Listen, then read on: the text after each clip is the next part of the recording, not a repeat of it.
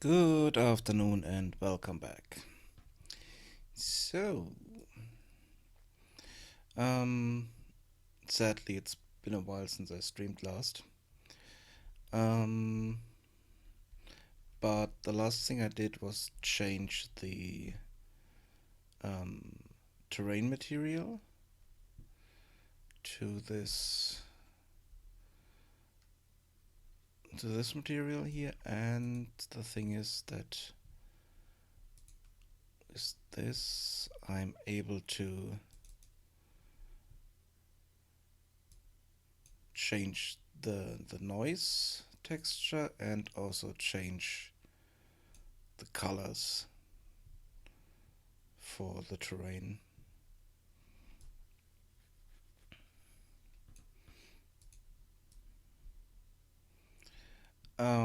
What I want to do today and tomorrow is kind of find a way to um, kind of finish the main story, at least the with placeholders and simple mechanics to kind of end the game. So at the moment, it's not possible to end the game. So let's go here. That's the use sequence. Use the start sequence. And let's go to default player start. Let's just jump into the game at the moment. You fall from the sky at the beginning, hit the ground, and I need to fix that sequence. And then it switches to first person mode. And we have this quest, the main quest, and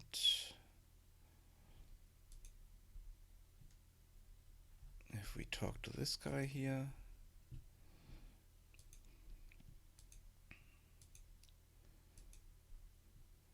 he tells us that we are in the Heart Valley, and that changes the first part of the main quest.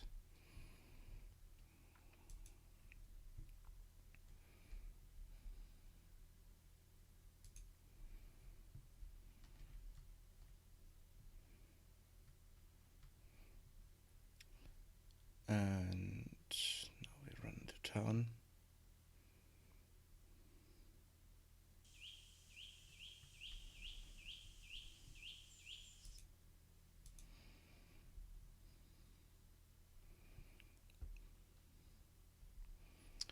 And here we kind of need to talk to the innkeeper because we need the innkeeper quest to get into the brewery. It's something I might need to change for later. So if we go to our quests now, we have this quest as well. And here we haven't located the brewery yet.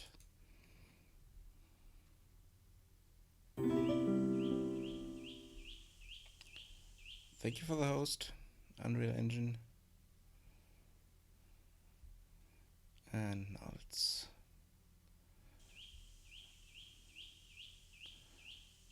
run over here.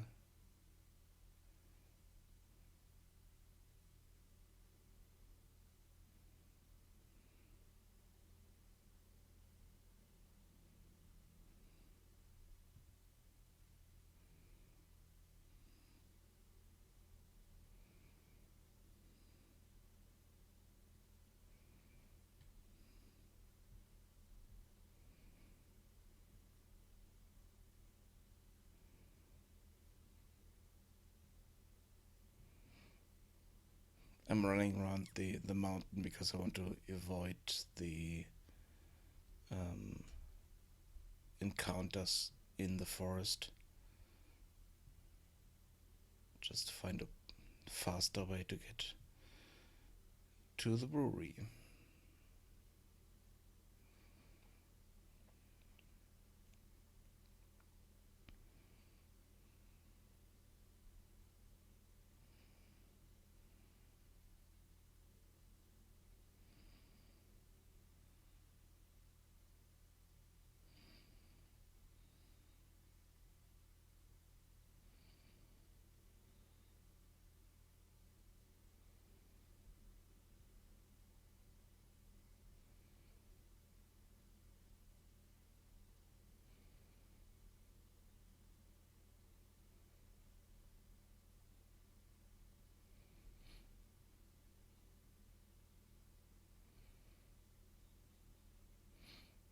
And here we go.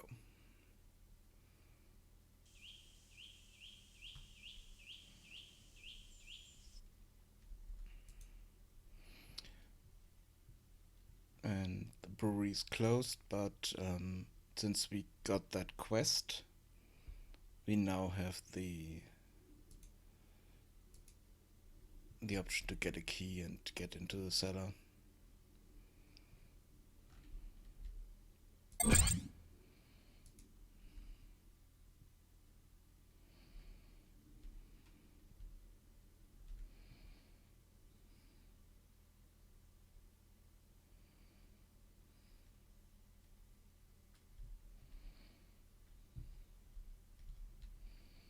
And in here we can pick up the barrel, which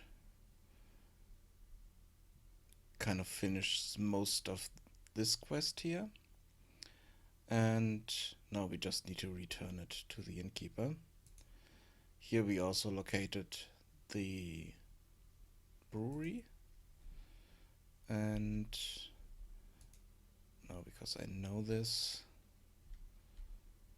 go here, click on those two buttons that are kind of hidden, and here we have the recipe.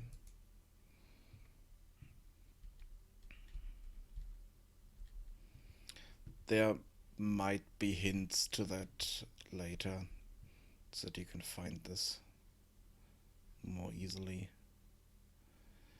And wait, we do not even need to. Good morning. How are you?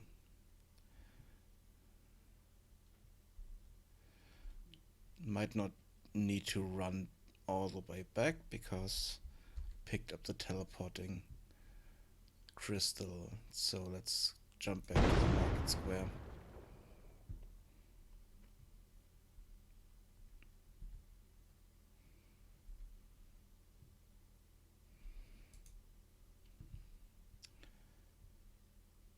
And here we can finish this quest.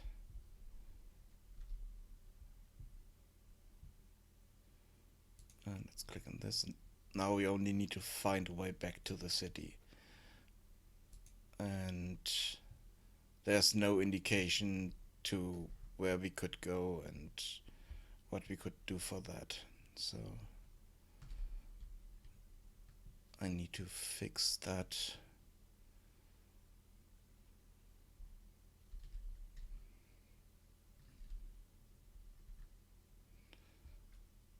But in the end, we want to go to a specific location.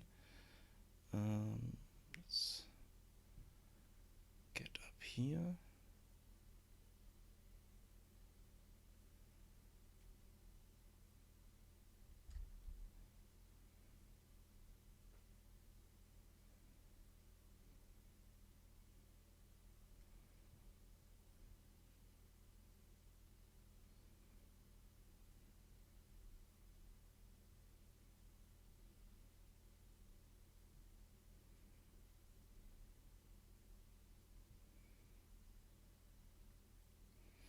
And over here we should find area where we could see smoke rising up. Just not visible. Damn it.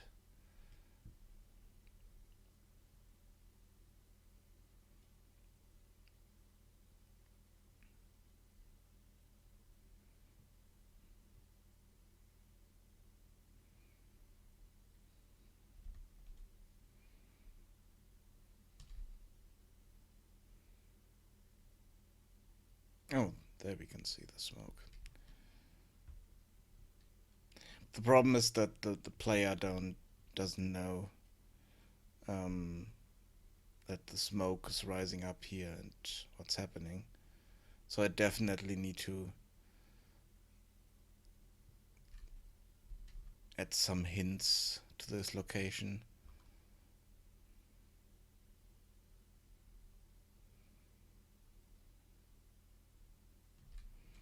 Yeah, and here we have the placeholder marker for the airship crash site.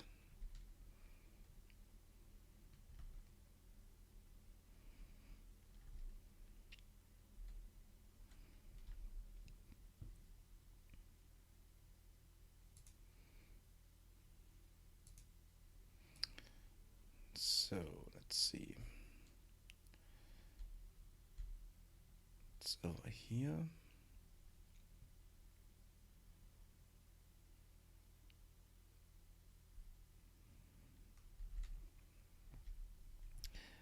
But the problem is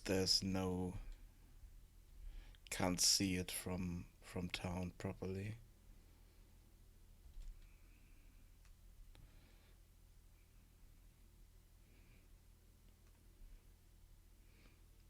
And another thing I wanted to change here is kind of the fact that there has to be some kind of area where we could, um, when airship could land in town. And I think I will put it on top of the warehouse here.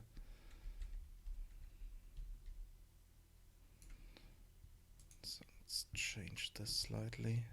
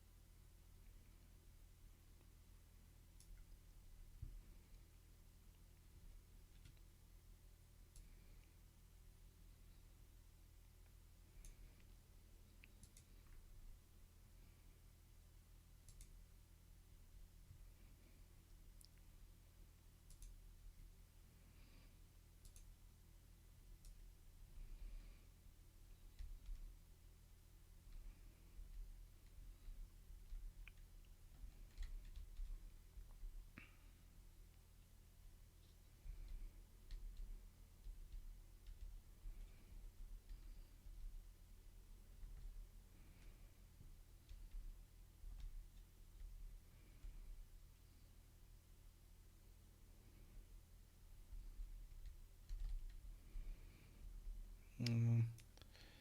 Problem is that this is in the middle, so let's change it to over here. So we have more space on top here where the airship could really land. So let's take 61.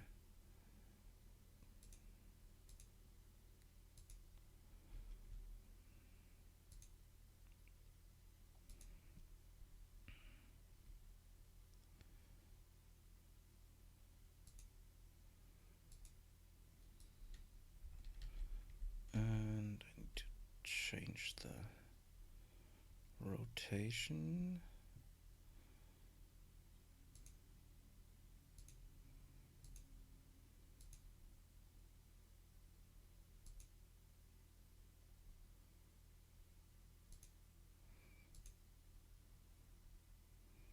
Okay, this is not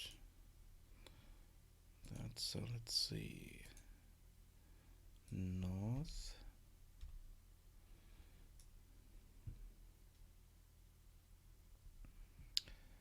No,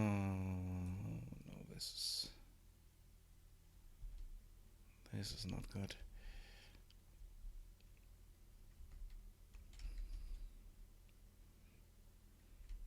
Yeah, I need to change the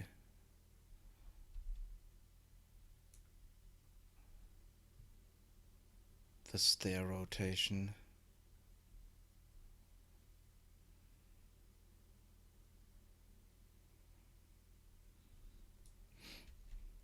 But that's something I want to do another time. I also need to add kind of not balcony, but fenced off area on top here.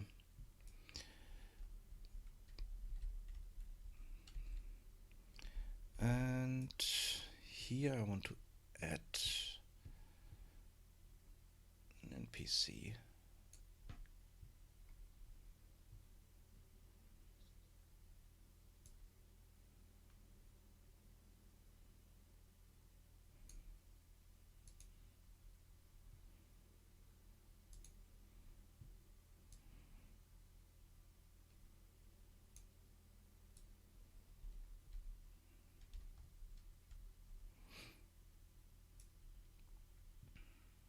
Oh, and for the NPC we need the patrol point here.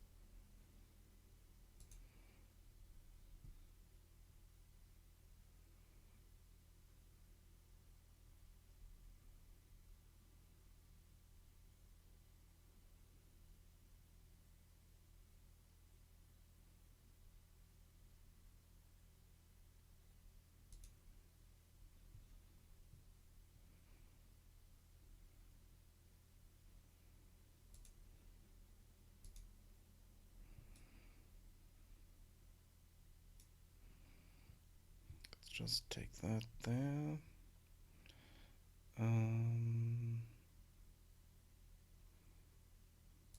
And we need a character ID for it.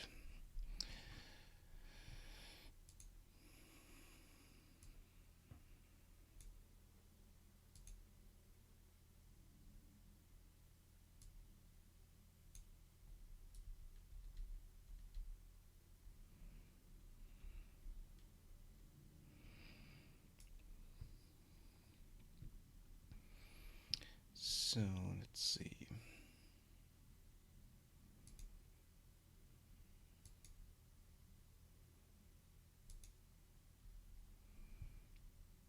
Character data table.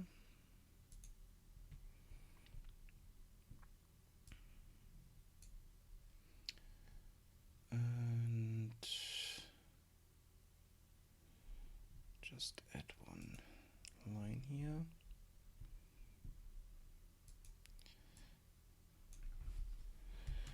This would be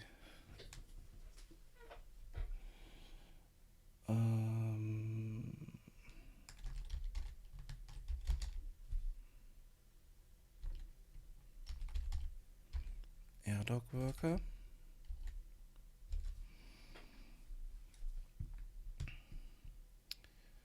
And let's give him an ID.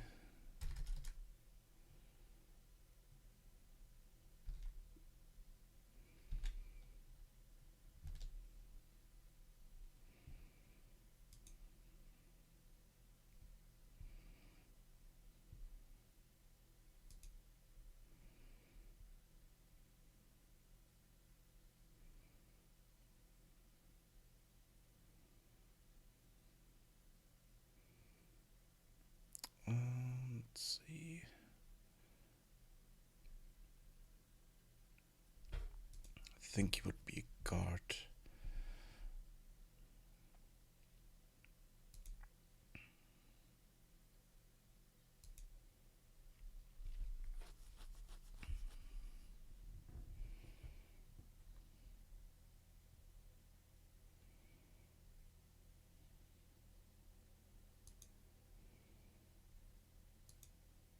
But we can fix all this later.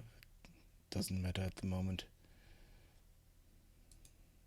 Save this.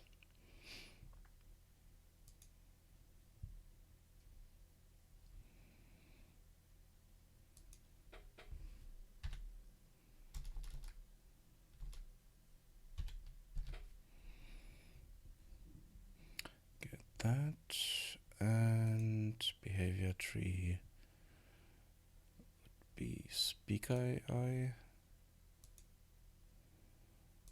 Speaker, because he's just stationary and we just want to talk to him.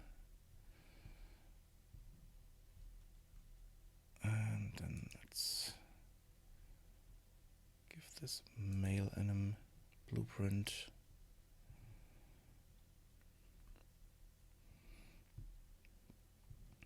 Okay, now I need to add a bit of dialogue to him.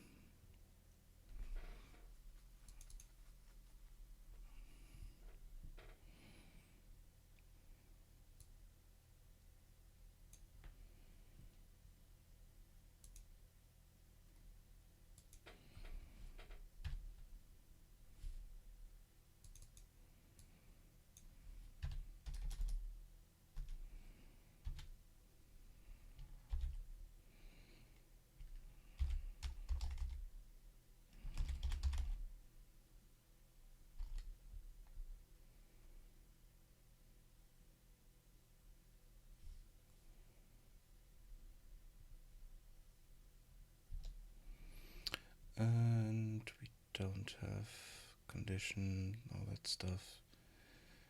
ID would be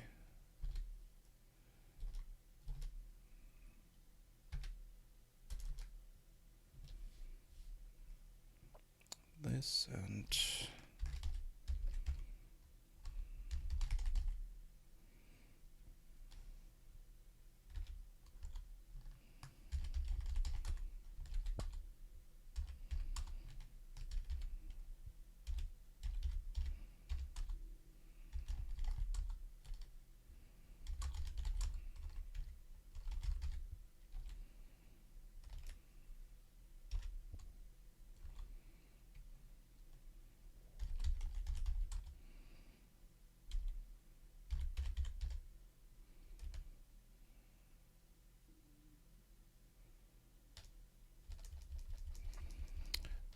let's see. Hello layer. Yeah, let's just start with simple text there. Owner. Okay, let's add another line.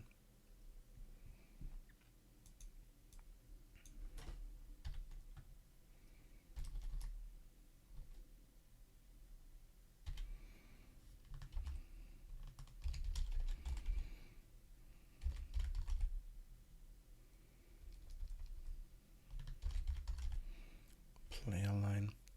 I haven't added any graphical interface for dialogue here. I need to do that at some point, but I'm not sure if it's really needed.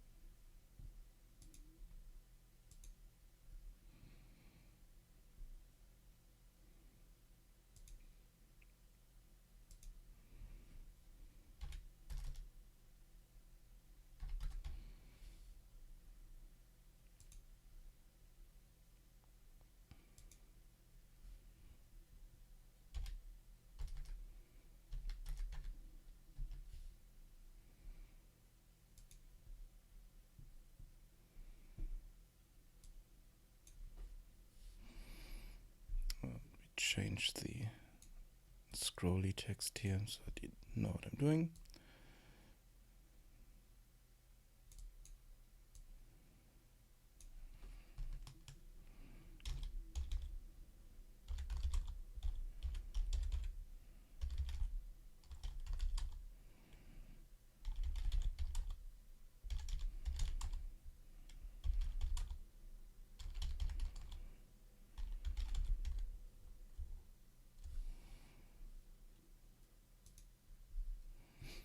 Okay.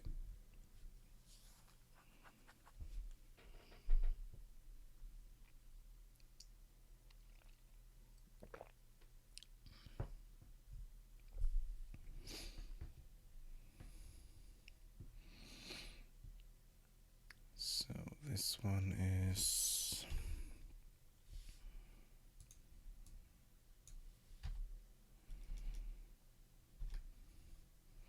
and this number here is the character ID that I typed in earlier.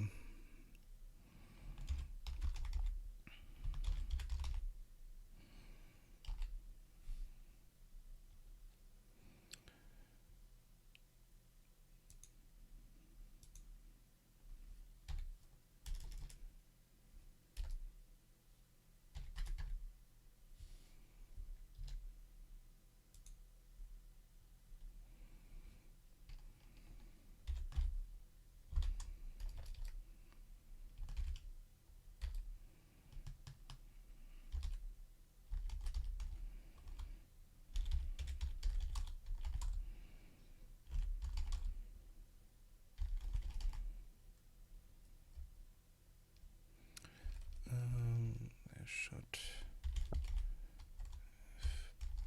been here yesterday.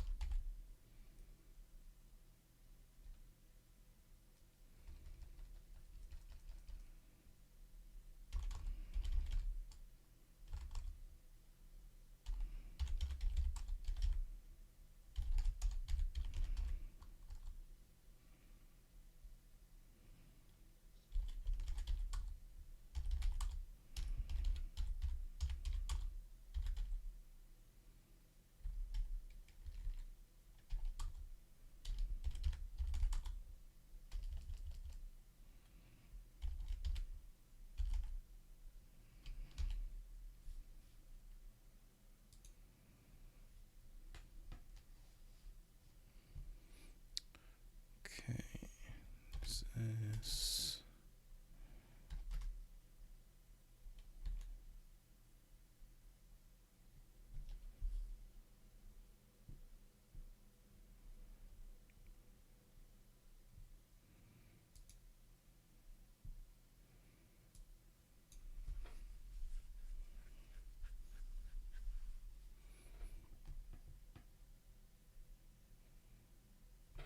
let's add another player line here.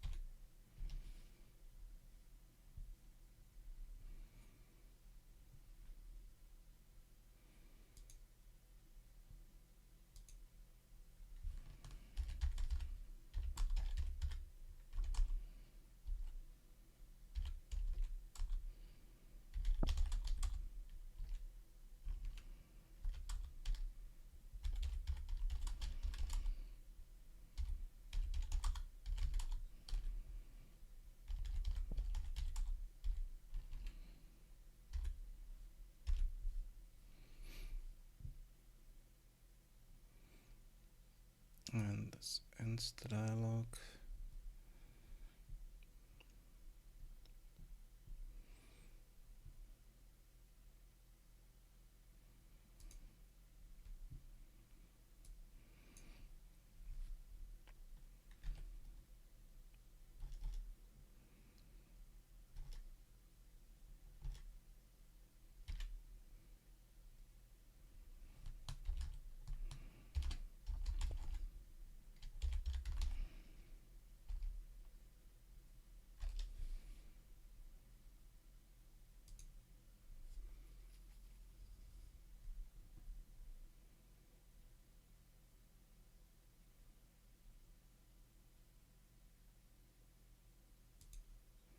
Oh, here we need to change this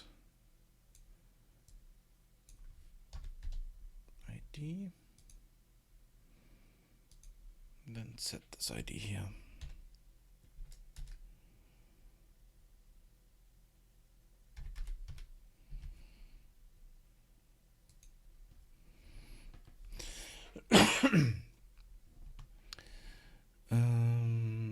Let's see.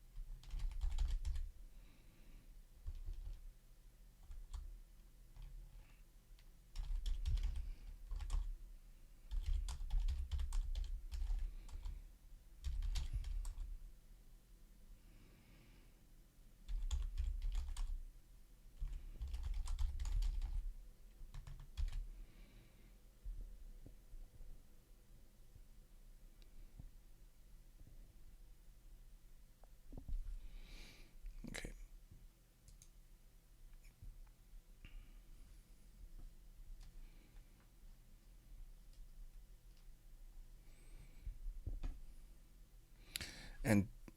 And also need to change something in my dialogue system so that the camera focuses specific areas.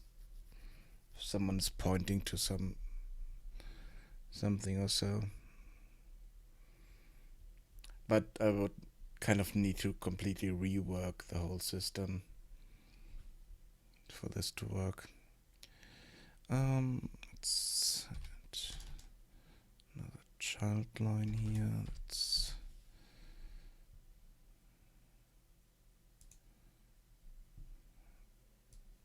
And just end this dialogue here.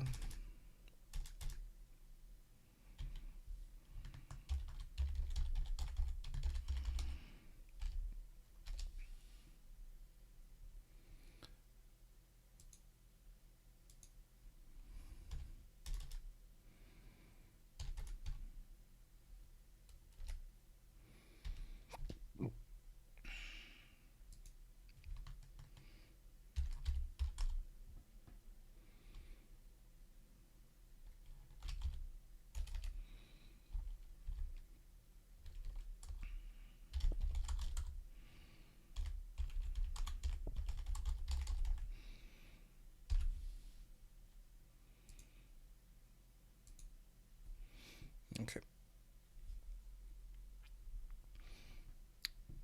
Let's save this.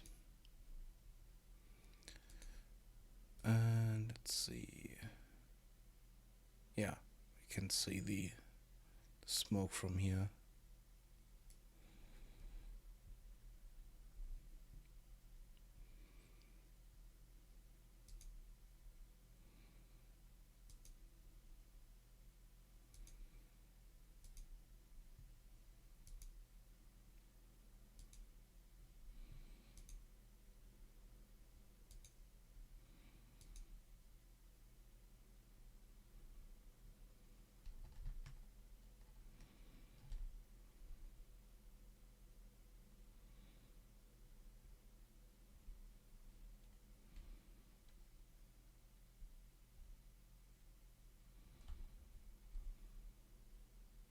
Oh, also need to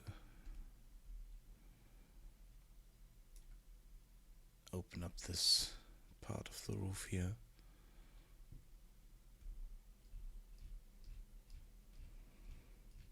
So we can get up there.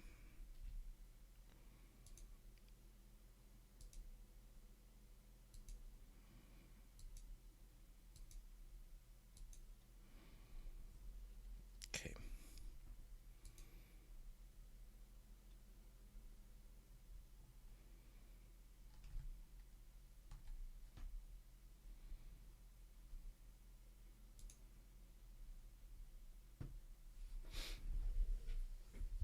Okay. I also need to give him a proper name here. Okay, so we have hello there.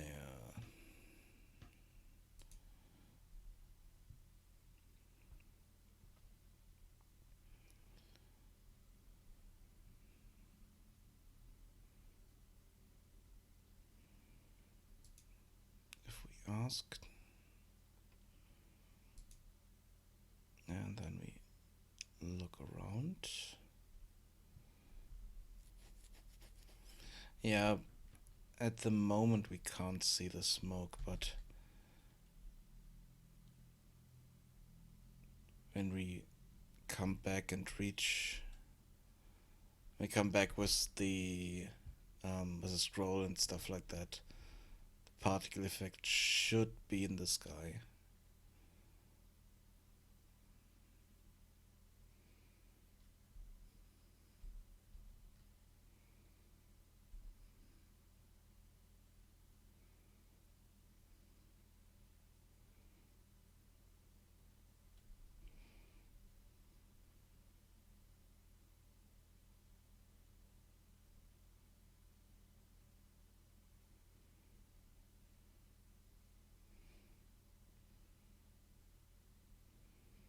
Now the problem is that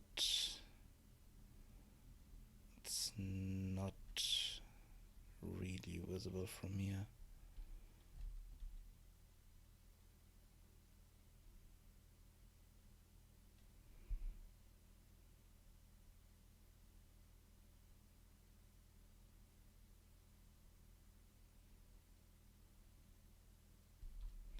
Okay, let's go to the particle effect.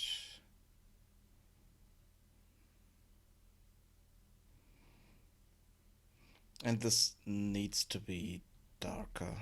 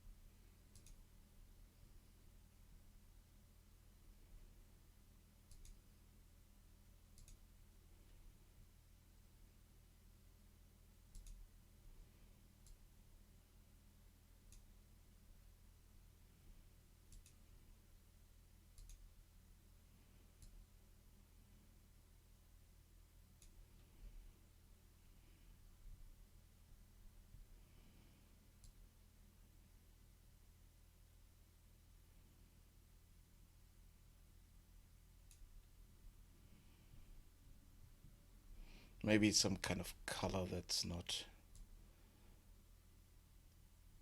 doesn't look normal.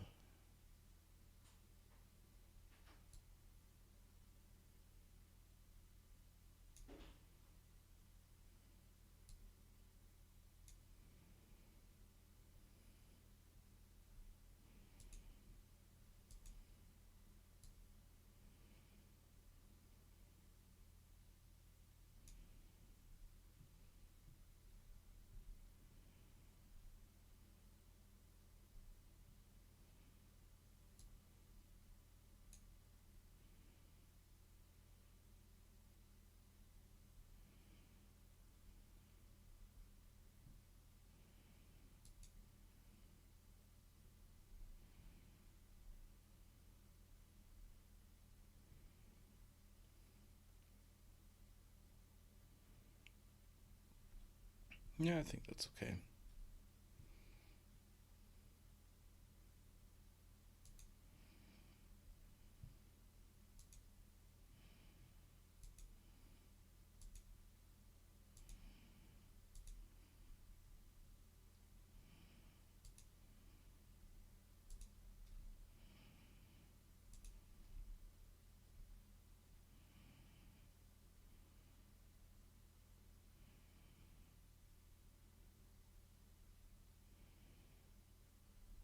Yeah, I think I can leave the sparks the way they are.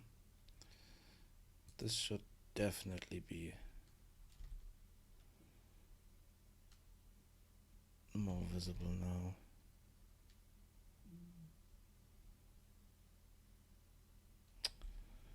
Not really.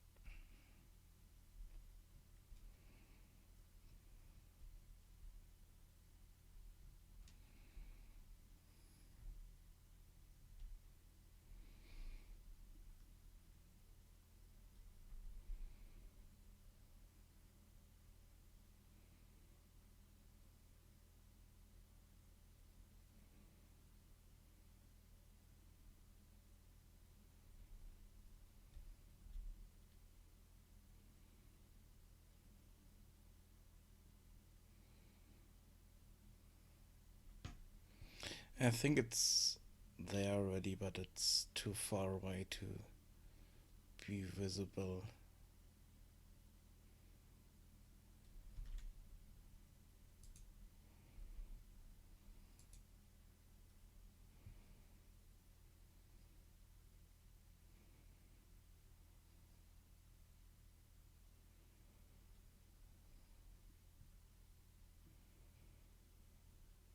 You can see it up there a bit, but in the morning colors it's really hard to see.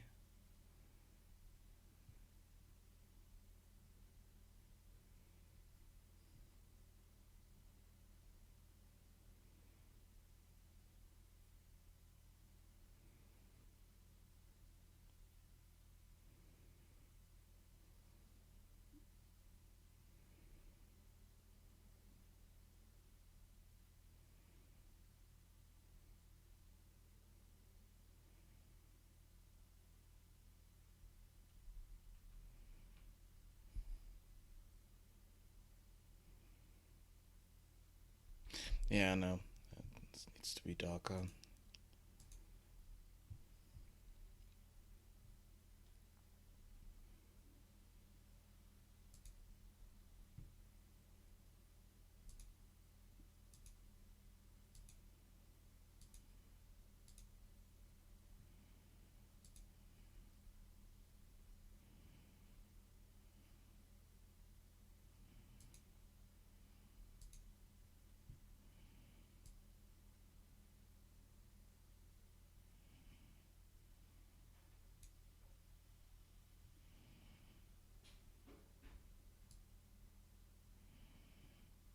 Maybe go into green.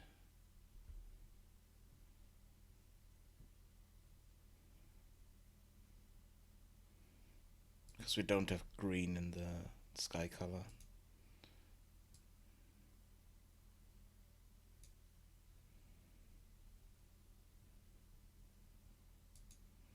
So we would have good contrast to the rest.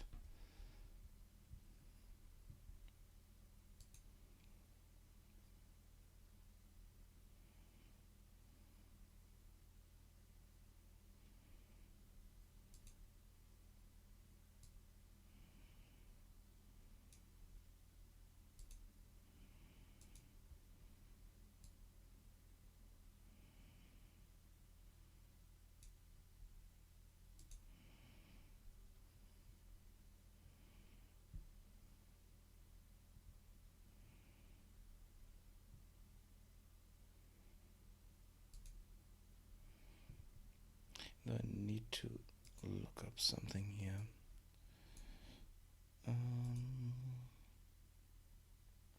I did make a sketch for this, and I want to look up the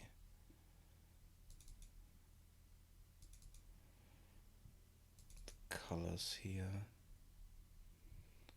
Okay, the crystals are purple.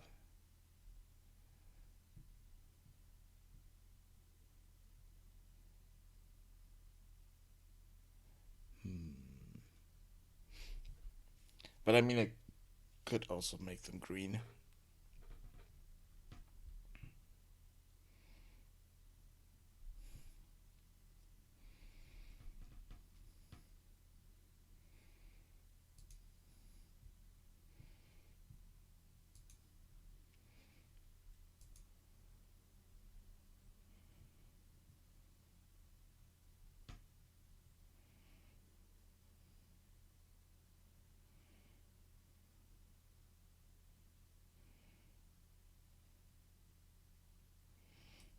That makes it slightly more visible, but not by much.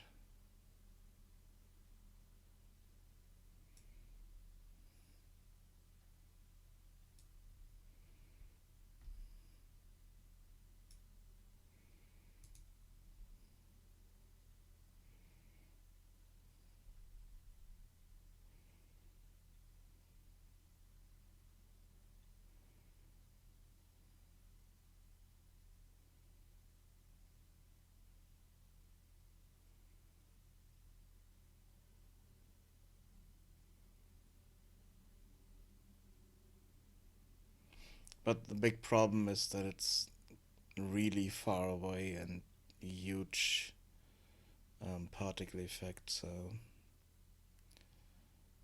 might need to add something more to it. Some kind of beacon or so.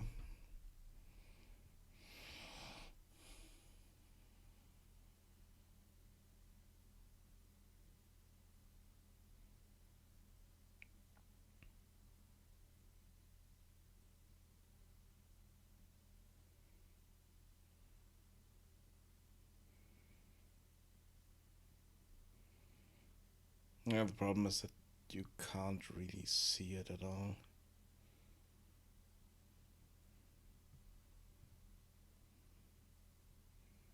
Maybe wait for the sun to get up.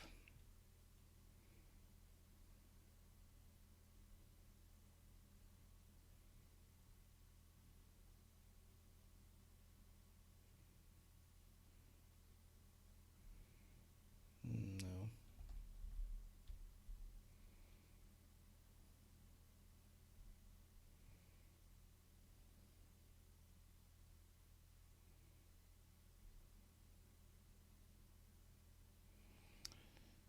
Yeah, not visible from here. And it should be visible from here.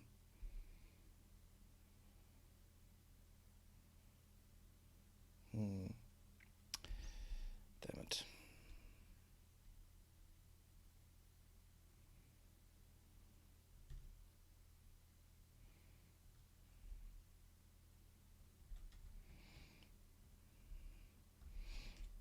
Yeah, maybe I need to change the opacity a bit more. So the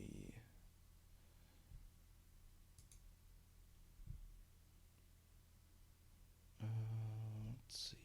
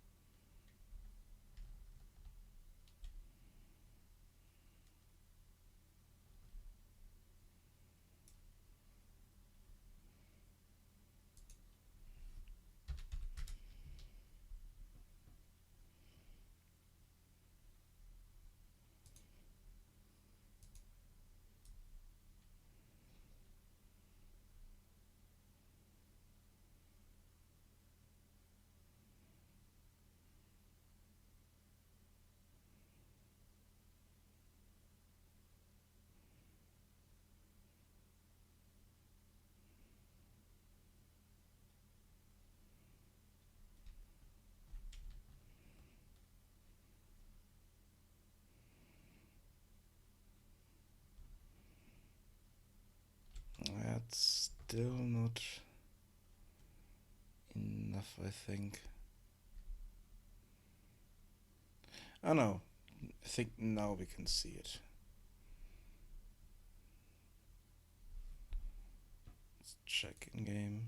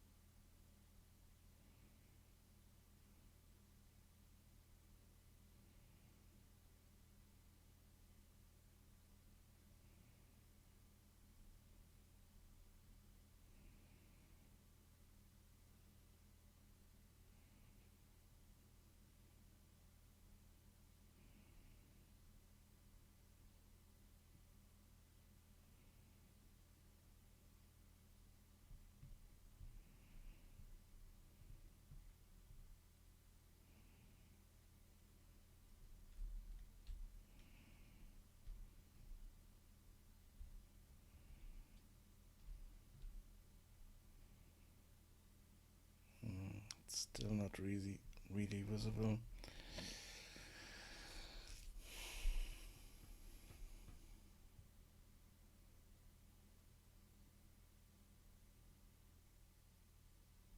Hmm.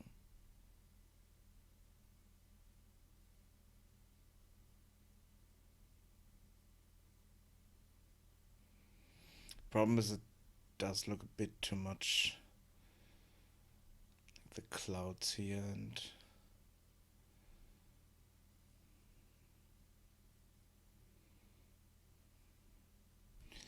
maybe I just need to run around a bit longer and then see if that helps.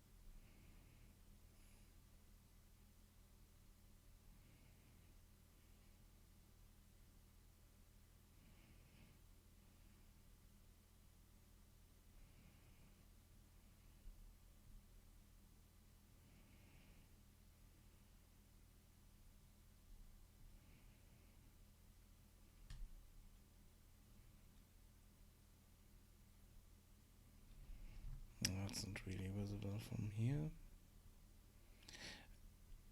Might just be that it's too far. Yeah, nah, damn it. It's too far away and kind of out of focus, so it's not running. But now we can see it.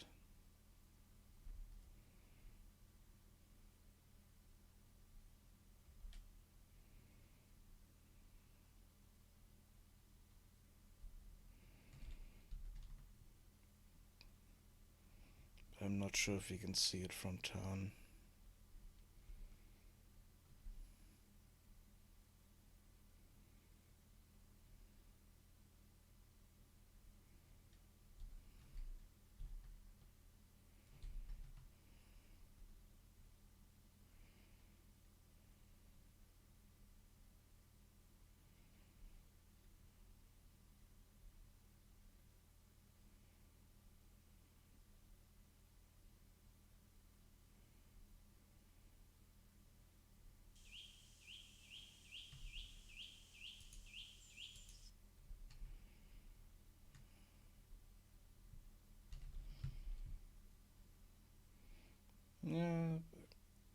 is visible, but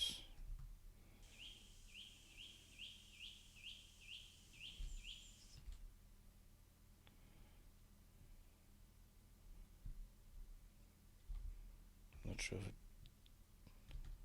it's visible from this point here.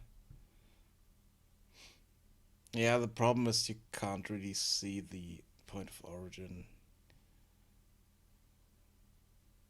You can only guess it somewhere over there. I mean, if you get closer, you see it, but it's not sure if the smoke is the best idea for this.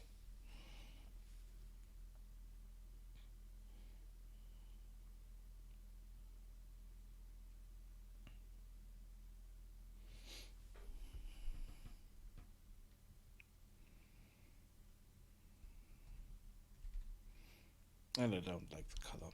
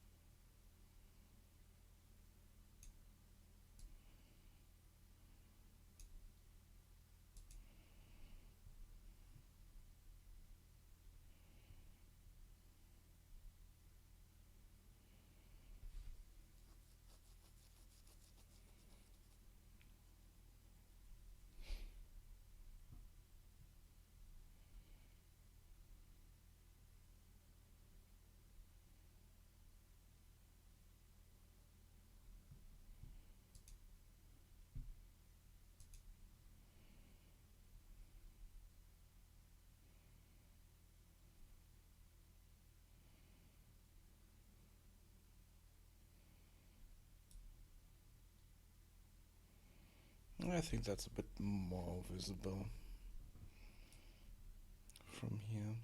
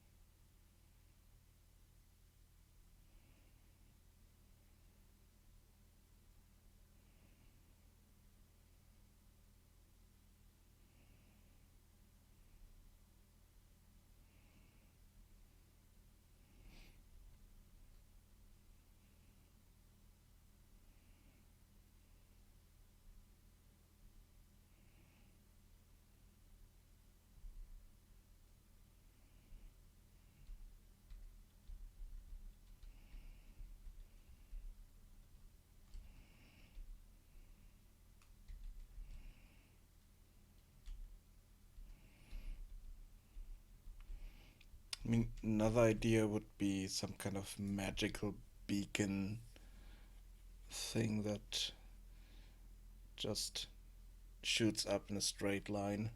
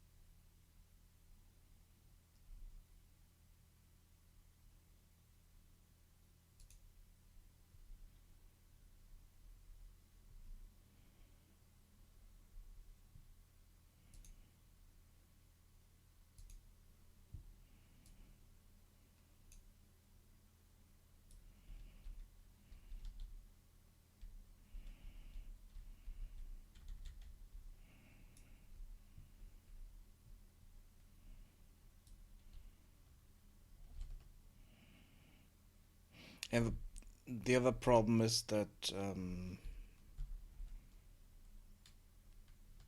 is way down there. Let's see. Let's put this up here.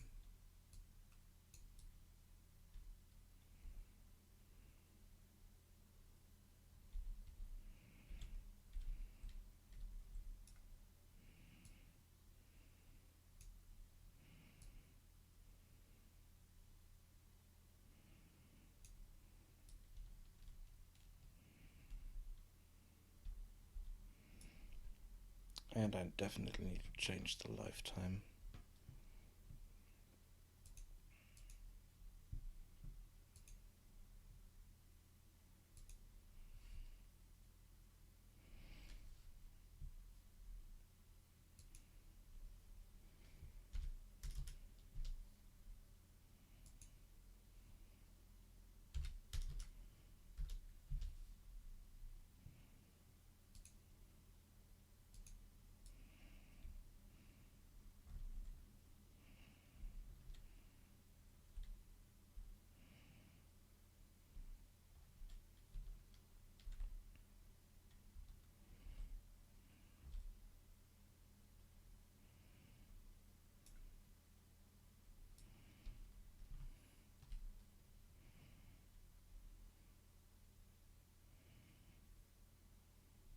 But I doubt that this is visible over that distance.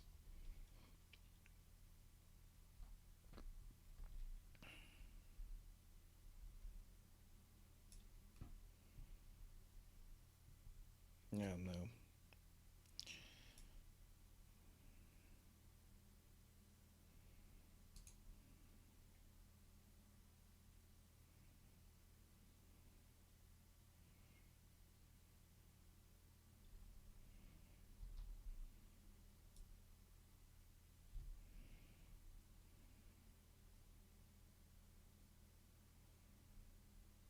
I mean, it's barely visible here, so I might need to change the size of it as well.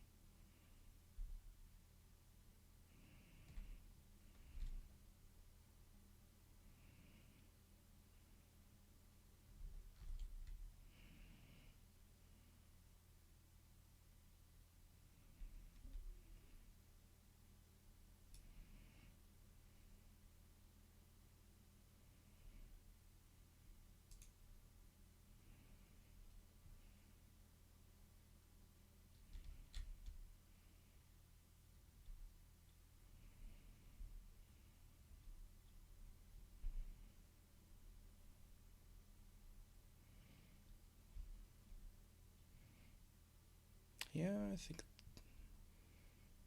this is visible.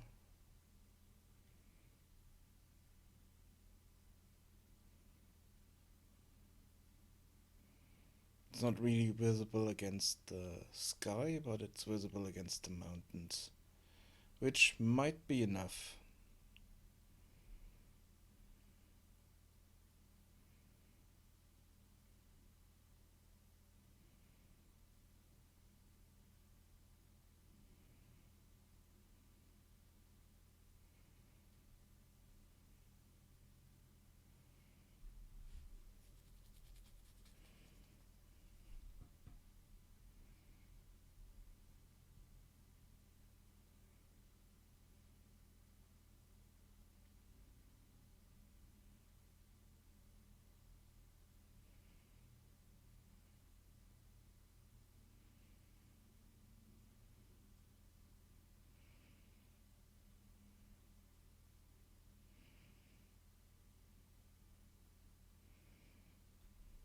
I mean, if I combine the beacon and the smoke, it should be enough, I think.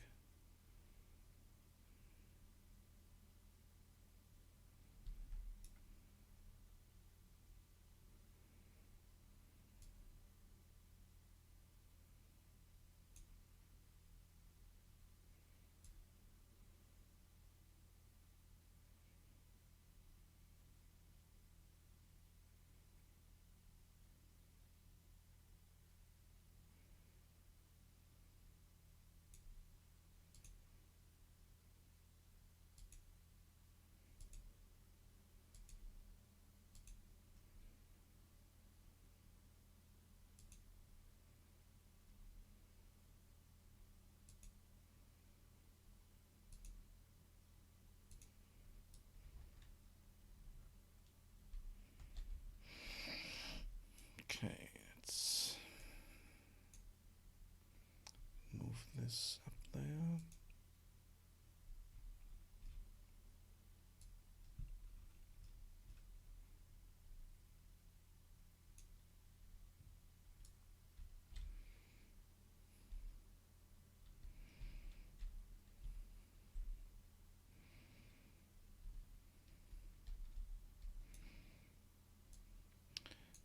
Let's see if we can move it down here and it's still visible.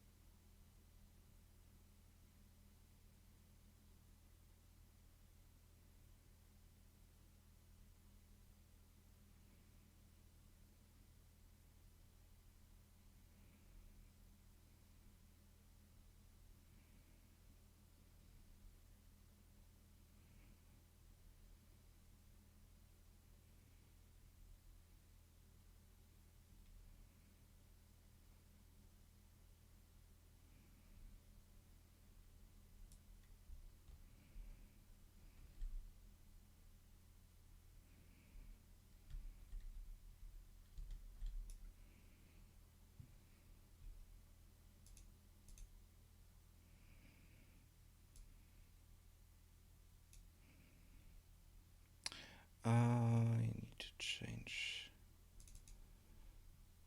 something here, and that's the number of here spawn.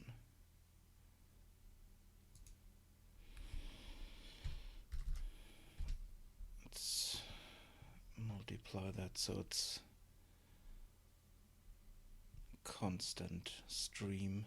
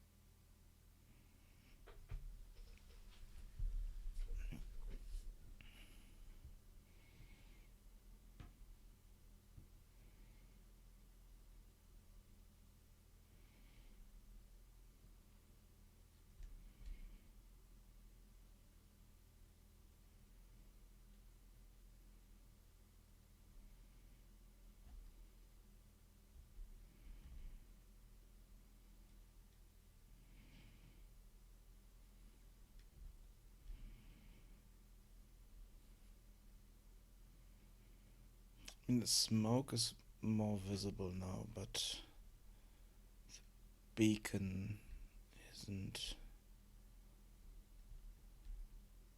Oh, and yeah, now the smoke.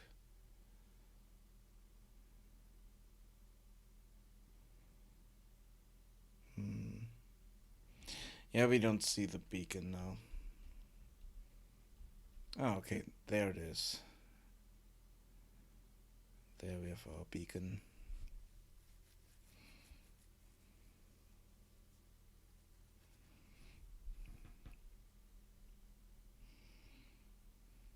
Okay, so if we give it a bit of time, then the beacon is visible.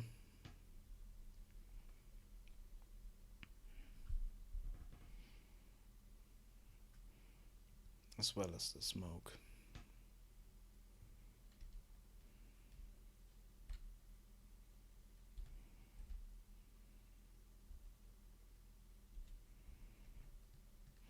Maybe I can tune down the smoke a bit.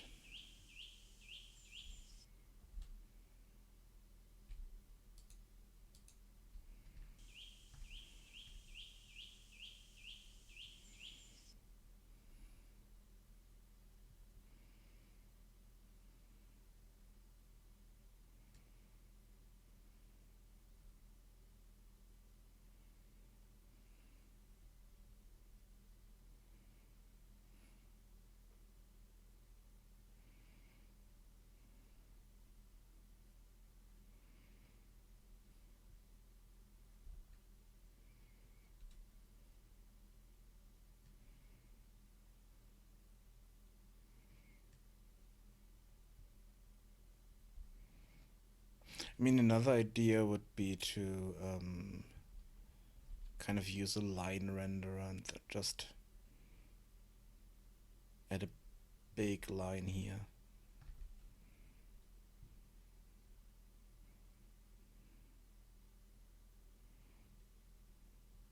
So that we don't need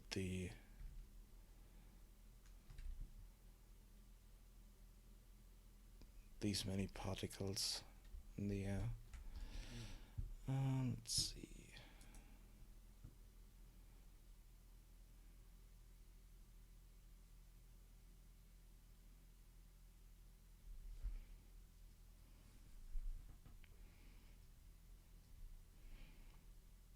How do we set up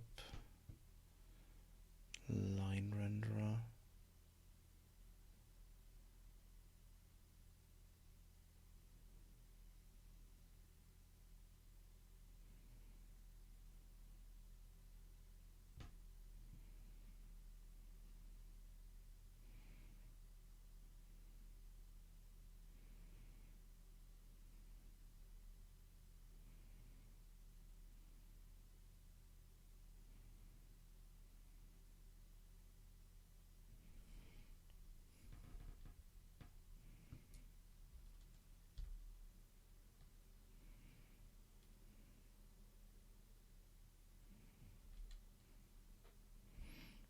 Because the problem at the moment is that needs to get really high for us to see.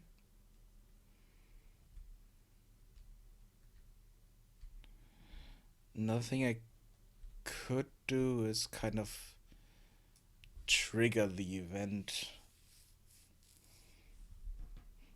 so that when we talk to the guy, then we kind of see something over here.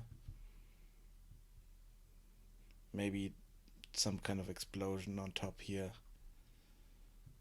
Kind of like a flare gun or so that explodes up there so that we can see it.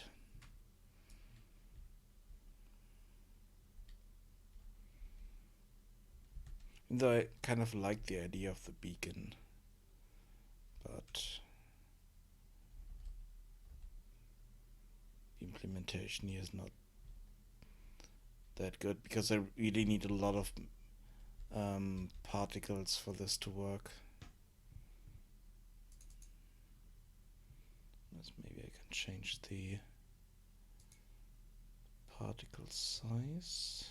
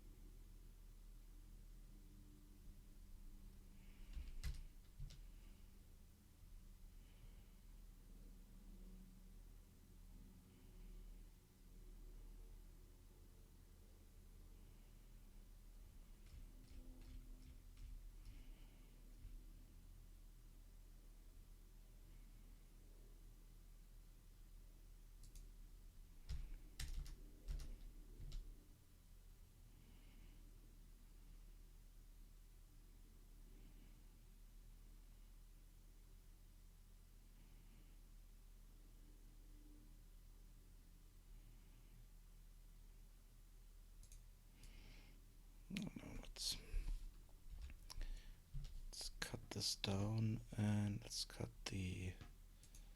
change the velocity here. Make this a bit faster.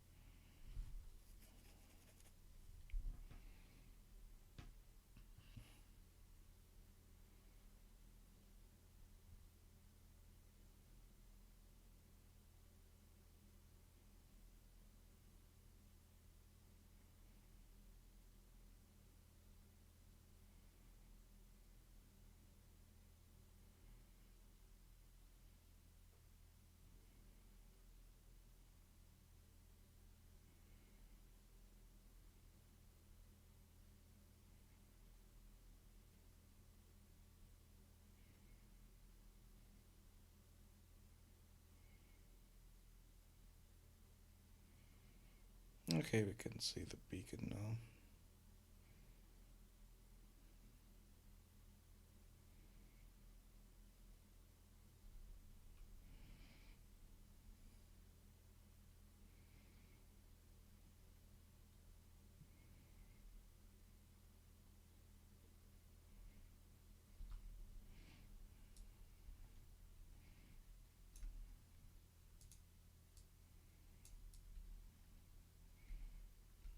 Let's see.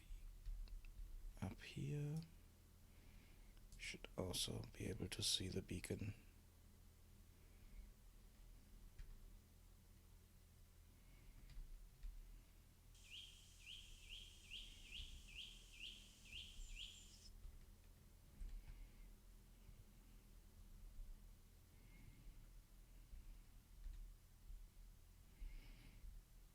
So if we get out here again, I think enough time has passed so that we might be able to see the beacon from here.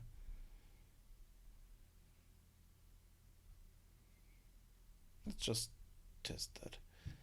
So go to level blueprint, do this, default start location, and just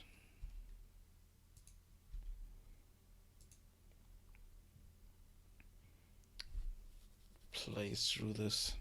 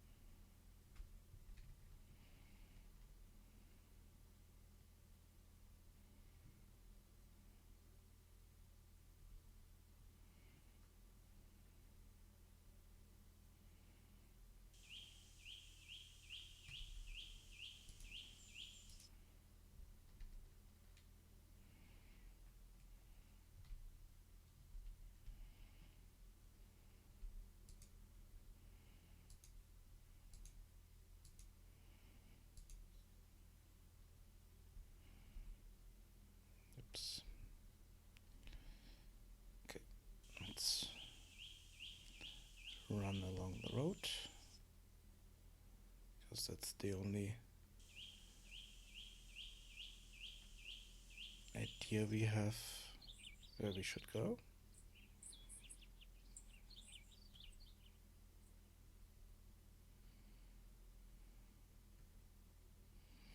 This should definitely be enough time for the beacon to be visible.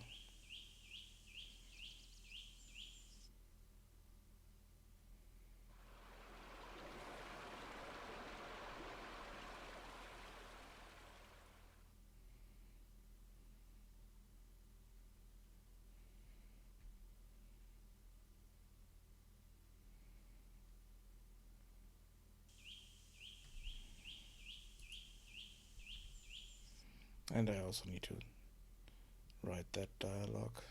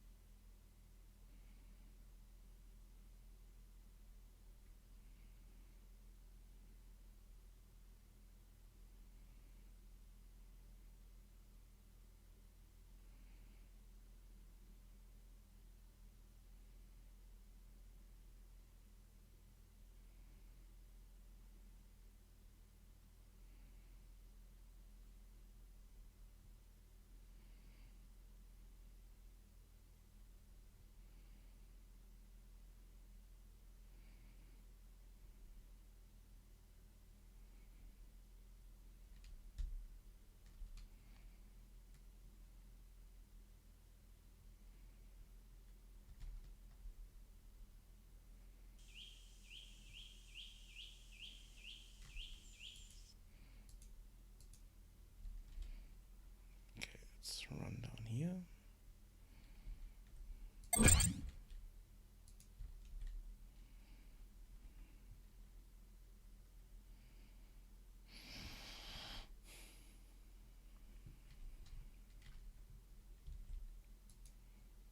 That. Unlock the secret door.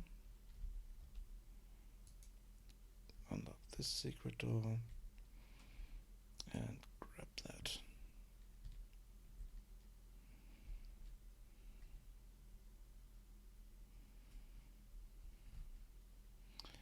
Problem is that we could teleport out here now, so we wouldn't see the beacon.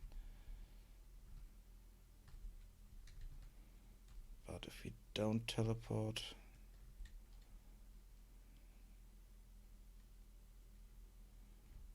then we don't see the beacon from here.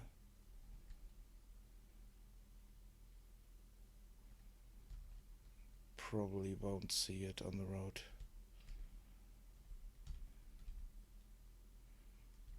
Oh yeah, we do see it. If we look in that direction.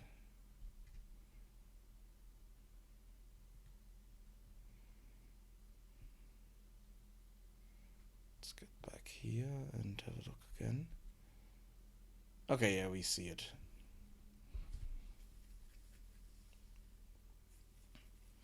And I ran through all of it, skipped all the dialogue, so there will be more time for the beacon to be visible.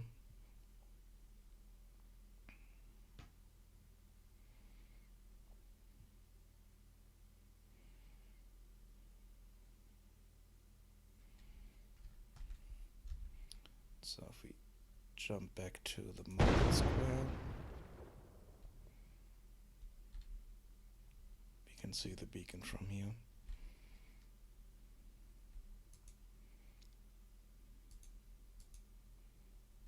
Finished off that quest. Find a way back.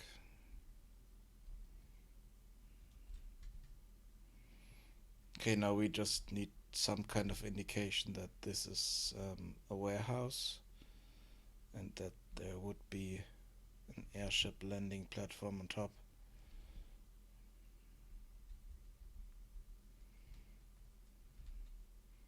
Okay, yeah, we definitely can see the beacon from here.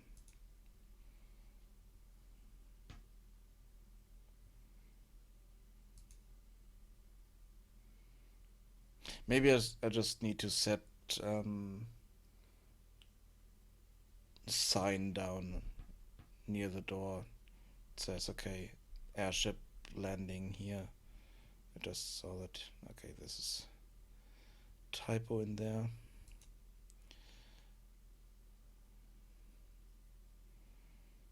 Yeah, and I also, do you see that beacon over there? So then, okay, we see the beacon and then we can run over there.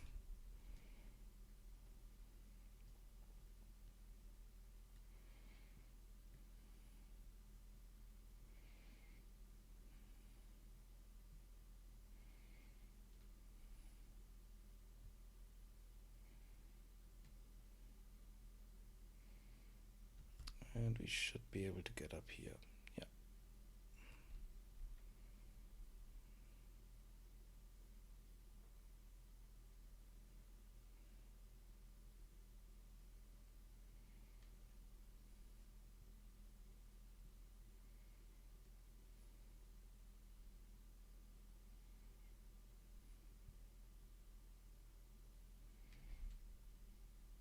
Yeah, I think now there's a bit too much turbulence in it, so it's shorter than it could be. But we do see the smoke here.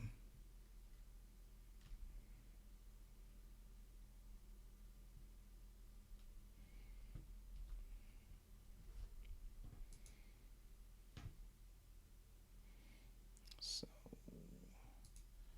in here, let's get rid of the radio radial stuff, and let's get rid of this as well. So it's just one straight line.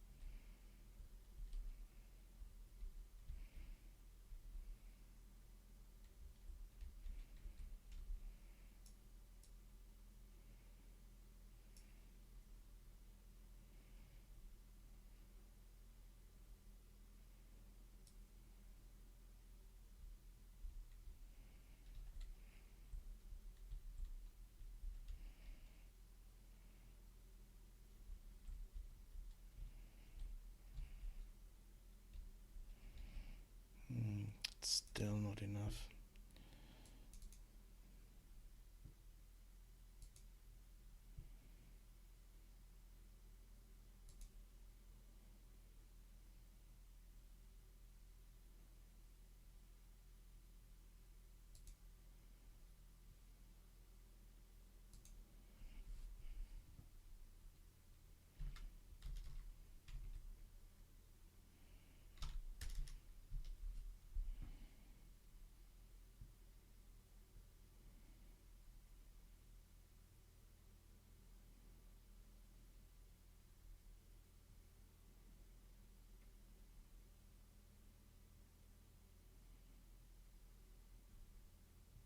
Hello. How are you?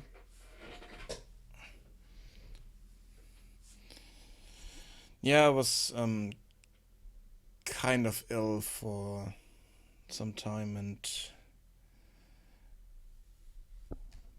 didn't really have the motivation to work on the game, and just recently picked it up again.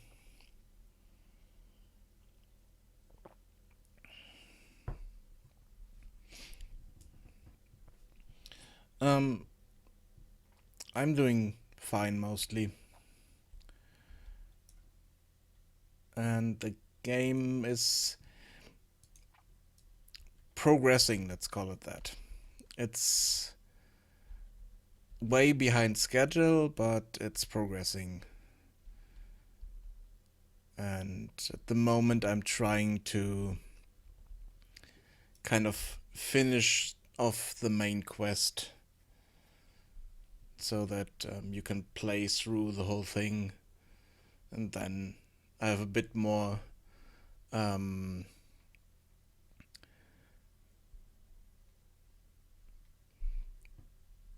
yeah, trying to find the right word. Um,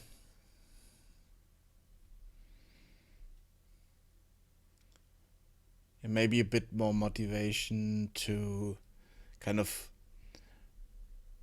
make it look better and make it play better and stuff like that.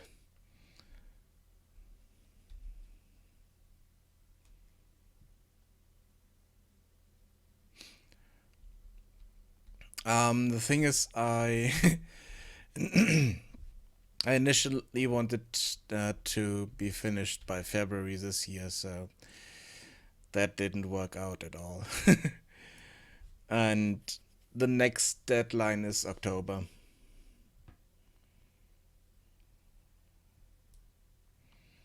So I kind of missed February, and the next one is October.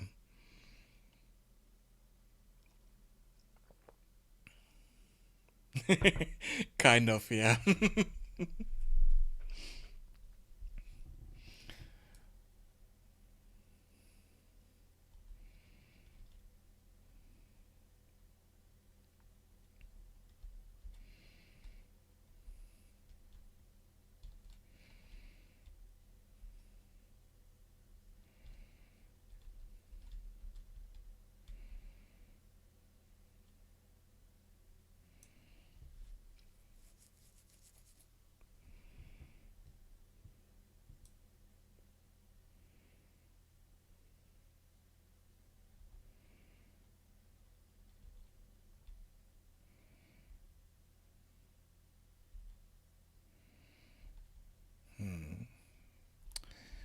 Still not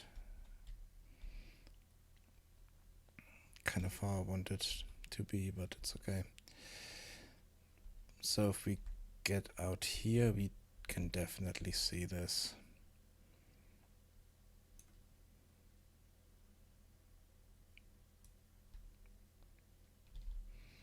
No, I think the lifetime now is too long.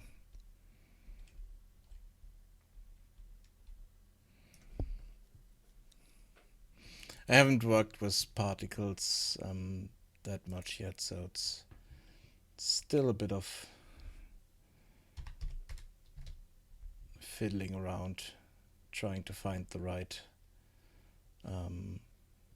parameters for it.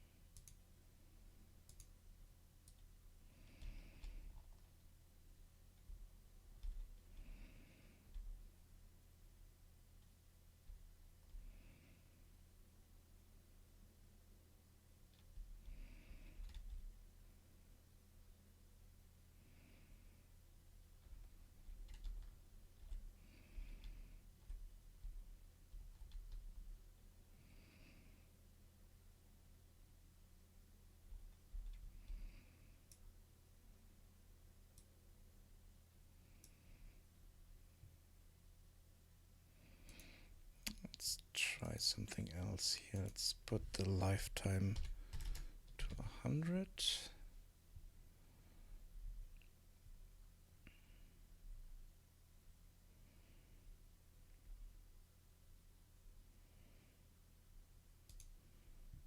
Let's see if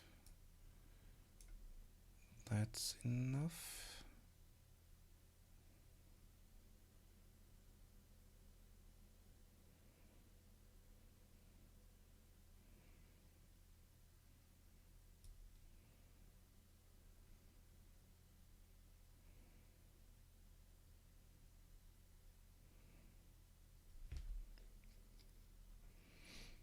Not quite sure why it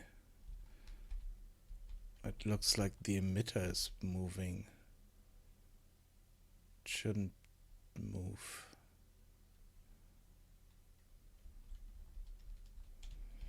What I want to have kind of is a constant flow of particles from the emitter, so it's beacon basically, but for some reason my settings are not good enough for that. Or maybe I just don't know how to work with this. Let's see. Let's set the velocity. Let's set this to 500.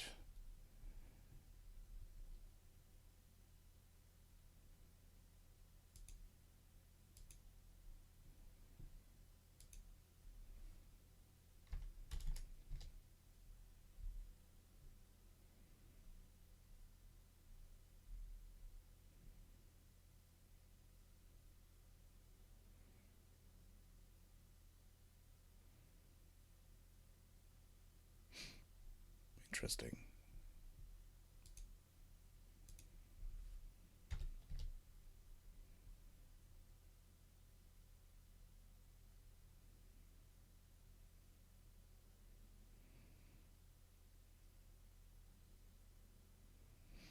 Oh.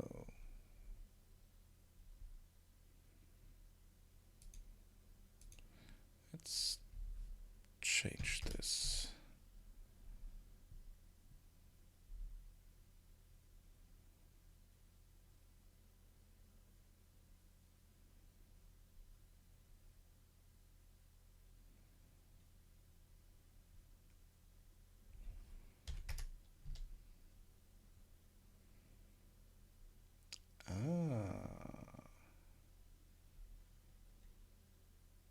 Interesting.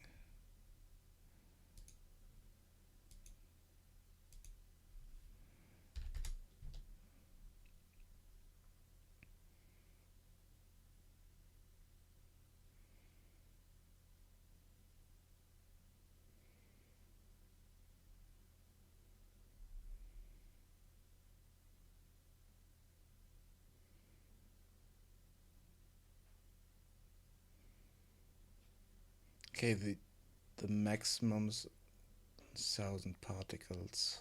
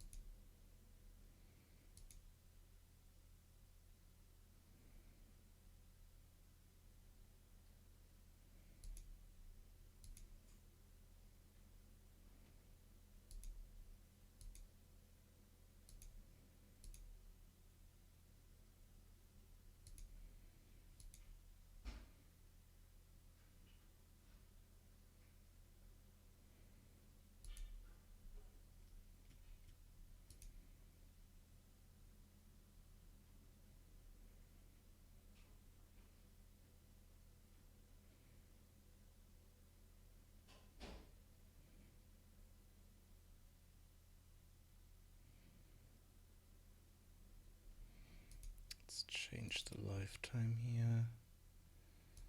Let's change this to uniform.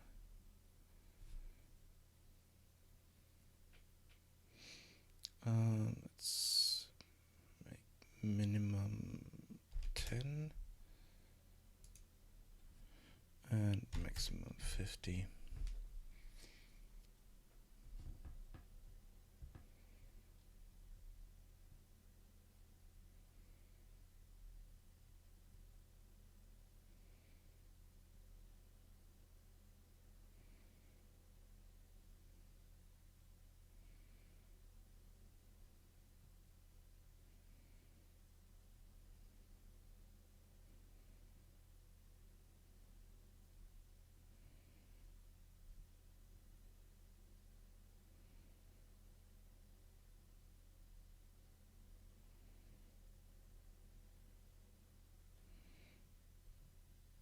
Let's have a look at this.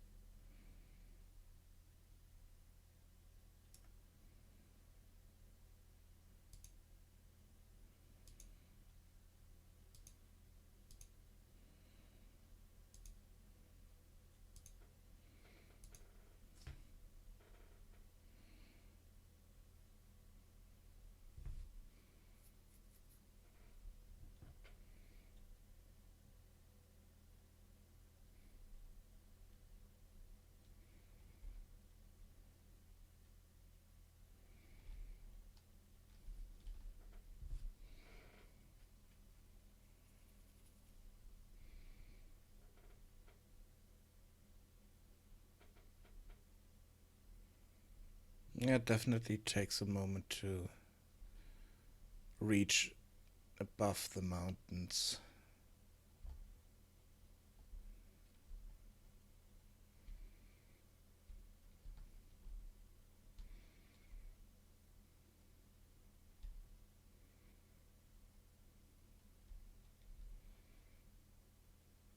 But that also is good because you do not see it when you start out and look around.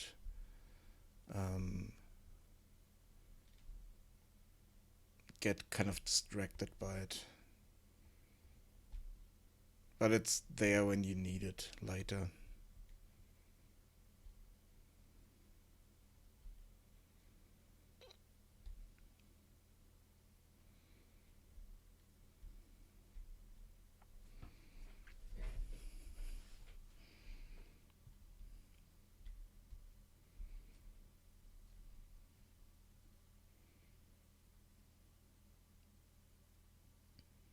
Hopefully.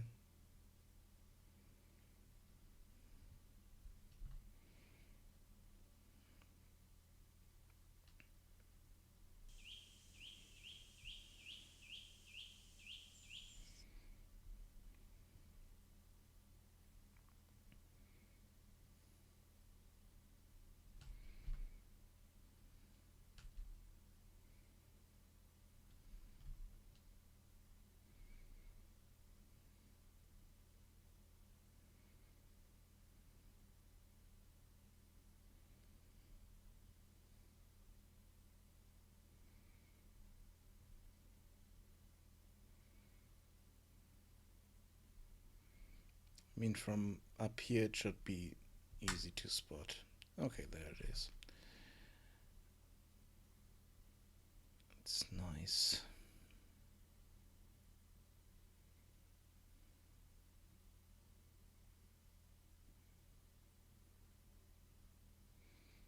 The smoke is not visible at the moment. Not quite sure why. But maybe it just needs to be triggered by the camera.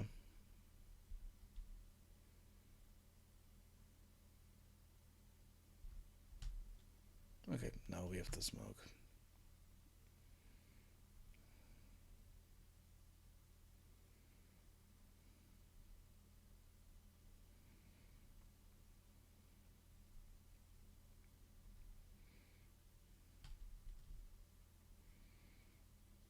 And now we can also really see the origin of it. And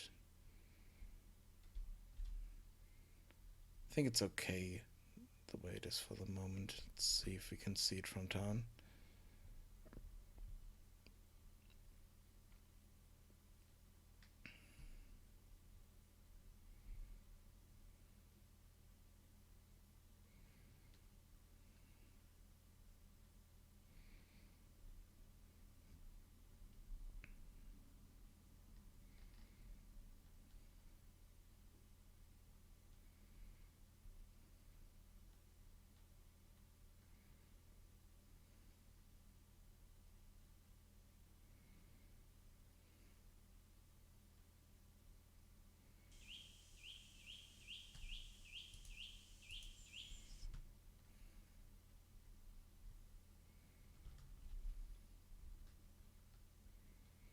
Okay, now we can see the smoke and there's the beacon. Okay.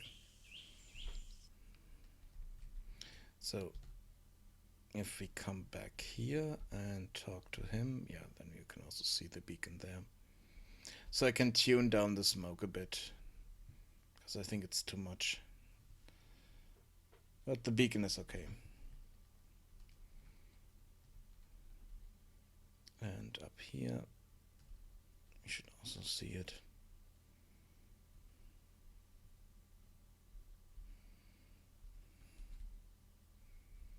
Yeah.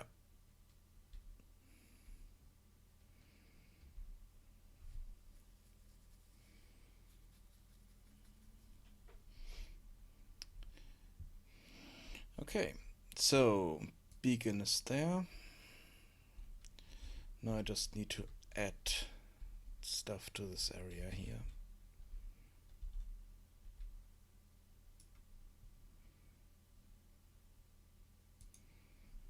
also need to change this here slightly.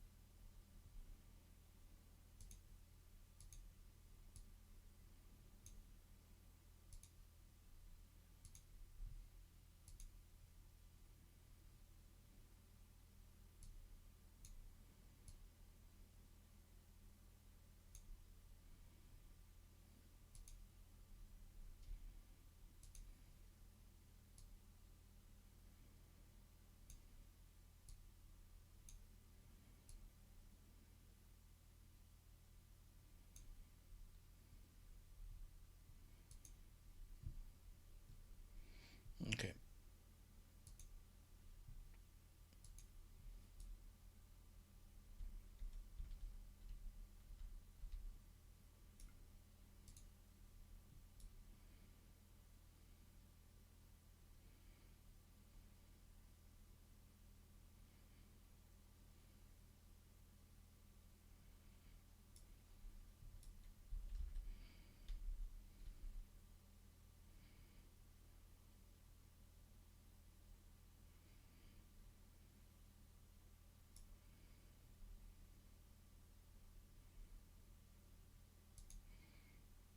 Let's remove this, because the idea for the airship is that it wouldn't really burn, so there wouldn't be any smoke.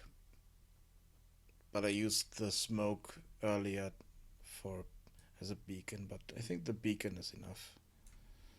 So let's remove the smoke.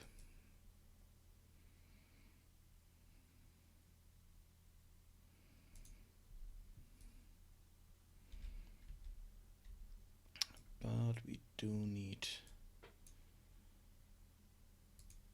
a character here.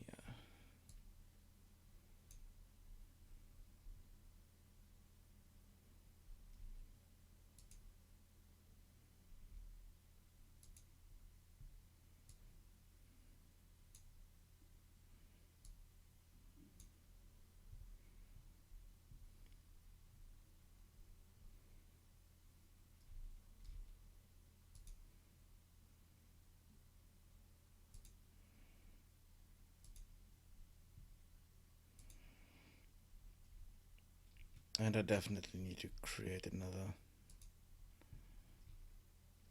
placeholder character for this.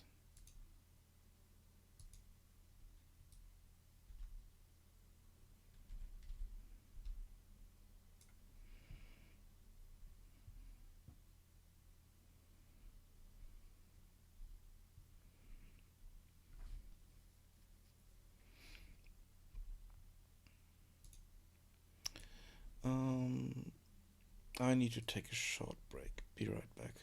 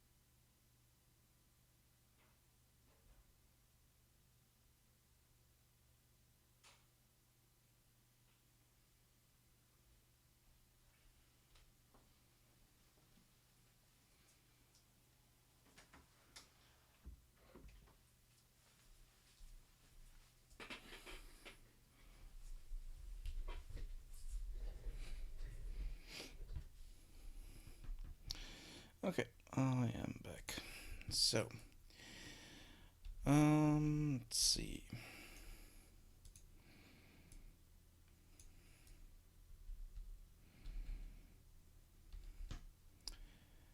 We have the beacon over here. And this is a placeholder for the crashed airship.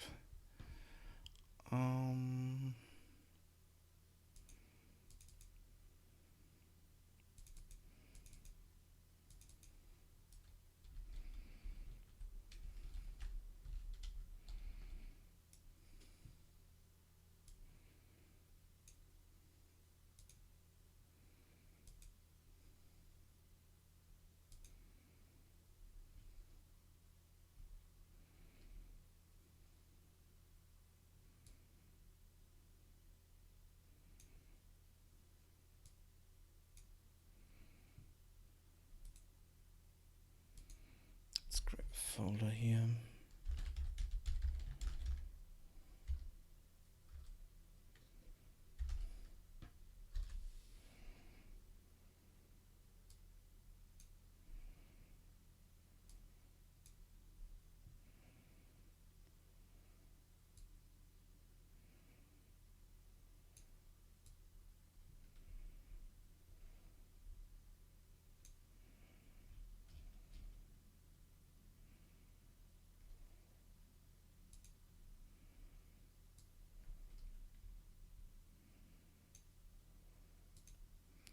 Let's call this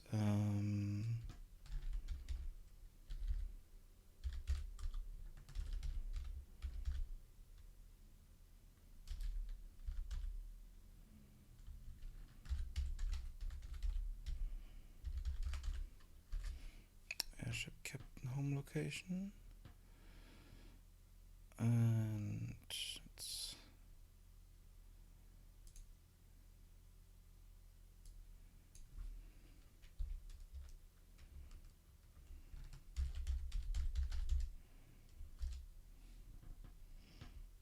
let's call this our crashed airship. Though this might be a bit bigger than this. Let's see. I think it would be. Yeah, this could.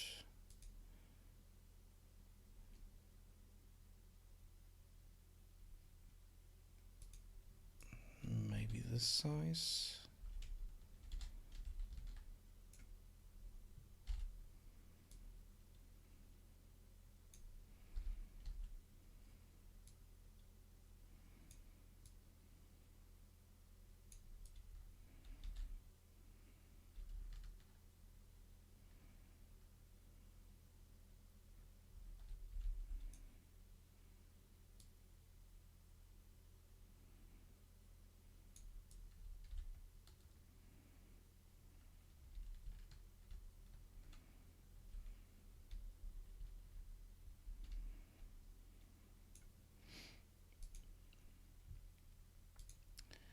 And here,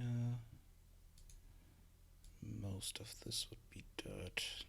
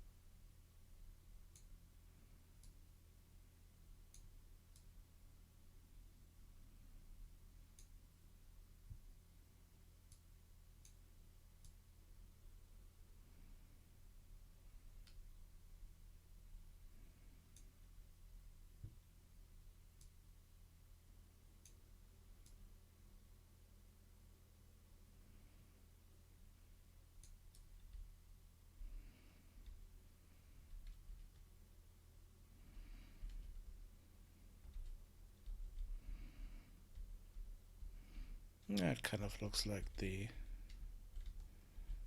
thing crashed in here.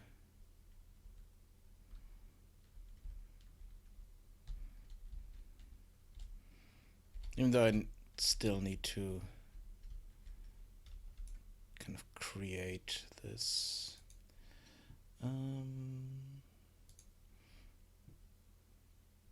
Yeah, let's do this way.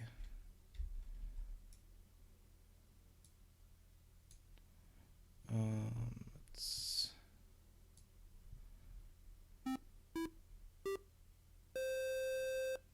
Thank you for the follow, Majestic Mac.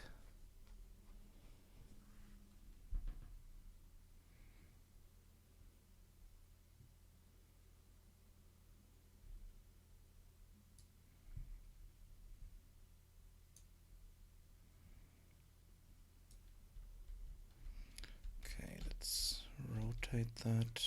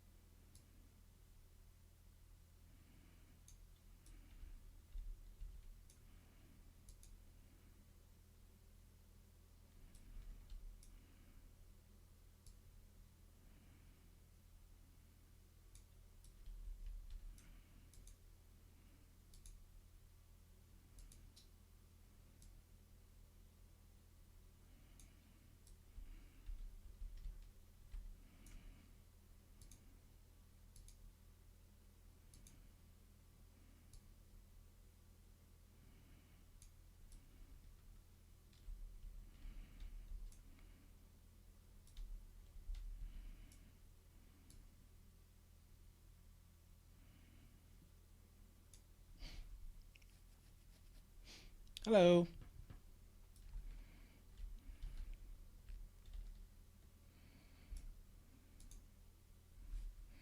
Let's remove this and let's try to figure out a way to change this.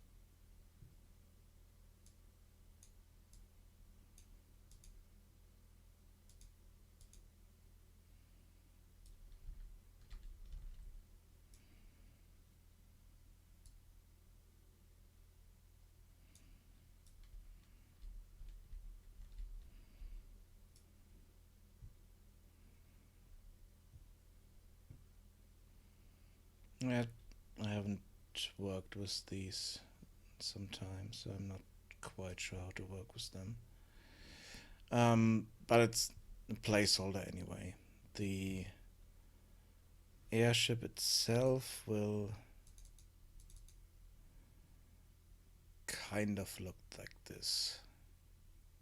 At least that's one of the ideas I had for the airship. One of the designs.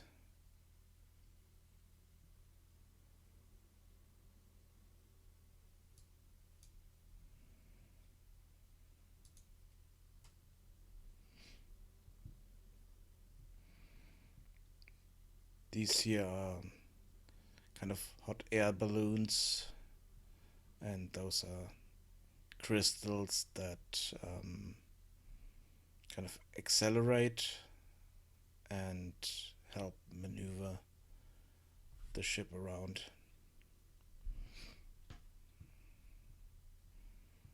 Looks a bit futuristic, but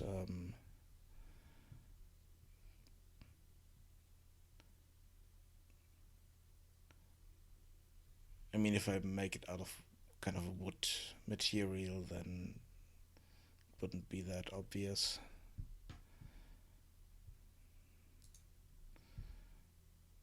But that's just one design I created for it.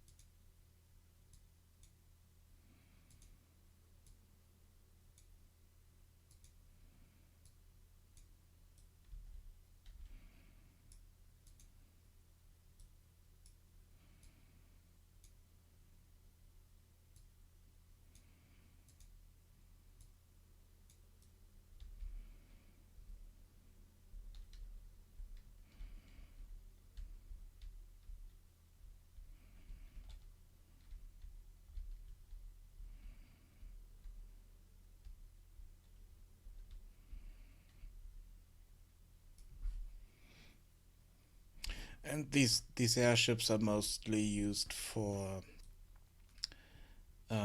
transporting goods to the town that the town cannot produce itself, or the outlying farms cannot produce. But it also needs to be kind of small enough to land on top here.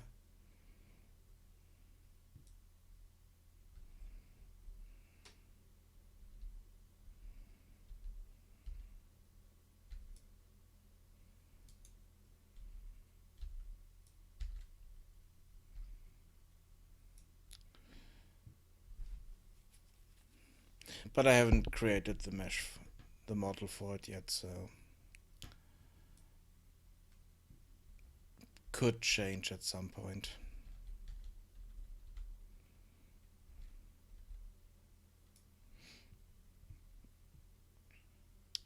Let's create the character data for this guy here.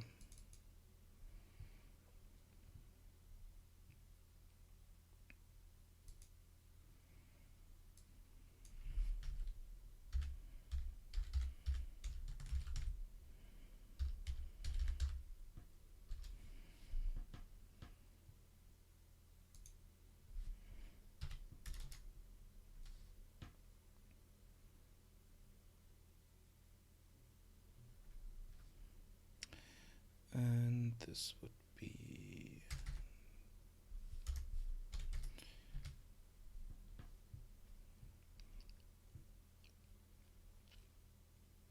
for the IDs. I just took kind of 300 for characters and 100 for dialogue lines, so that I can distinguish between the two. And for I think 200 for items or so.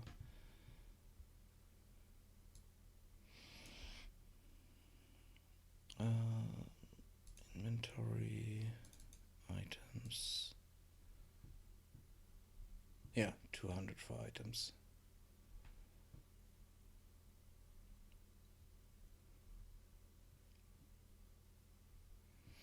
And for some reason I start with 100 here. And 100 here as well. Not quite sure why, but doesn't really matter.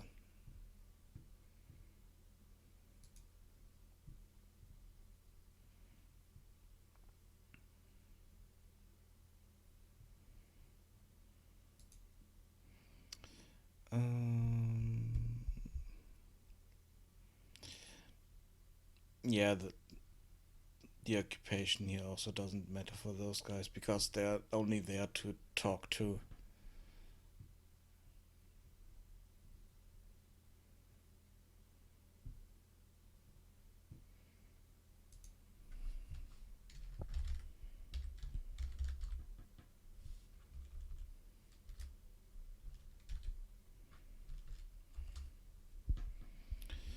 How do I call him?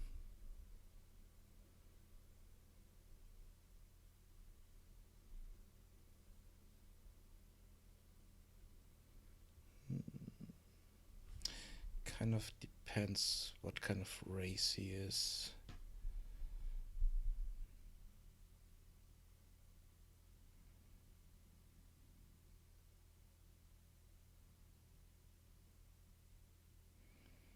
I mean, the only races that make sense for him would be human or elf.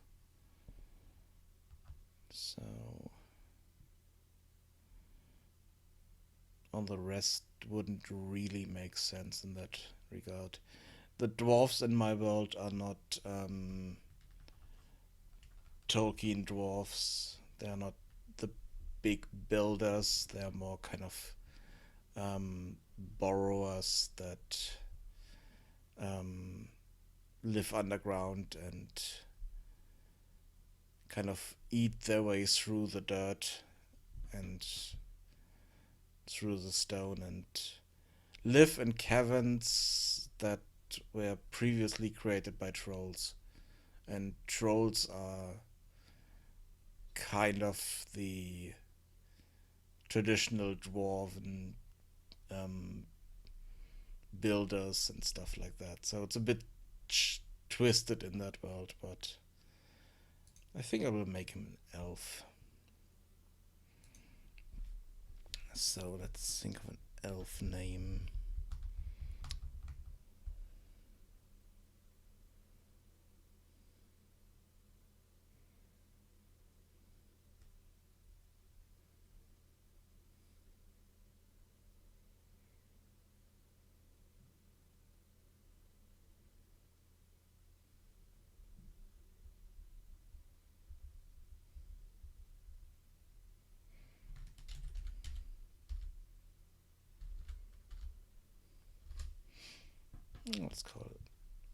Let's call him Icekin.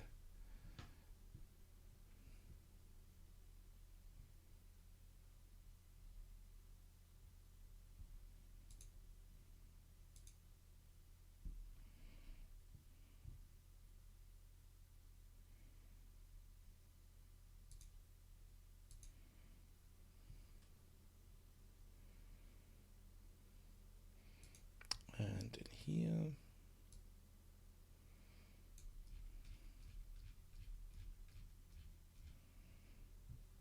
let's edit a line here. And my dialogue system works with the character ID to find the appropriate lines for the dialogue, and then with line IDs to find the specific lines in the dialogue structure. So this would be 3010. Oh, 300,010 for the ID. Underline. And this I just put there to know what kind of line this is. If it's an owner line, which is the owner of the dialogue, which is always the NPC, never the player. And player lines for options you can pick.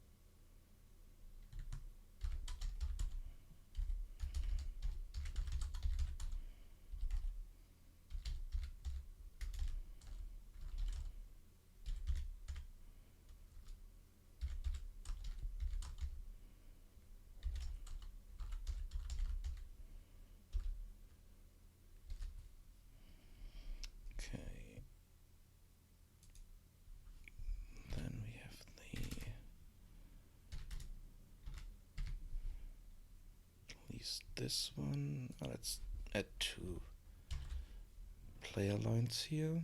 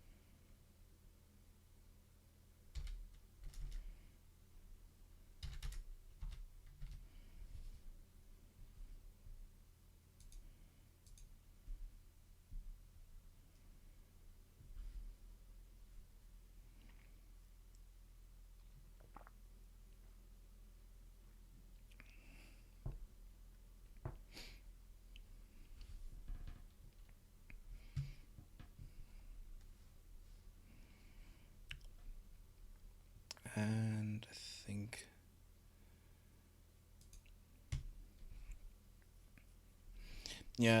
this line has a condition, and the condition would be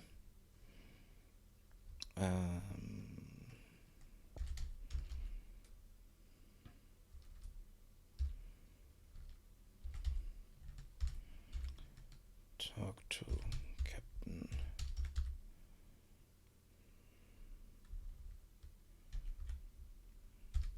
Zero.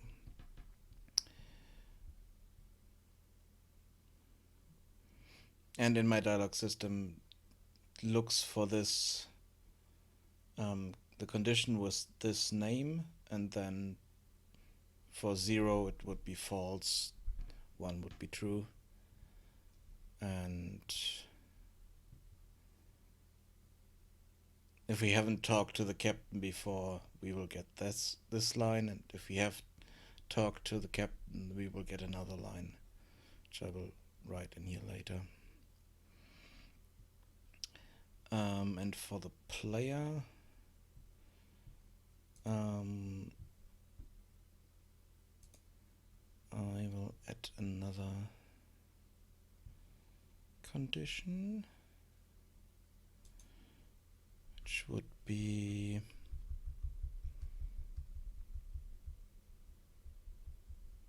I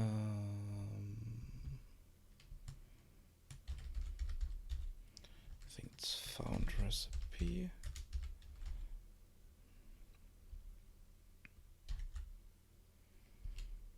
So if we found the recipe, then we will get this line. If we haven't found, we will get another line.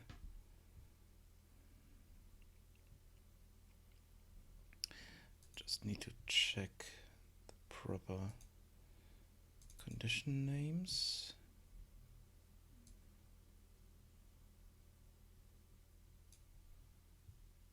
Oh, it's got recipe.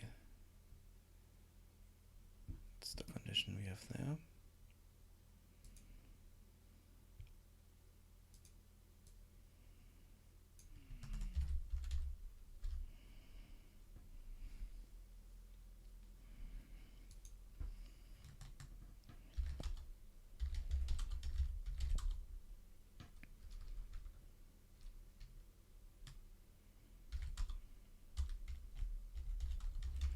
Need to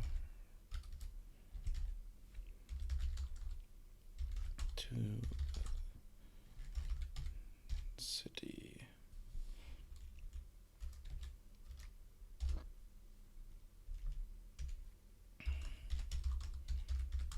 Can you help me?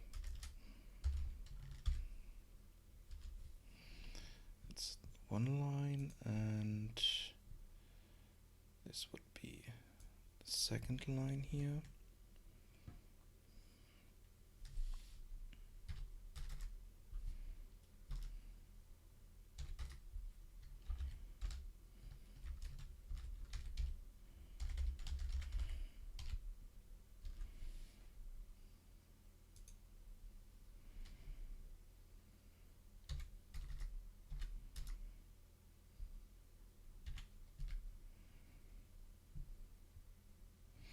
And those two lines are child line of the first one, so we do have two options here, depending if on this condition here.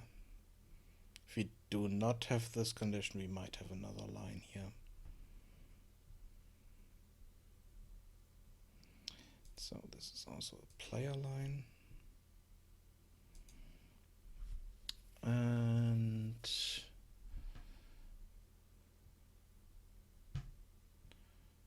see.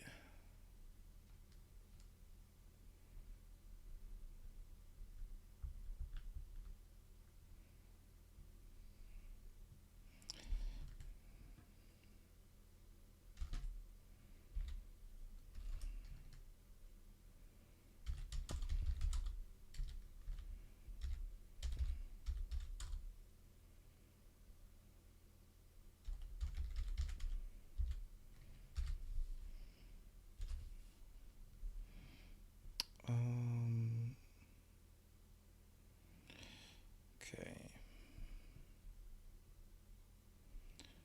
Don't have any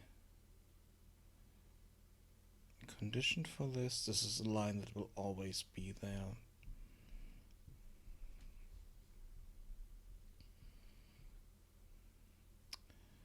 And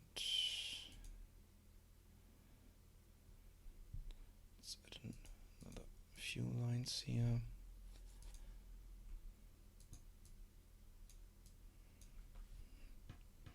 At the moment I don't have a graphic interface for this, but I'm not sure if I want to spend time on creating one.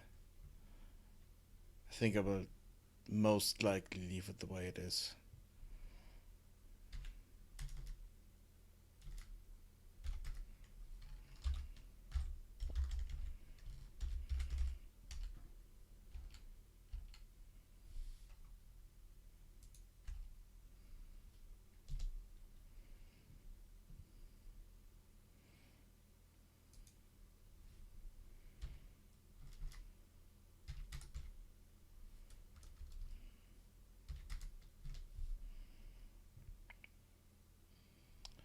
Okay, this would be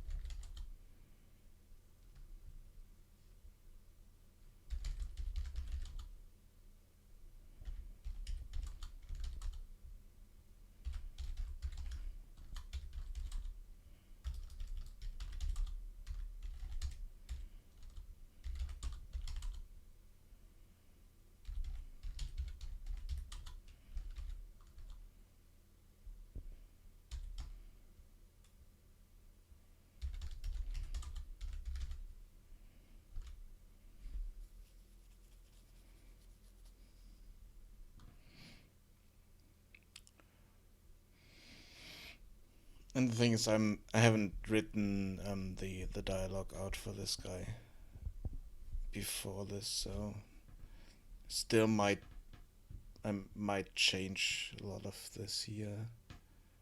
I just noticed there's no line text here.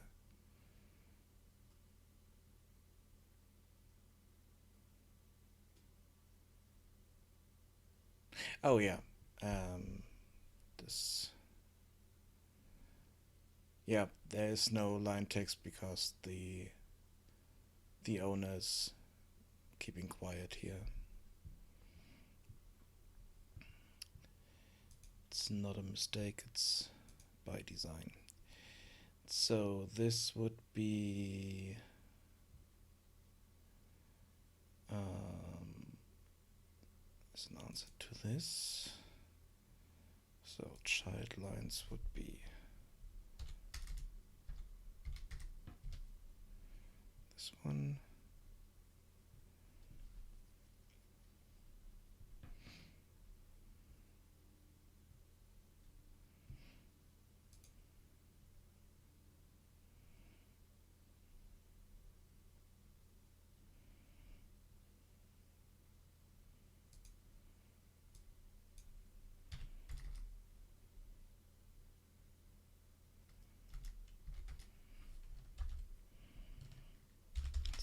Player line here.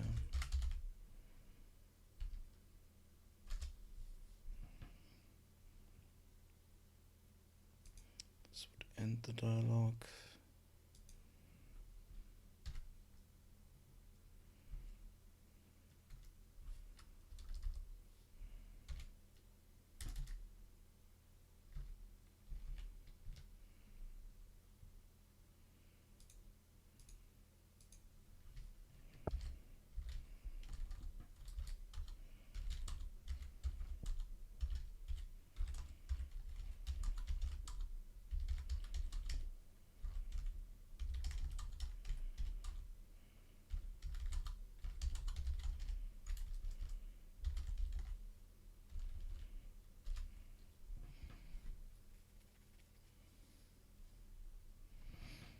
Okay, this ends the dialogue,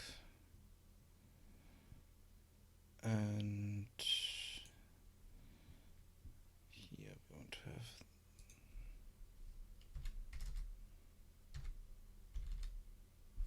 this and the next one.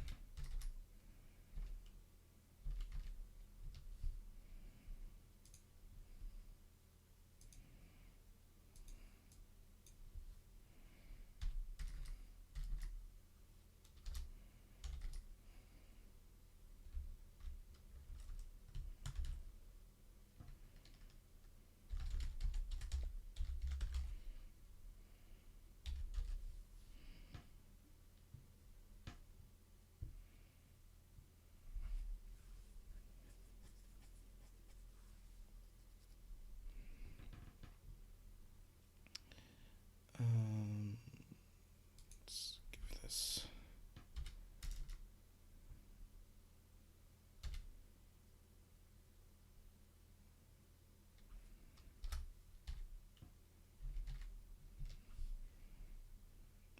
ID. This is player.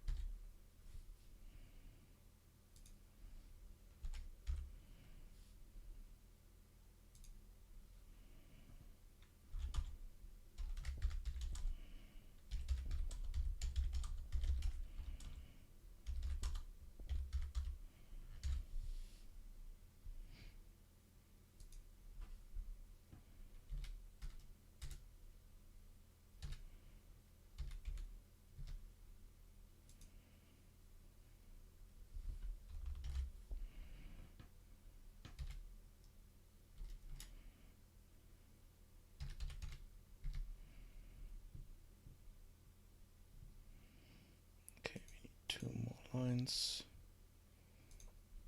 And for simplicity, let's end both of them.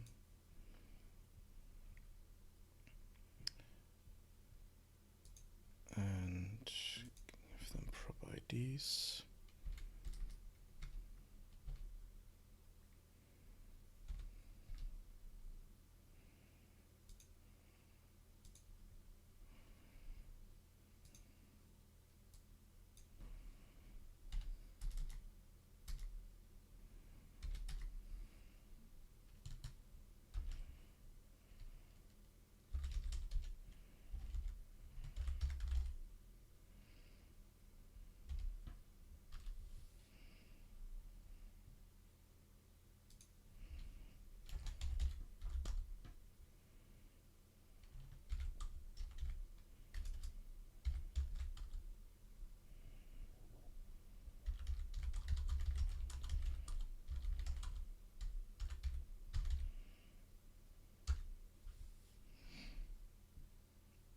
This is player line. And here we do have command. Let's see. This would be add item with the item ID.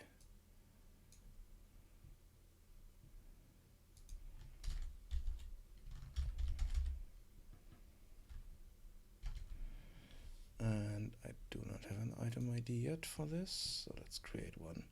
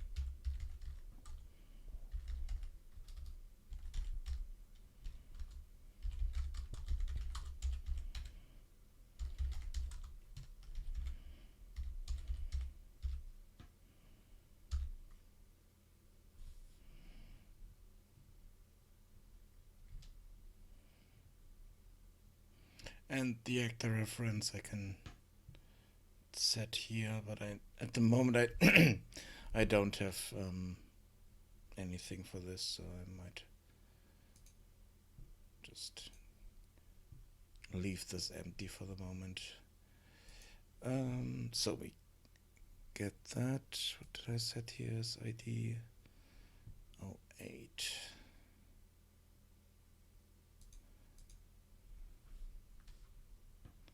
This was 200, 108. Double check. Yeah. So we get that item.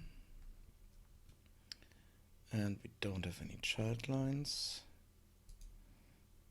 And here we just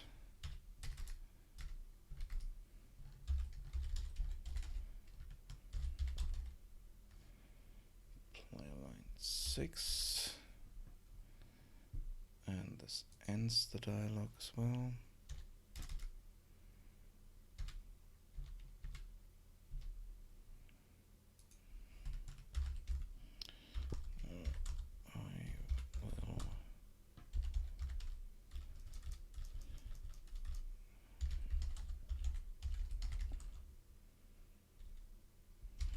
I have better stuff to do. Okay.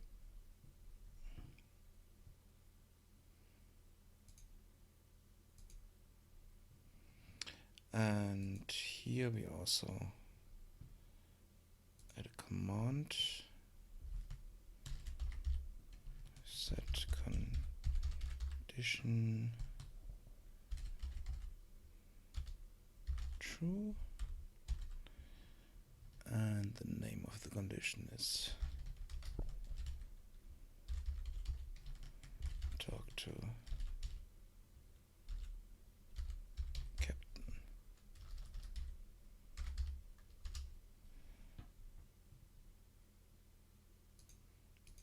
save this. And conditions. I think I need to add that condition here, yeah.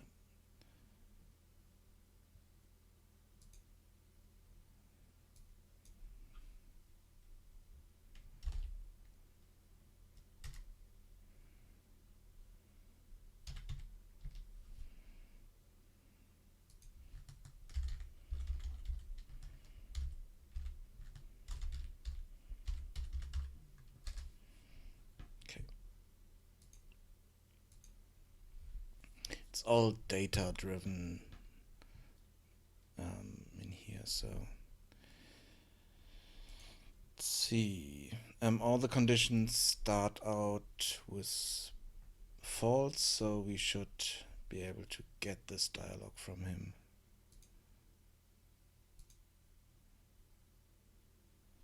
If I had set him up correctly.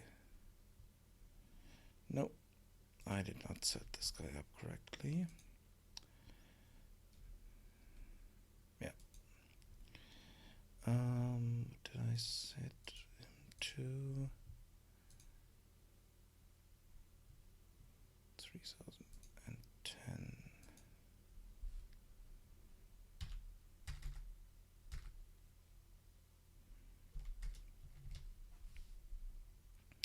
Okay. Now I should have the right dialog.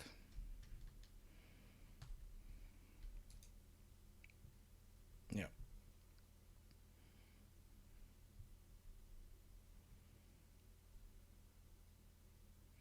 And since we do not have the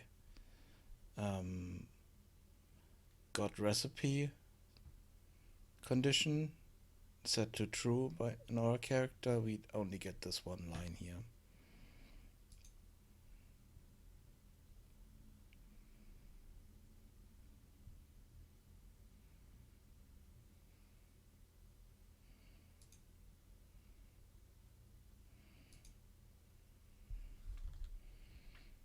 And yeah, the item doesn't exist properly in here, so we can't select it, but the dialog worked. It didn't set this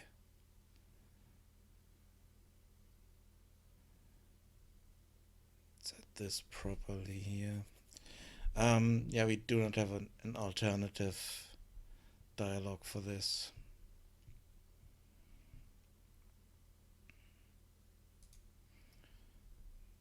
So it will always take the one that it can find.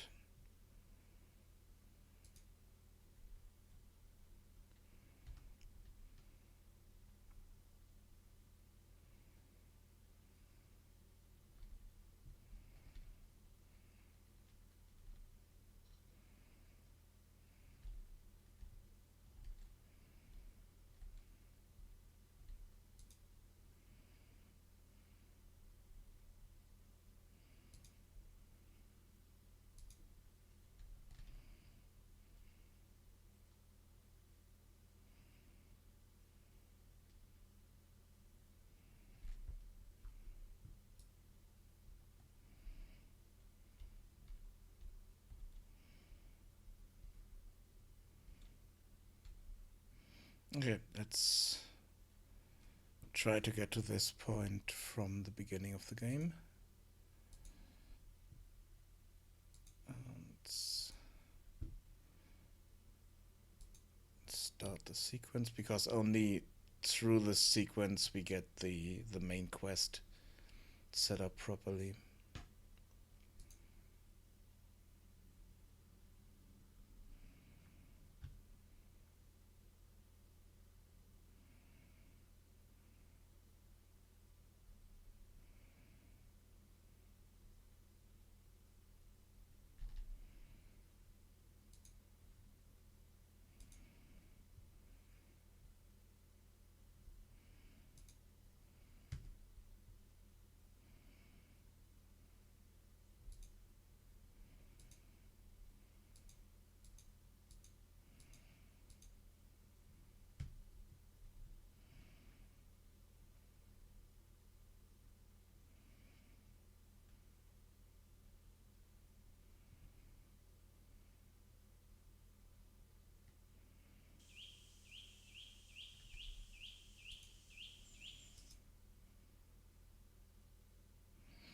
I need to change the texture here so there's no grass growing through the platform there.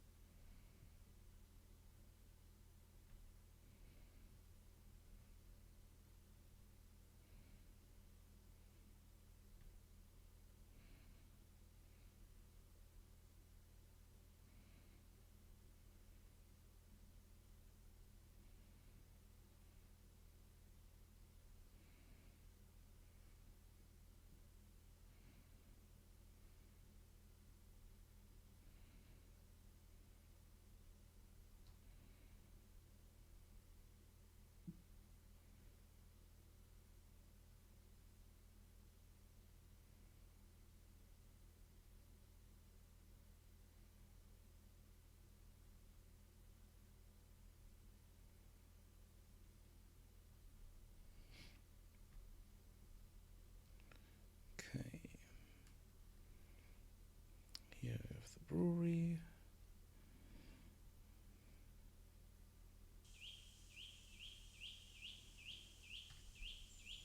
Talk to Derek.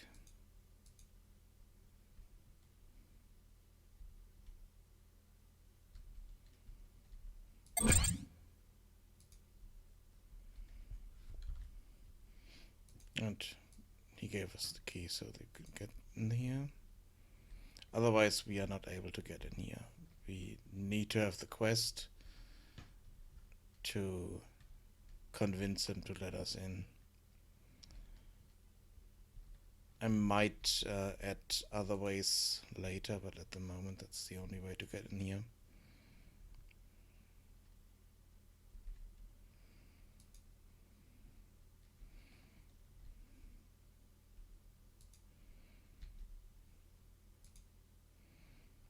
And we found the recipe, so we should have more dialogue options over there. So let's go back to the market square, deliver the beer.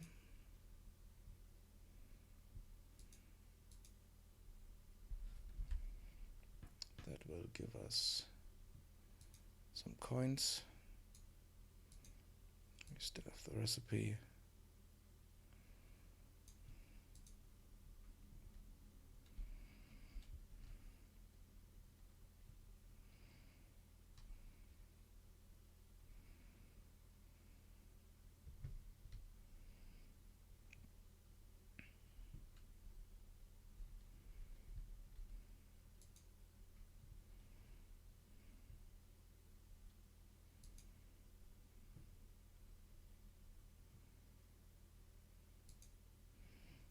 Then we see them smoke. Okay, I can change this to the beacon. Then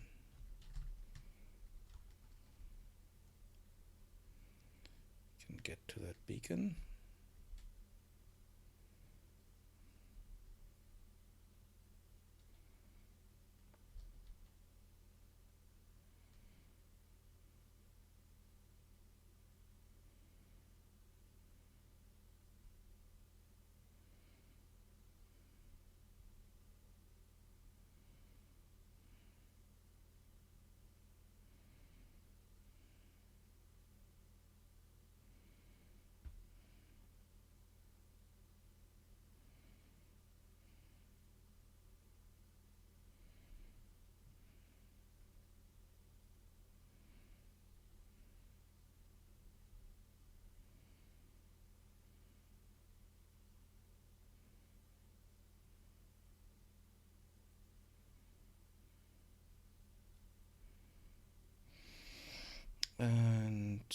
here I might need to add a few items there. Maybe I will put this guy next to the beacon.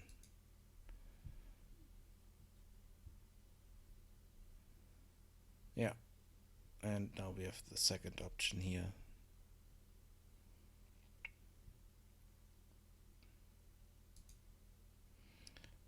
But I forgot to add connections to the rest of the dialogue here.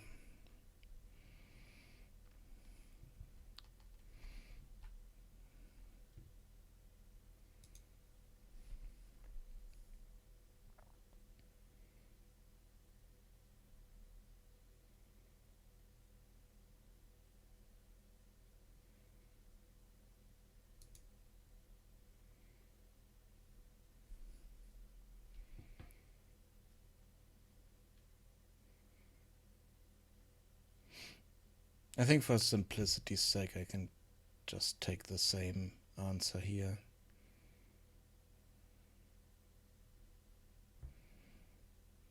So let's add this as our child line.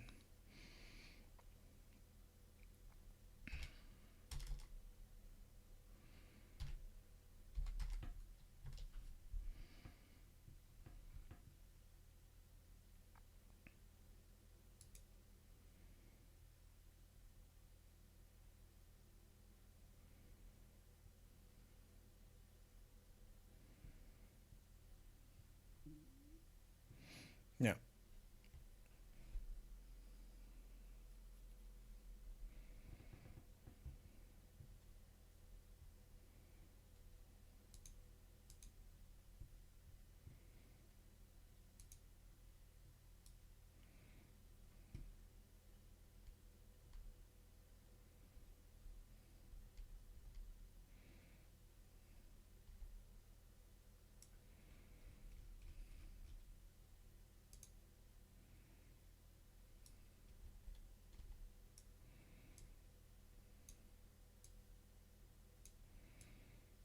Let's put this next to the beacon here.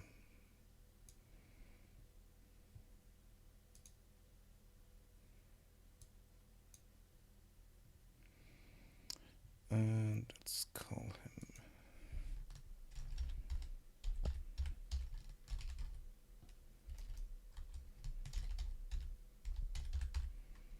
Airship Captain.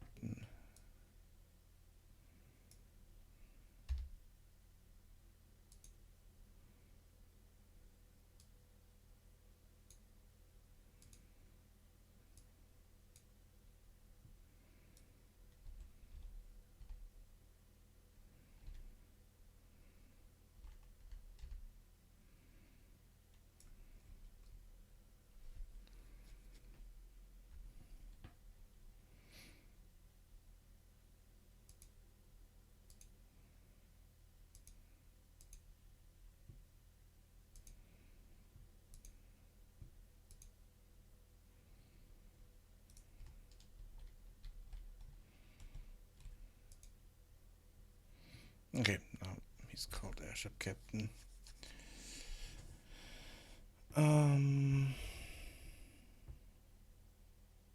Yeah, this I need to change.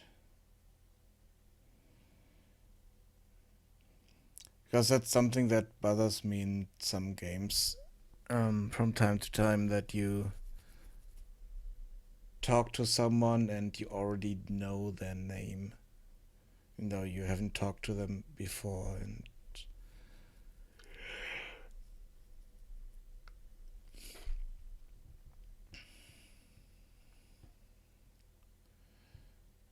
But at the moment I think Airship Captain might be okay here.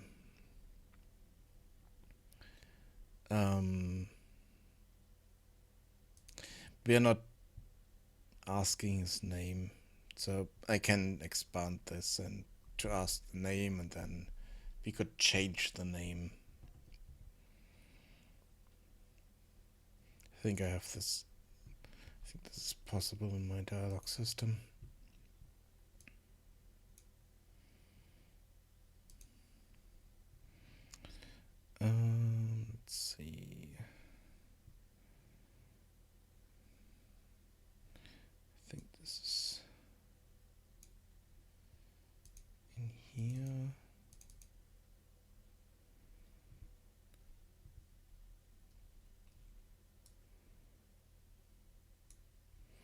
do dialog commands.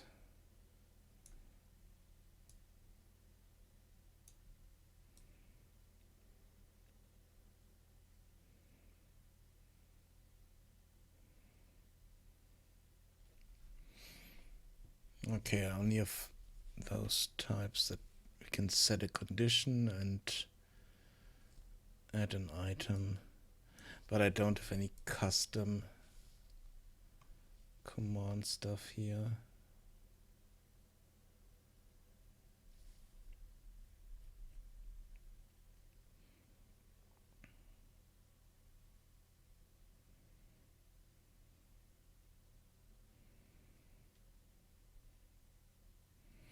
Might add to that.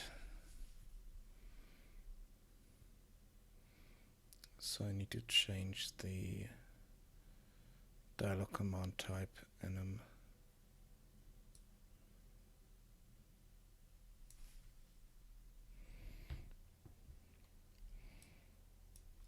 And then I need to figure out how to trigger command an event by name.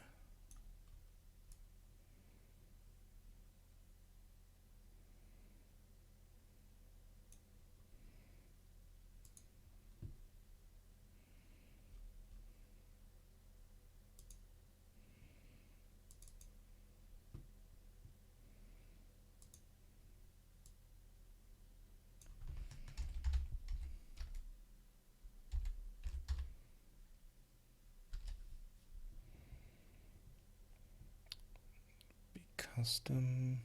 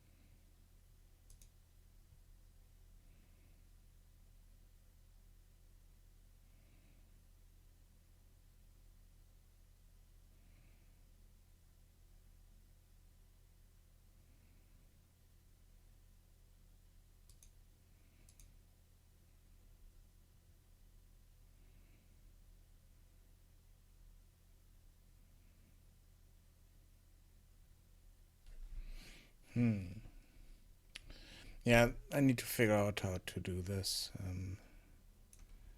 How to kind of call a custom event just by kind of having the parameter name.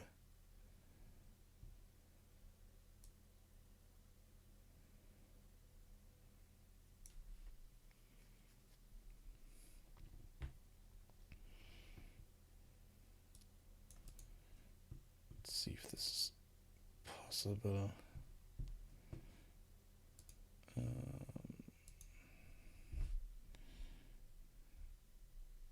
Unreal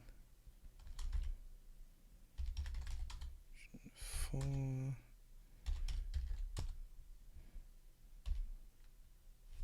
Call function by name.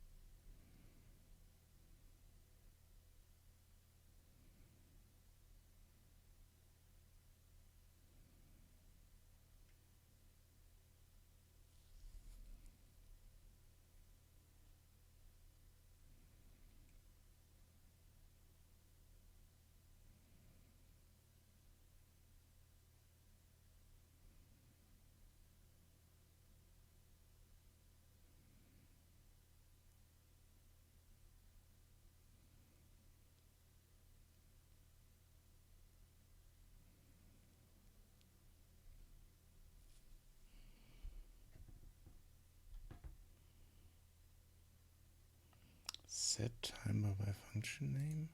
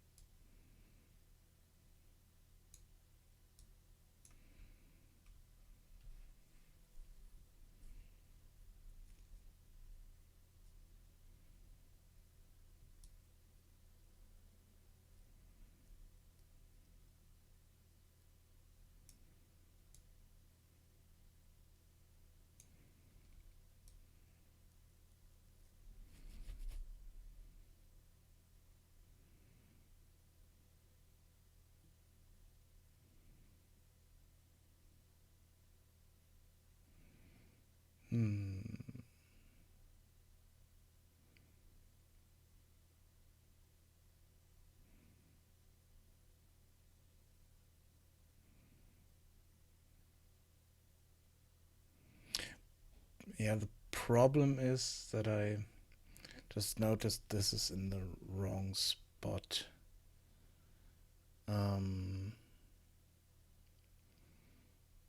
So I might need to get back to the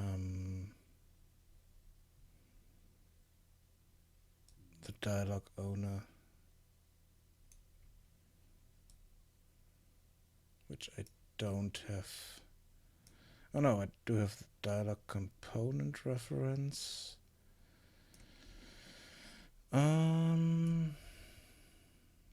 I think I can make this work, but might be a longer process.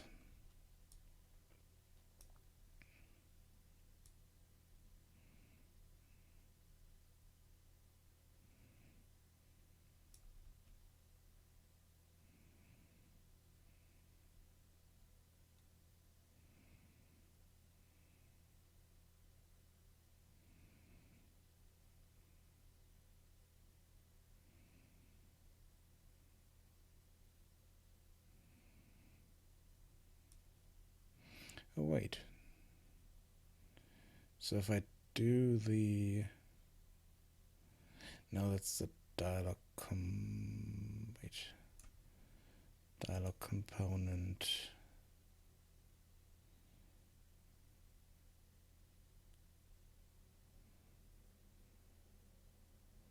It's the dialog list. And yes, I don't think I can get to the owner back from here. So I might need to do this differently.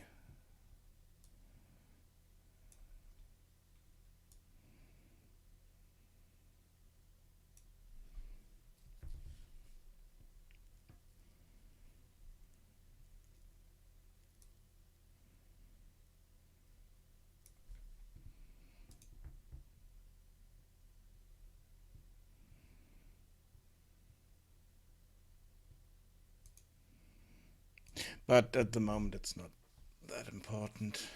We can do this later.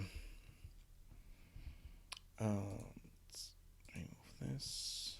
This we can close. I need to figure out why this item wasn't showing up.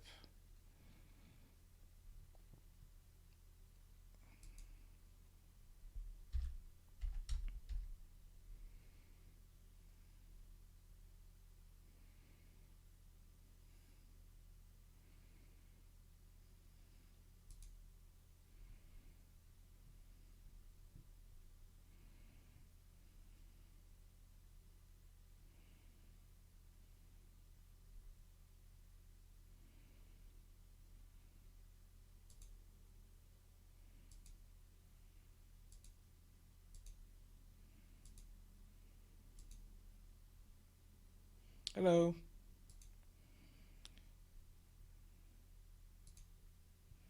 Yeah, I don't have a proper item for that, proper mesh for that at the moment. So let's take this as our placeholder and see if this works.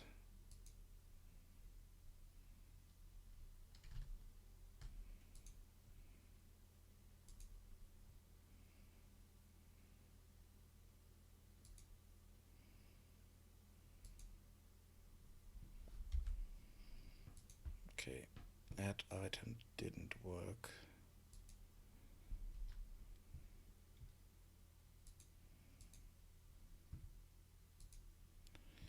Why did that not work? The item ID.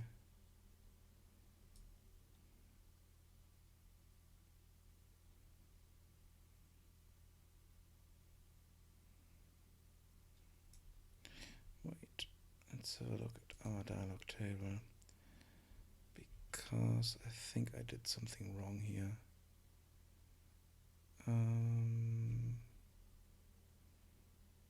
Yeah, I need to add an amount to this.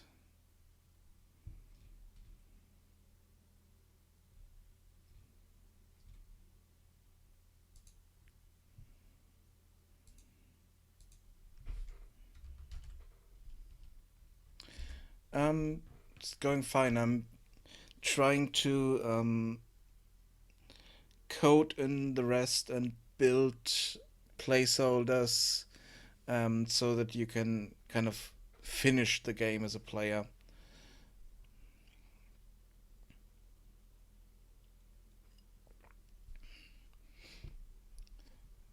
Doing the last part of the main quest.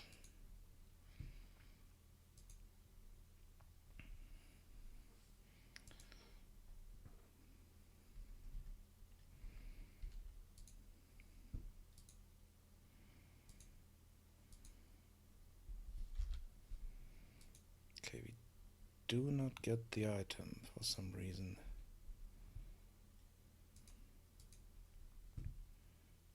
Did I save this? Yep.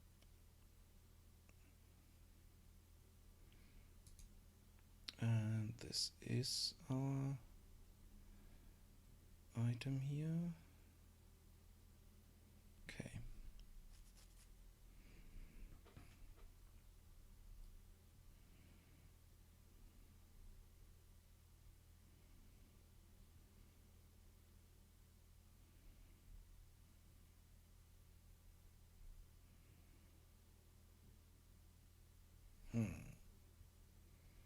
Strange.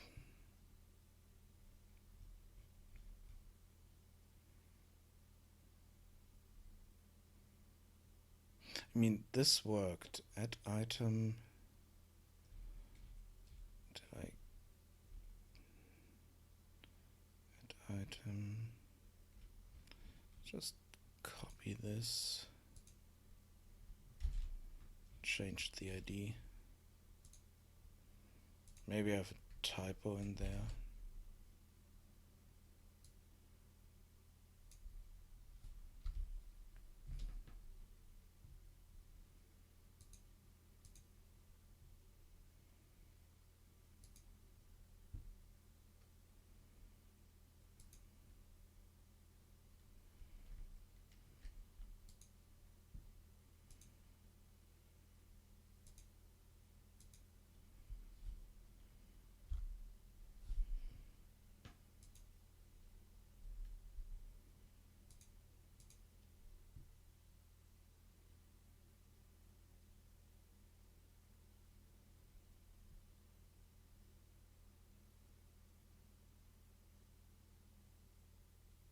Oh, I know why this doesn't work, because I haven't set this to do command.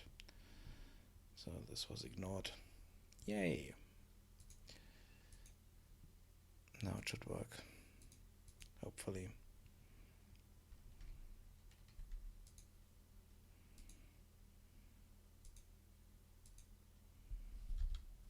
And here we go.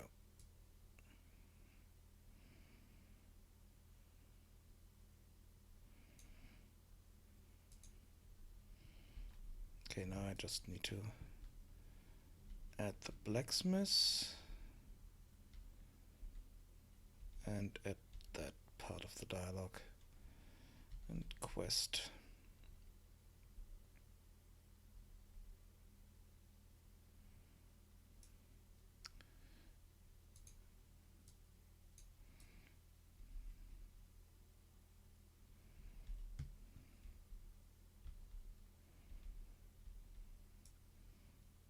Let's see, can we open the door here? Nope. Cannot interact with that door.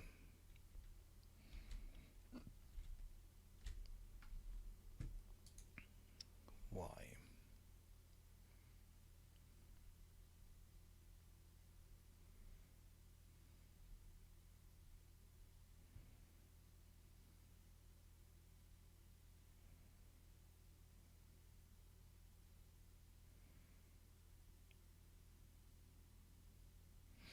Because it doesn't have an ID, I think. So let's see. Yeah, we have the brewery door here. Let's add another row here. Let's call this Smithy door. Give it an ID.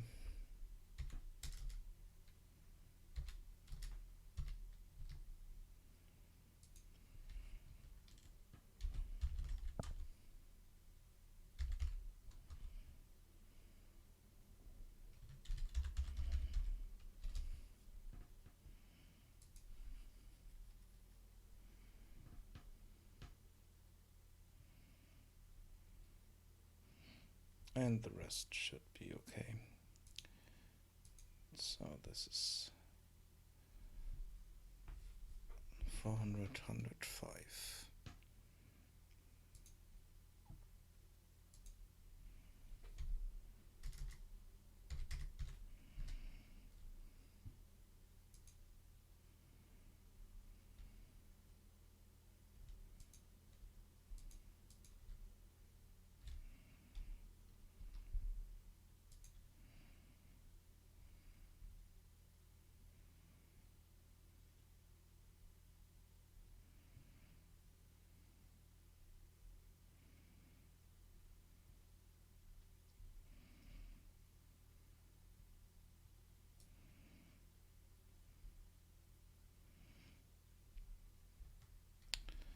Let's have a look at the blueprint.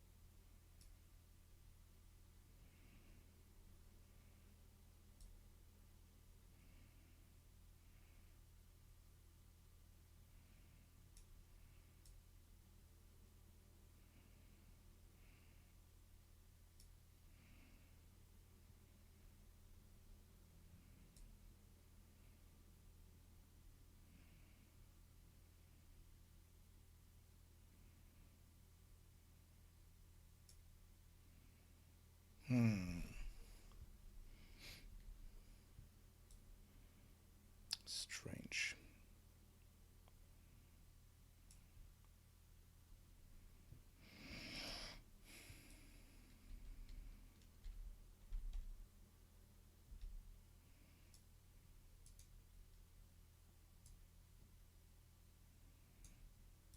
Maybe it's blocked by something.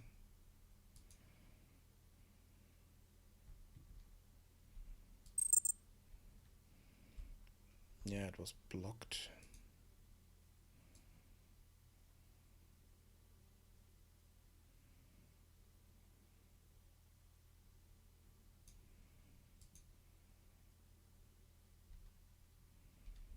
Yeah, doorway blocked the interaction here.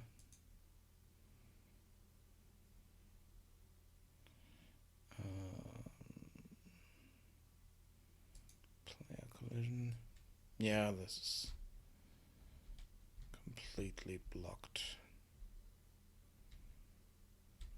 Okay.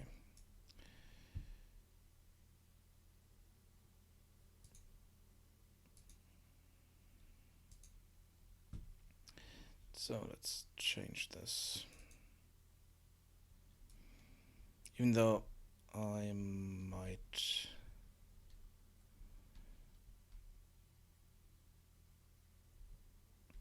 I think I will change the whole house.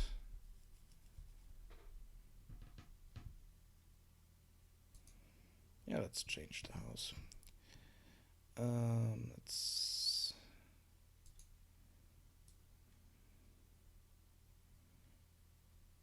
make a copy of this.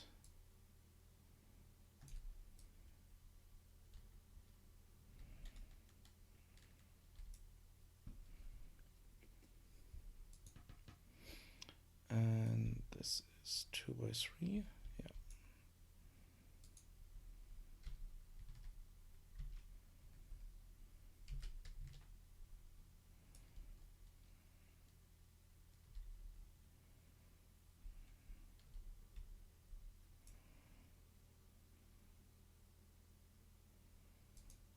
Now let's make it 2x4.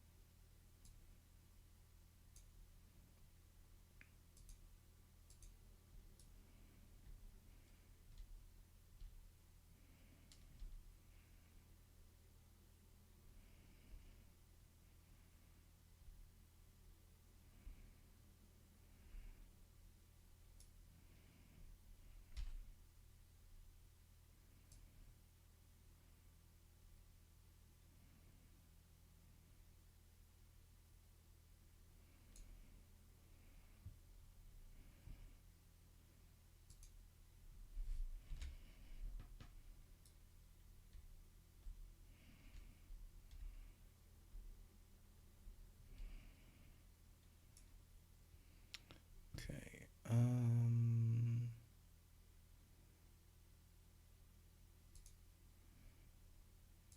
Let's move this here. Let's call this Smithy. No. Smithy. Okay. Middle? How's your game going?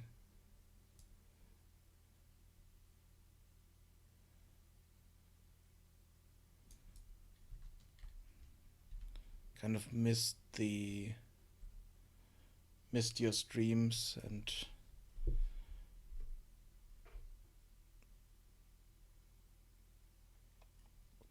just wanted to ask how it's going. Same question goes to Gohan Zeta.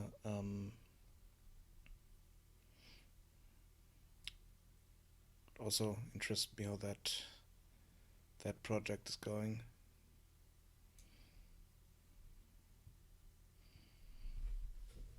Yeah, that's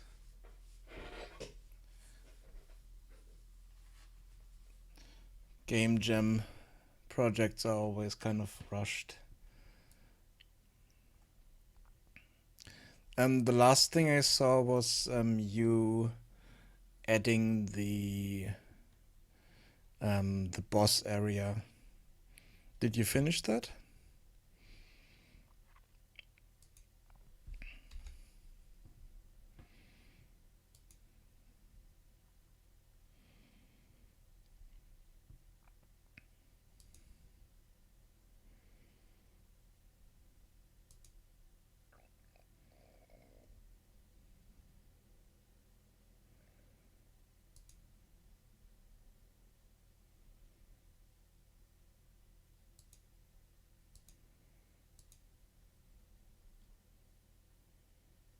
Okay.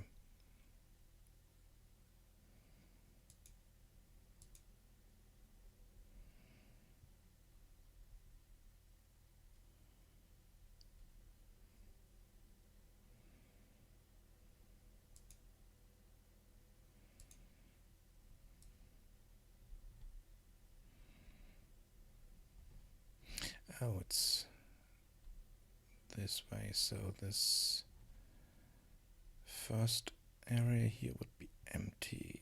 No ceiling and empty. Oh, okay.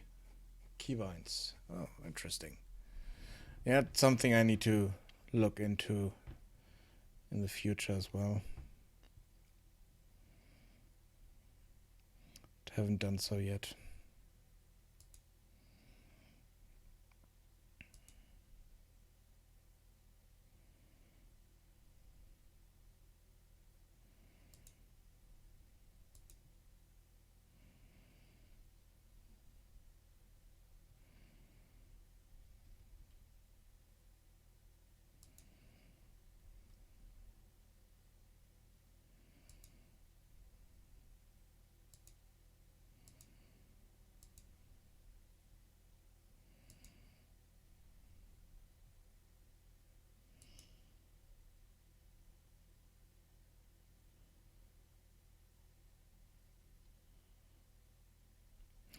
I think I saw the post, yeah.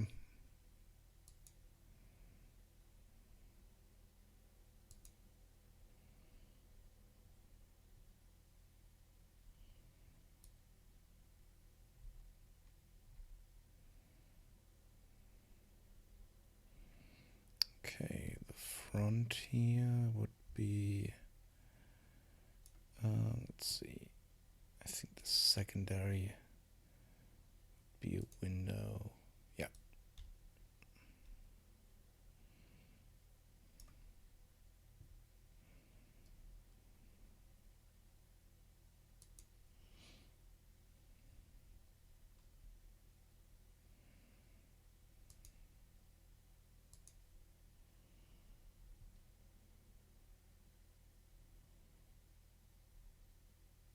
Ah, okay.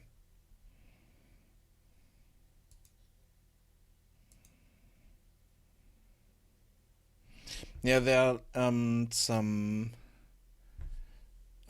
custom solutions on the marketplace to fix that issue, but if they add nodes for keybinds in 4.17, then some of those assets will be kind of useless.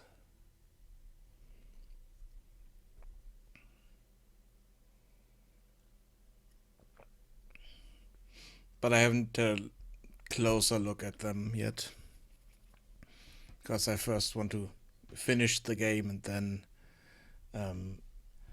add keybind options and all that stuff to it later.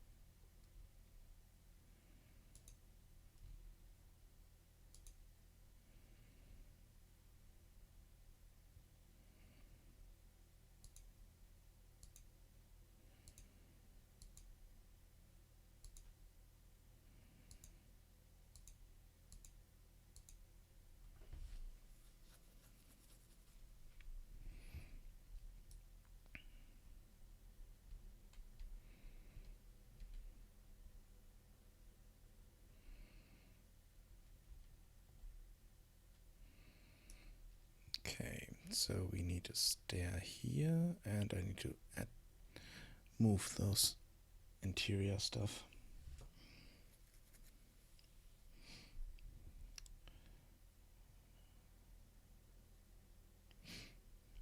I mean, if it works, then it's good for the moment, and if you update the project to 4.17, then you can change it to the new nodes.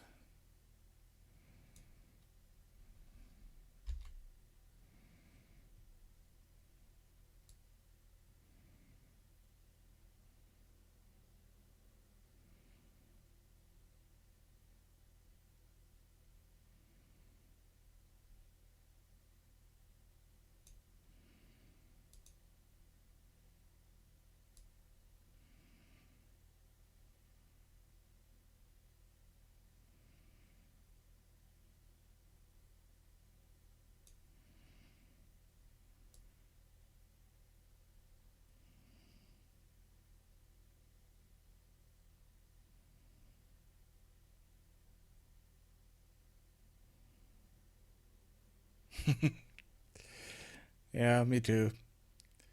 I just realized that I have a few typos in the dialogue I wrote earlier. I need to fix.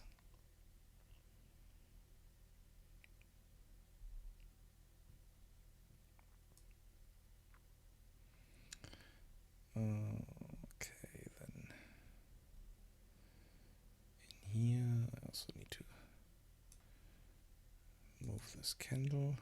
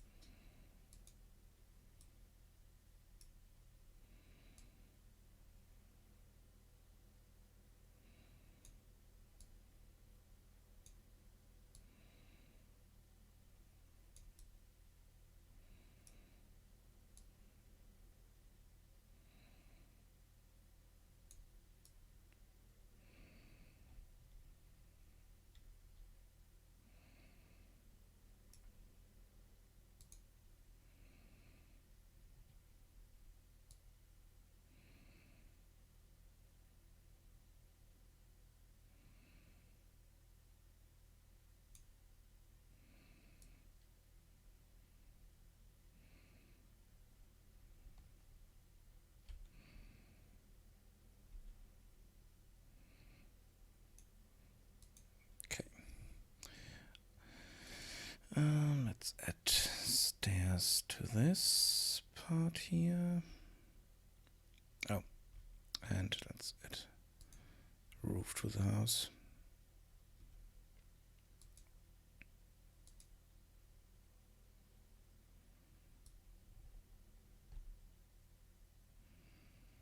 Oh, no. This is empty.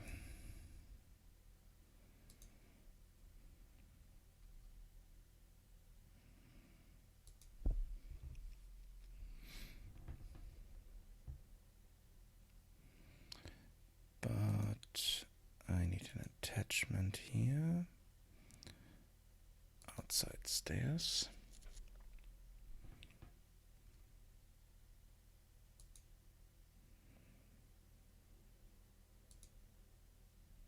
Okay.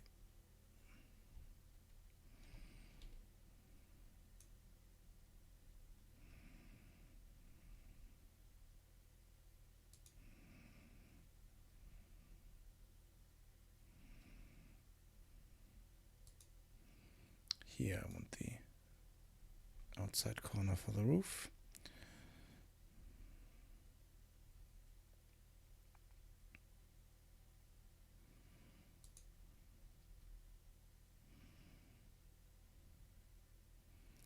This would be west, I think.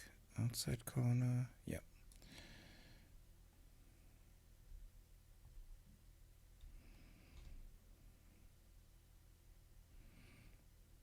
One thing I need to add to this system is the option to have different colors for the roofs, so that I would change the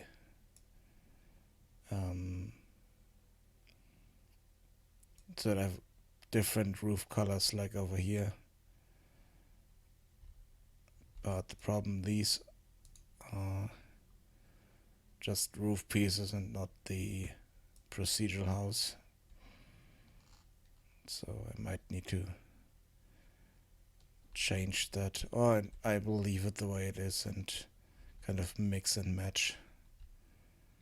Should also work.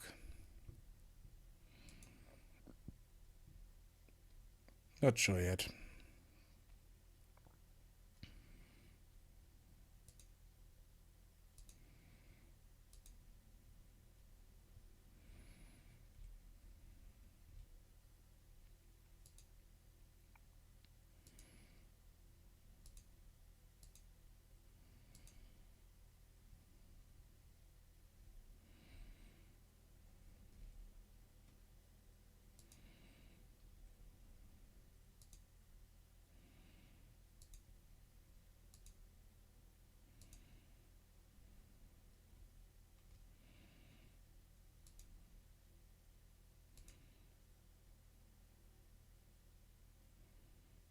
Okay, I don't have the chimney set up in here to add this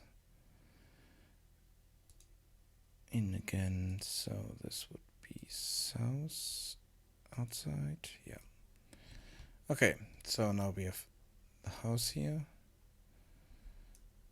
And let's see if we can use the door.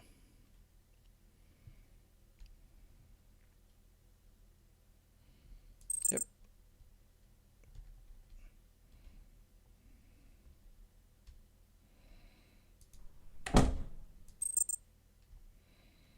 Good. And let's add the smith in here. I really need to add more placeholder characters to the whole system.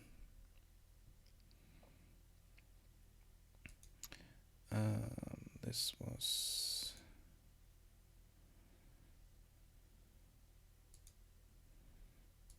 let's move all of these up here.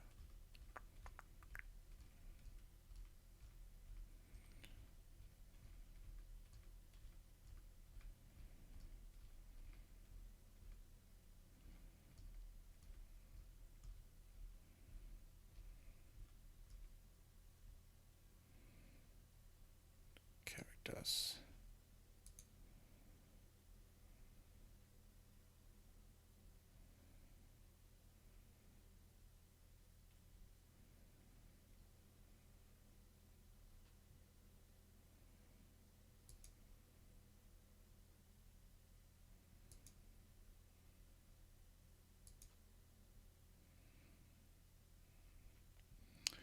And this would be our smith. Let's have a look at character data here. I don't have a smith yet.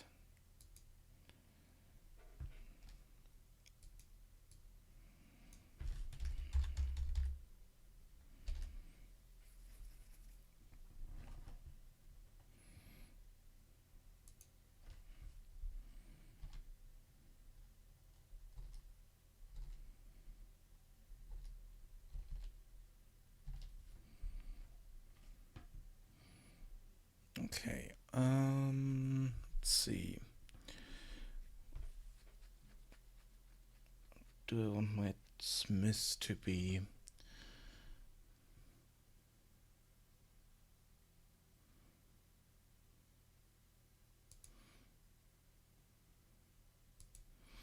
think I'll take a female human.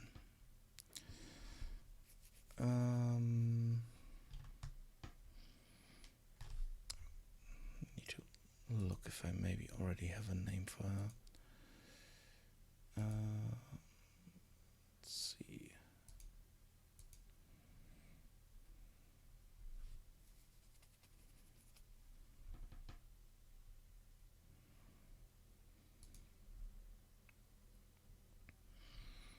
Or maybe another setup here. Let's have a look.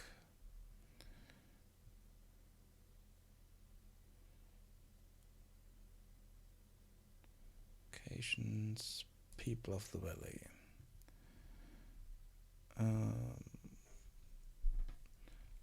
God. Yeah, no setup here yet.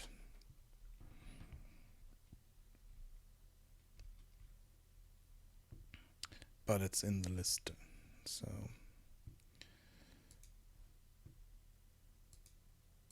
I can just set this here.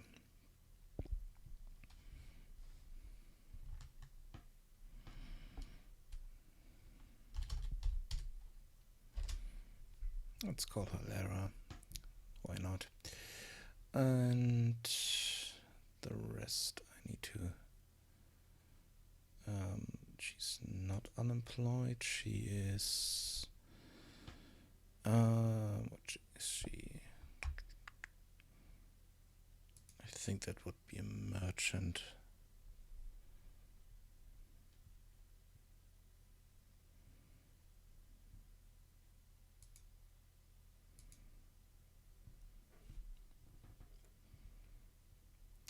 Okay.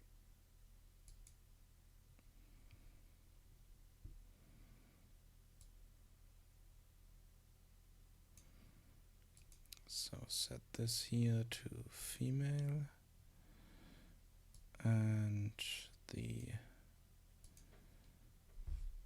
ID to what I just created.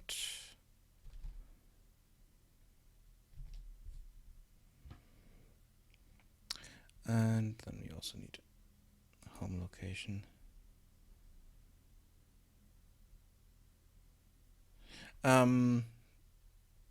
This program here, that's called Artisy Draft. It's programmed for game design. I use it mostly to write down notes, but you can do a lot more with it. For instance, I have kind of a story flow here. You can do dialogue that way and create branching dialogue and all that stuff. It's a really cool program. You can also set locations, and here for the town have a background graphic and add notes to it and do a lot of pre-work, which would normally part of the game design game design document, and I use it for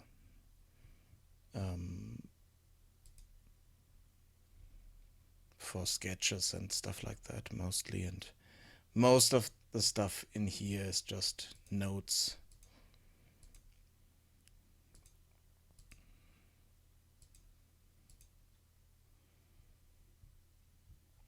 You can get it on Steam and also on their website. Let's go to the store page here.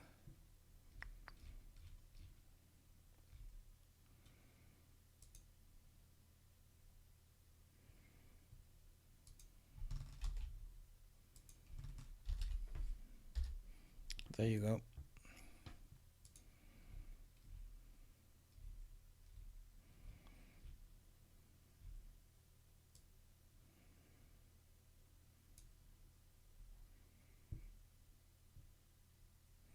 They have a free trial that you can download, and not that many tabs. There are a few, I know, but usually I have more tabs open.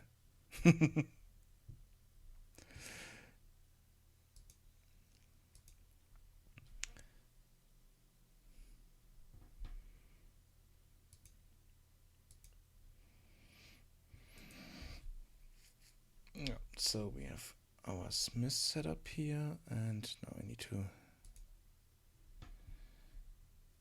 add the home location. Thank you for the follow, the 866 or 866 or 866, not sure. Or 1866, I don't know. Thanks for the follow. That's what's important. Okay, let's set this here.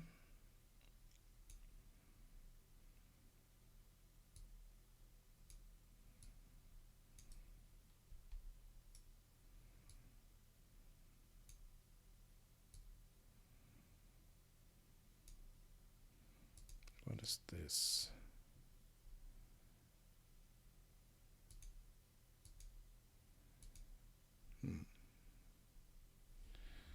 Sure.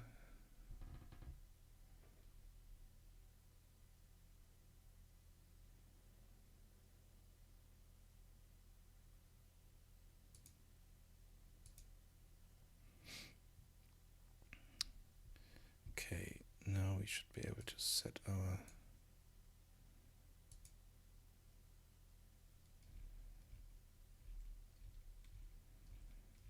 character here.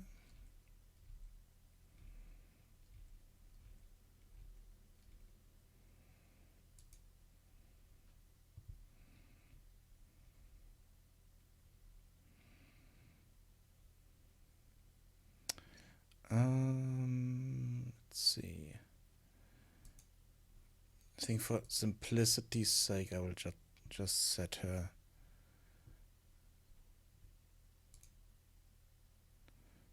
home location here.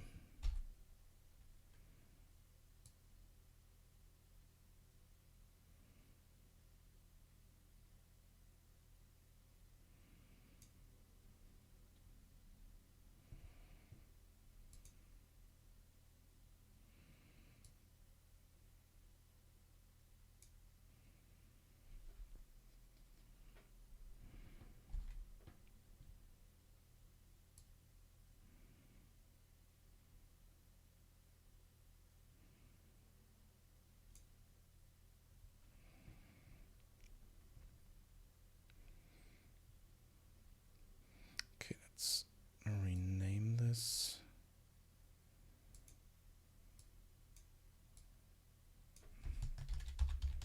To Smith.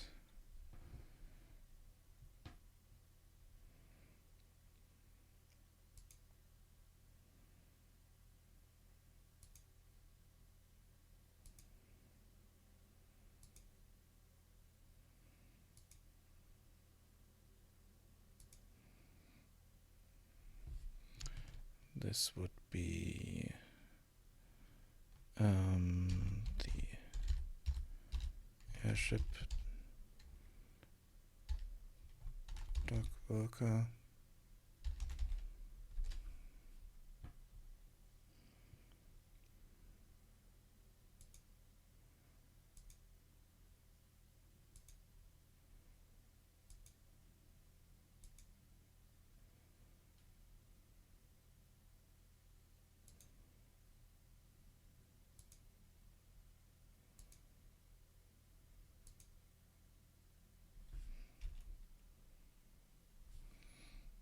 This would be a farmer.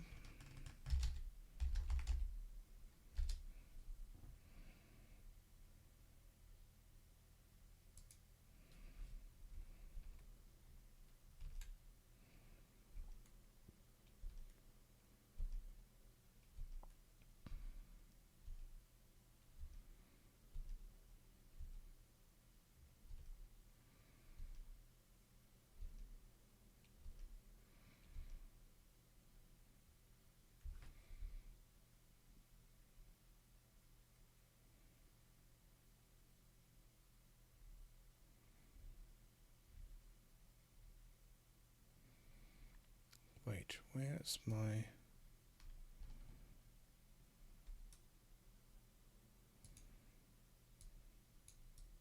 Oh, he's on location, okay. He's not in the other list where he should be.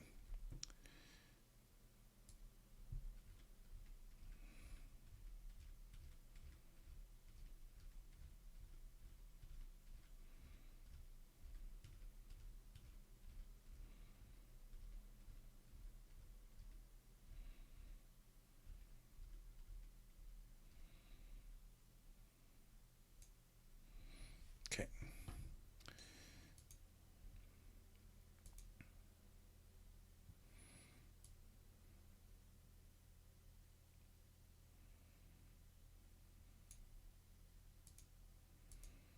Let's close the lighting, render effects, teleport markers.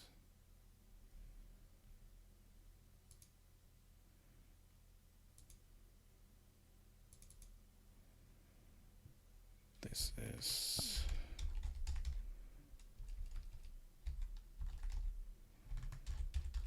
from my home location.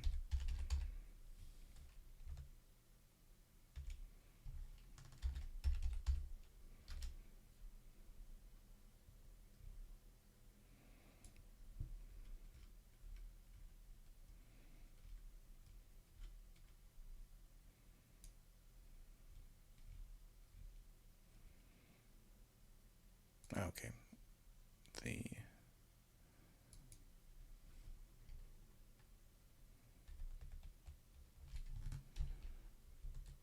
home location comes first, and then specification there.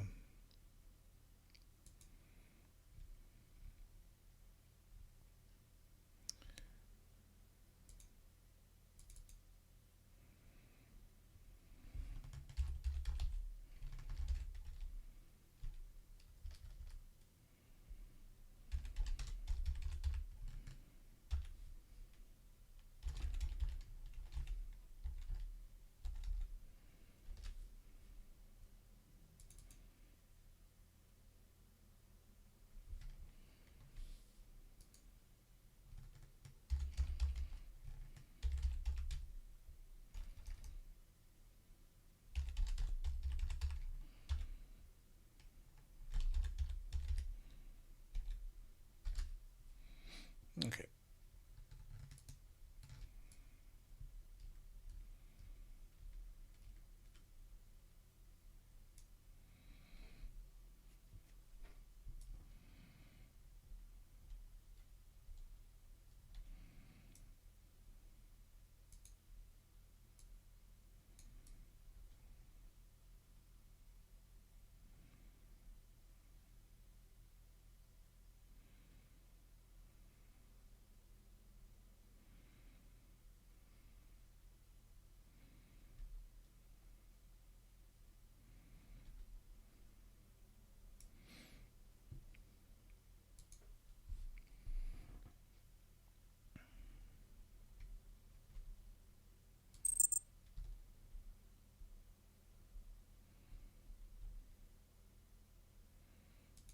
Okay, at the moment she doesn't have dialogue, so let's write dialogue for her.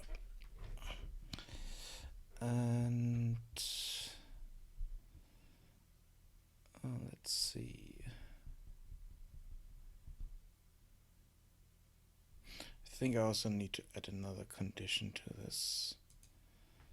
Where are my conditions? Condition names.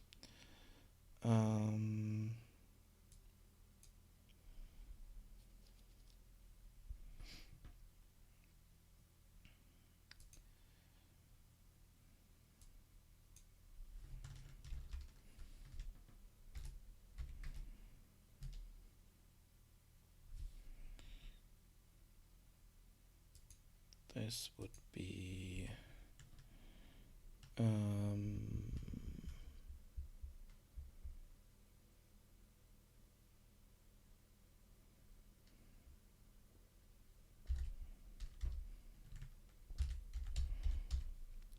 gears.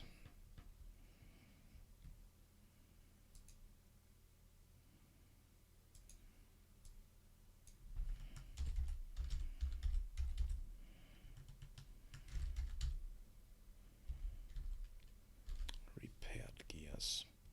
Oh no. This is condition name and here.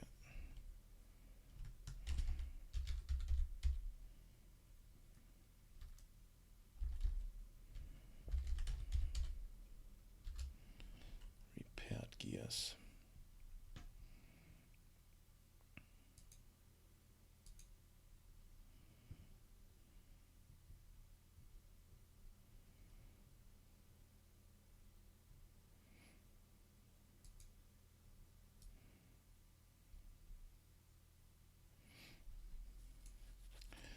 Yeah, it's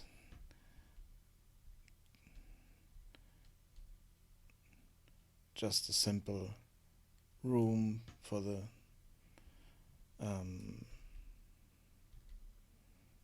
forge here, and I will add more stuff to it later, so it kind of makes a bit more sense. But for the moment it's just kind of placeholder. I might want to change the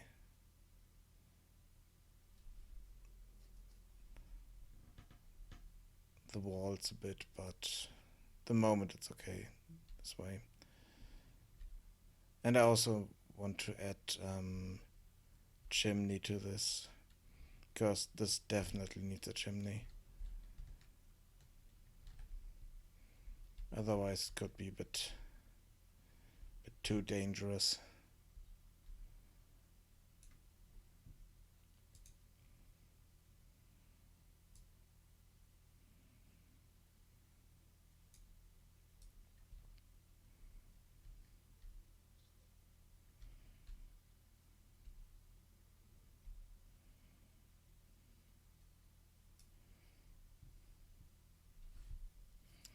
Okay,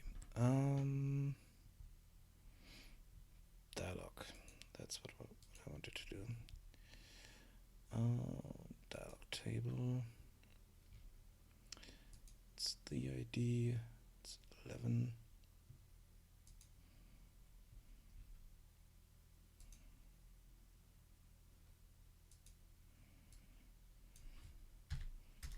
$300 011.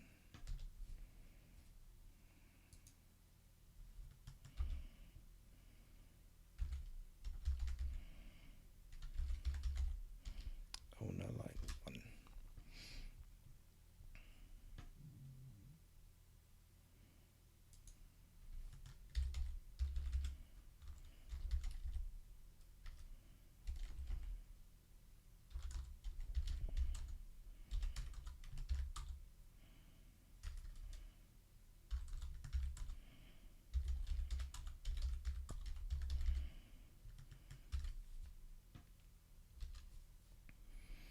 There were some typos here somewhere. Yeah, airship. Typo in here.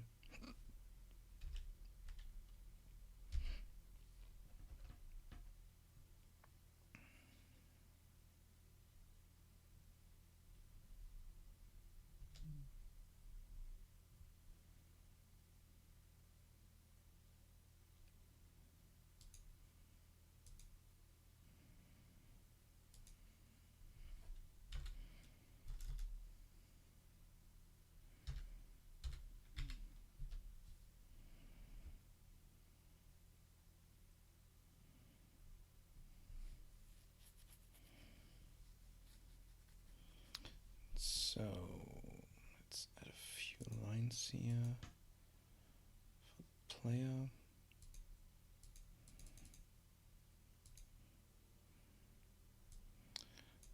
And for the rest of the dialog.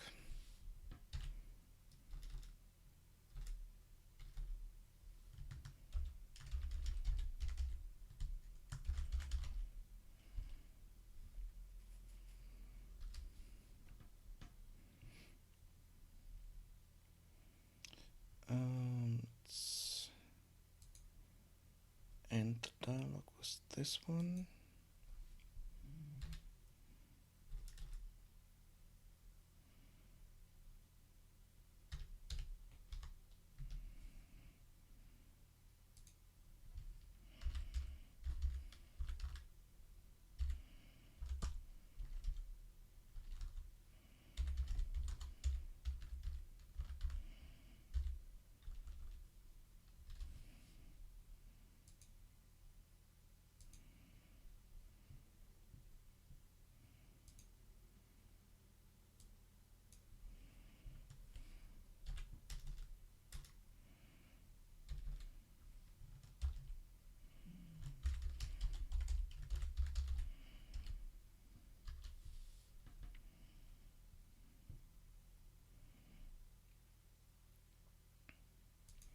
And here we have our condition, and we do a command.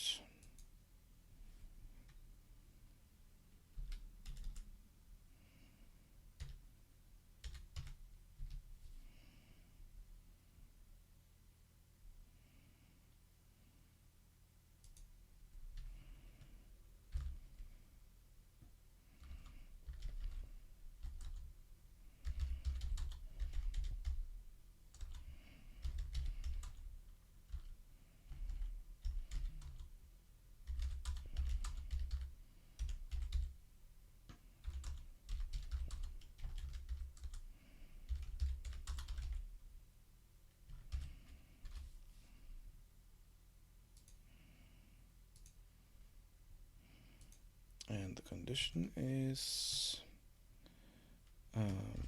got gear true.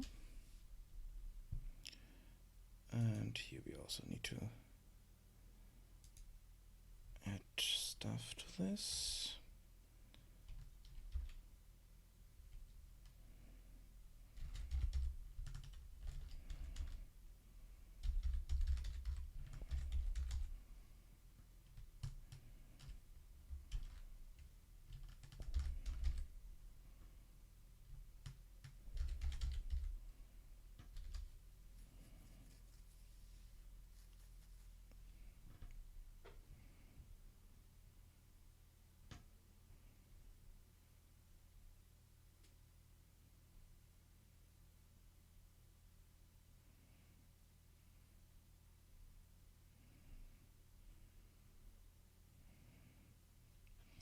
And the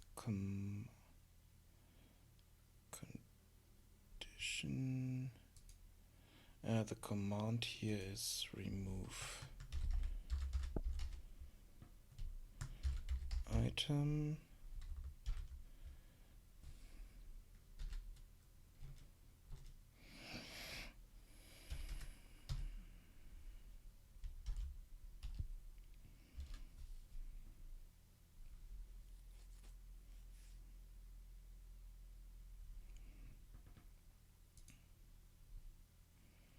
Let's add the child lines here.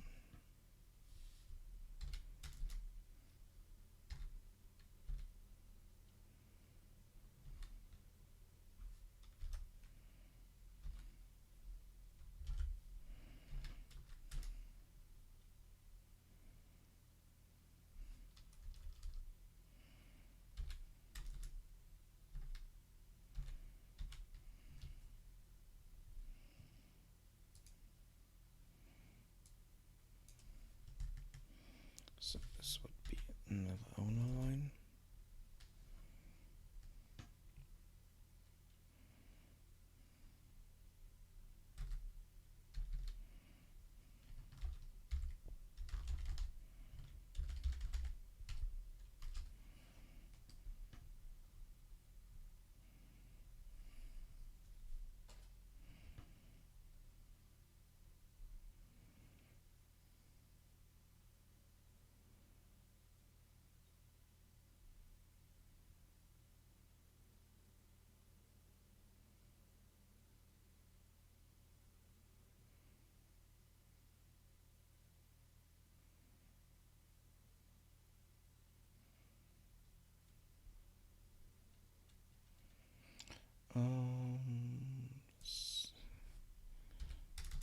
ID.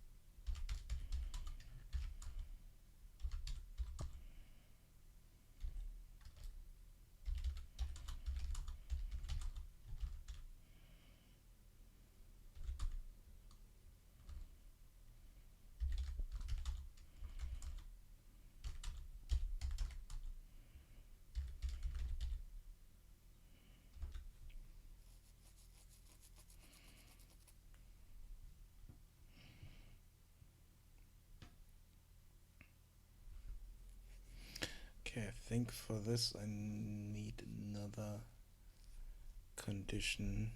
So let's jump over here. And I need one that we talk to the space and another one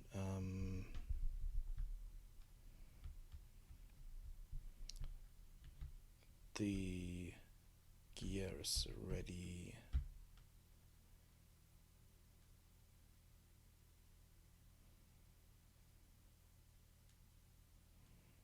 Or maybe that the time went by properly.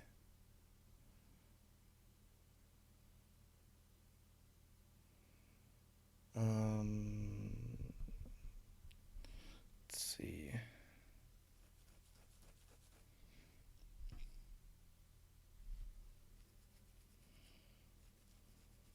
I think I need to add another quest for that so we can track it easier. But first let's add the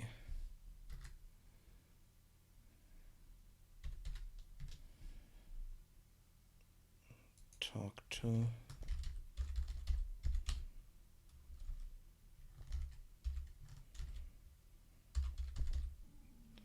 Dismiss condition here.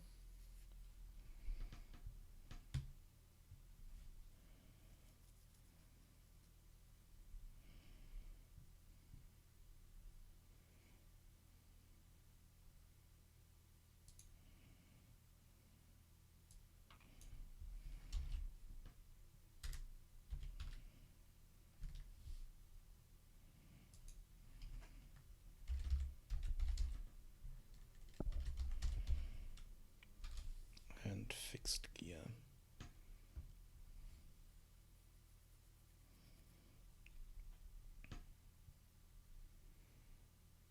And then for our items,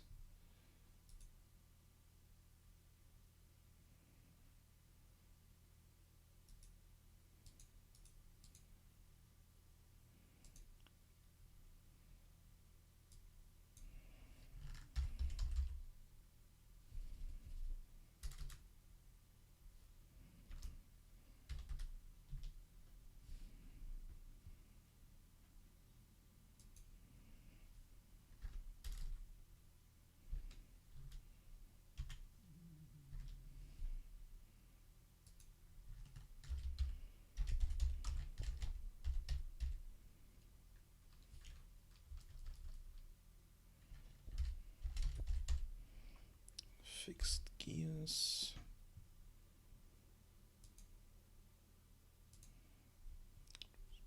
miscellaneous.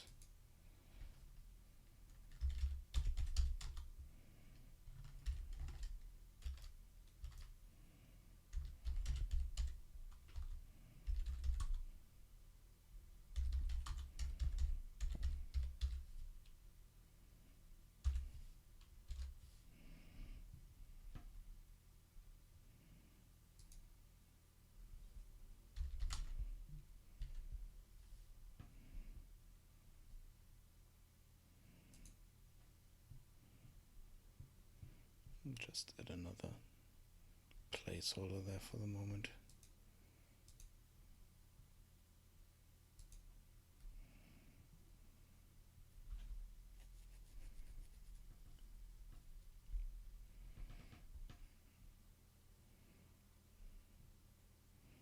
So this line here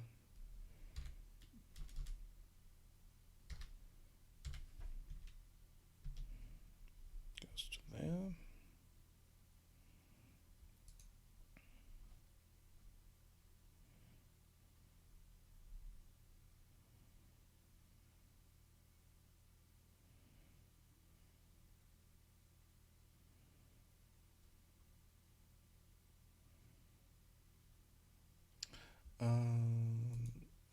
No, I think I will remove this from here.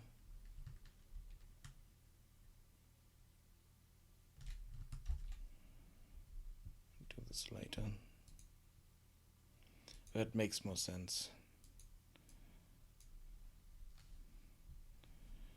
Let's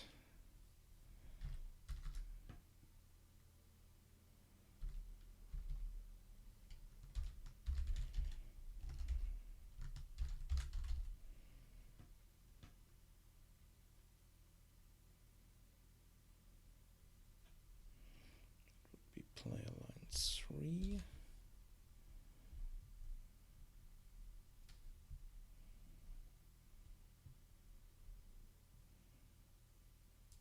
So to end the dialogue.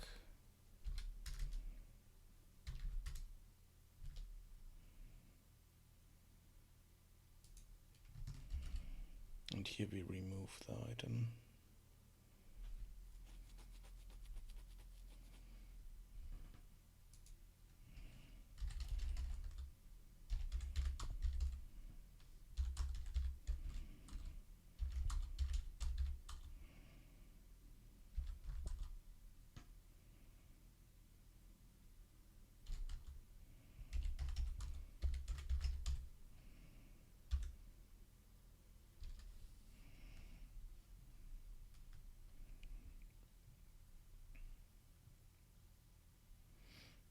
And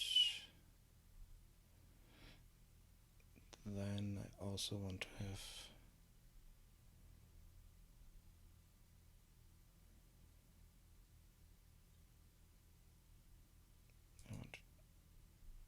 do command here.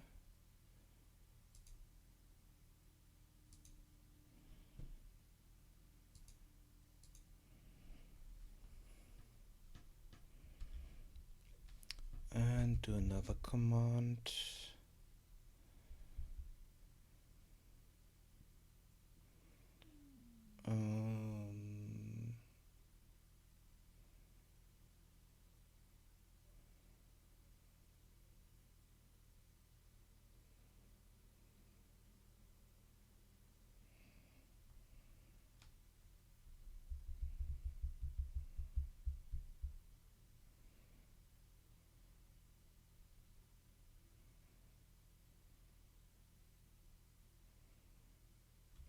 Now I need to check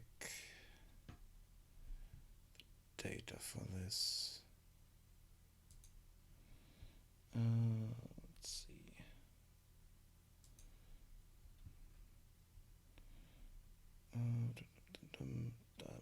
Command struct. Item ID, item amount.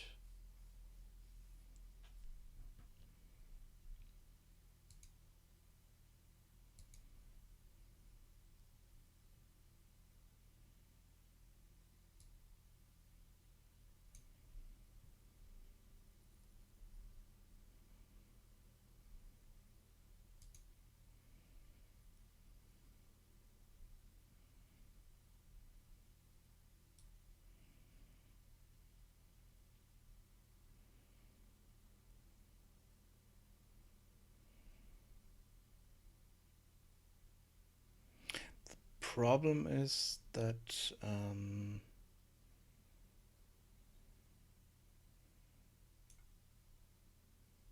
I need to figure out where I'm setting the parameter and IDs here.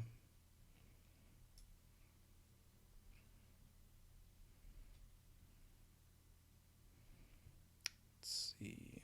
I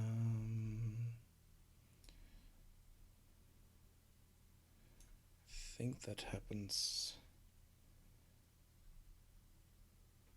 on the character itself. So the villager AI character.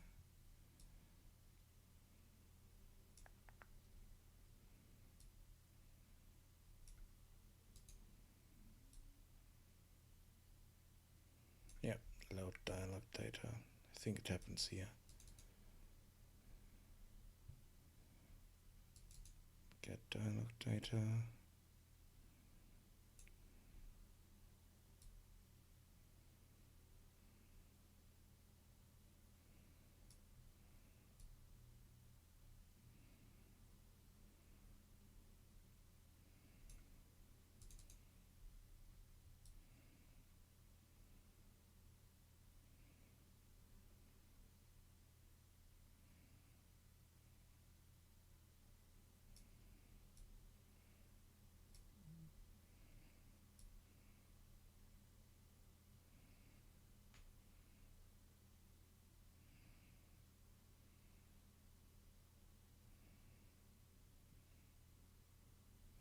Oh, I don't even have setup for the custom stuff.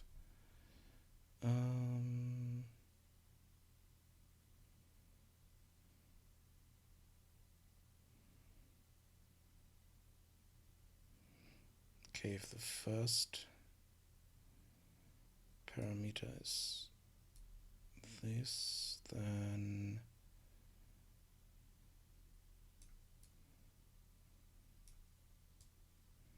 okay, let's copy this. So if this is false,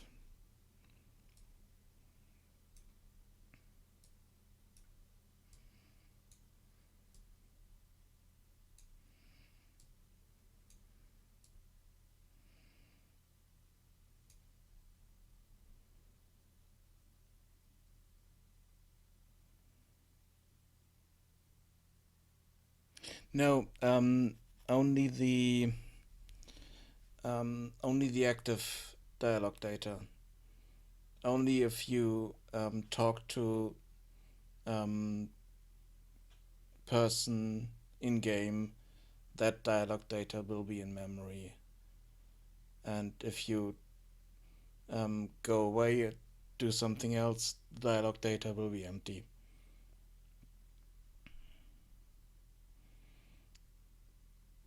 It will be saved on the character, but it will not. So yeah, okay, basically it will be in memory, to be honest. I haven't done that yet. Haven't optimized that yet totally.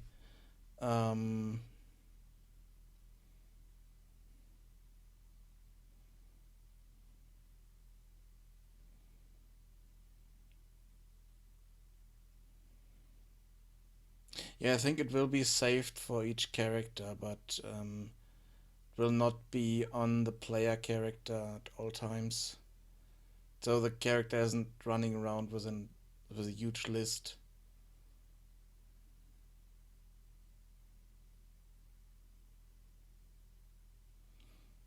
It would only load the data it needs. So if I go to let's pick a character that I already set up.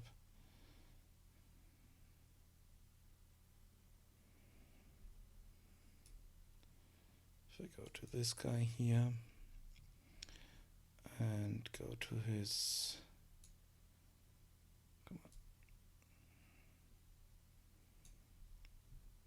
to his dialog list.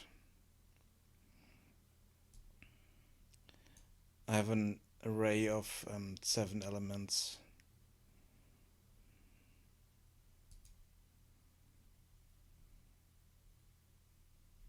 And each character has its own list. So there are 7 lines for this character dialogue, and if I jump over to another character here, let's pick the innkeeper here.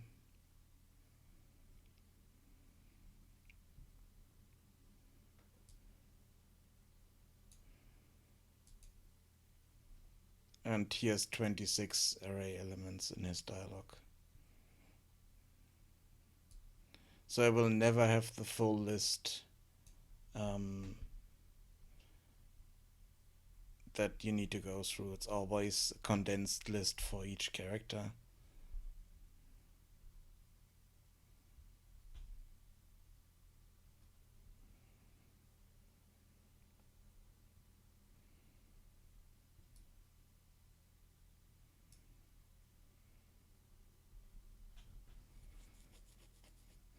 And the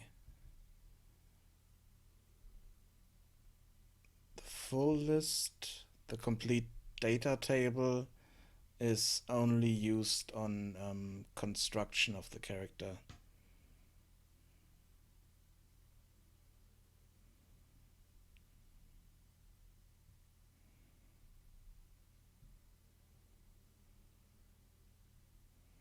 But there might be ways to optimize it later, but at the moment it's just in a pre-alpha stage and no real optimization in it yet. So, not quite sure why this is so damn slow, but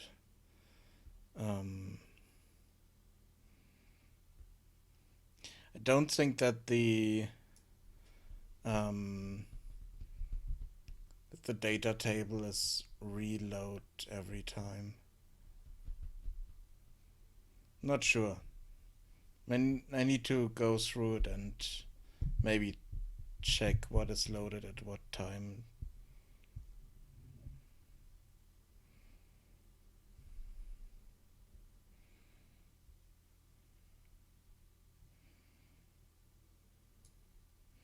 But at the moment, the Smith should have dialog list.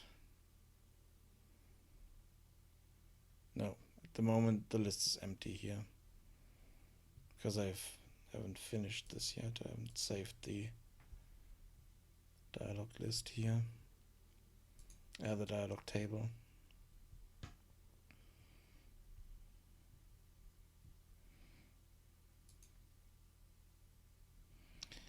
But let's go back to this and set this up as our parameter here.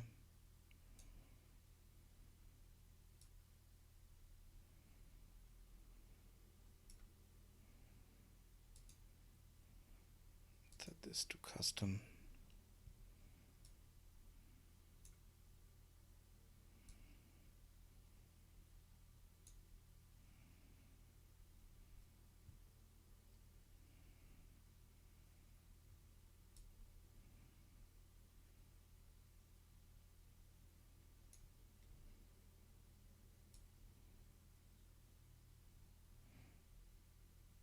Okay.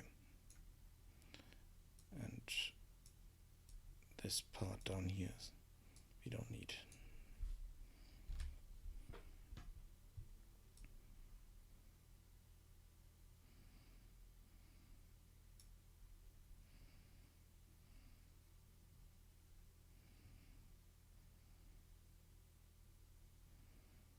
Okay.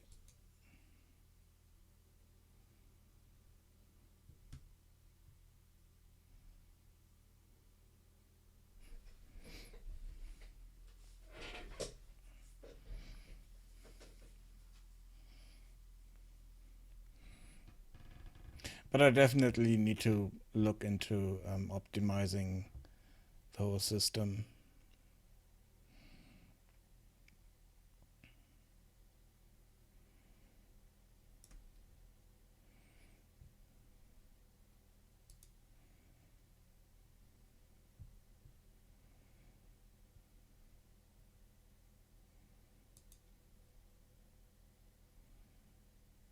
Maybe find a better way to handle the whole dialogue system.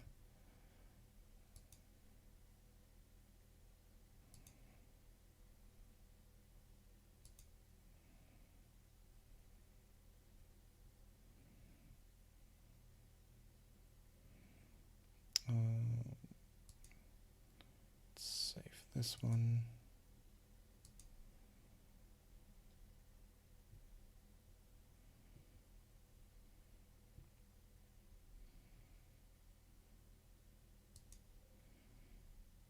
And let's go here. So we remove the item. This is ending the dialogue.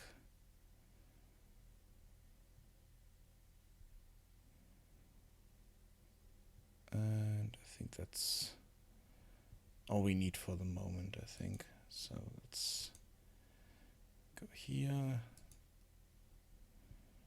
And let's jump over to the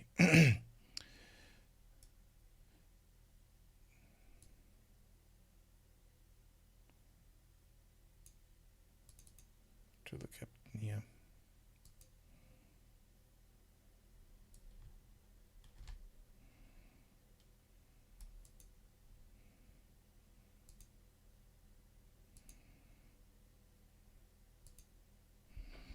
So now we have the broken gear.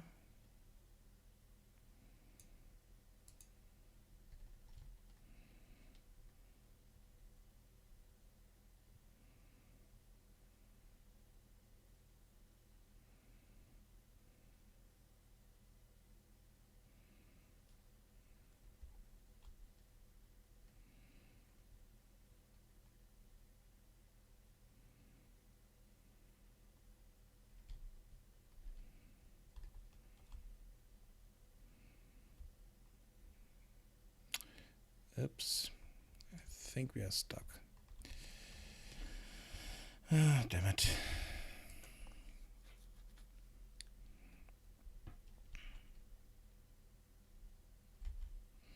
Let's do this again. Sorry about that. I still have a few issues with my landscape that you can get stuck in areas.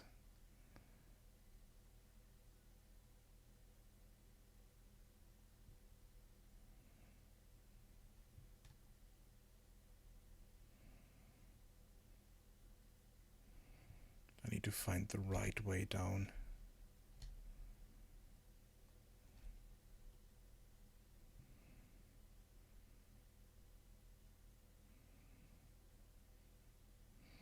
It wouldn't be a problem for the player because the beginning of the game you pick up the teleporter crystal that should fix that issue.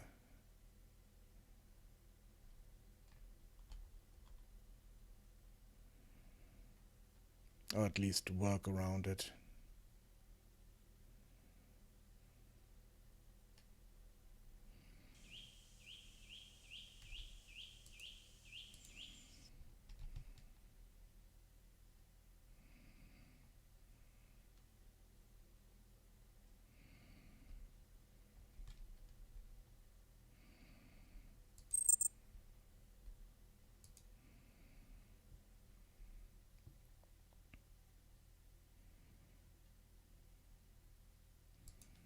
Oh.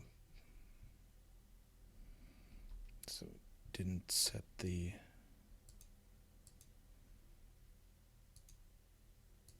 save.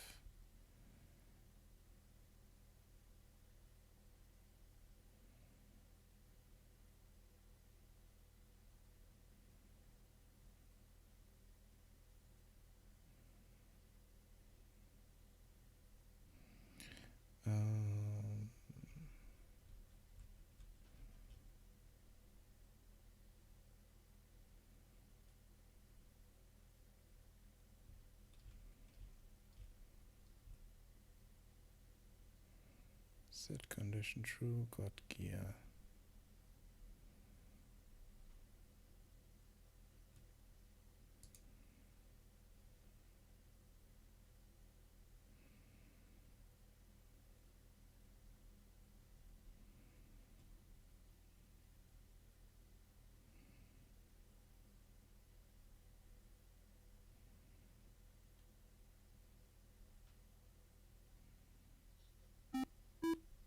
Okay.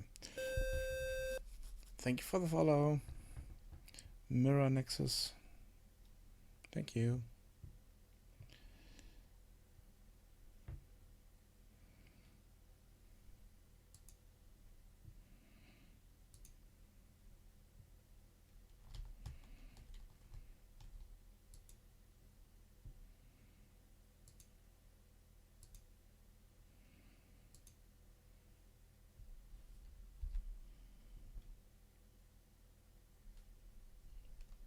Tutorial? What kind of tutorial?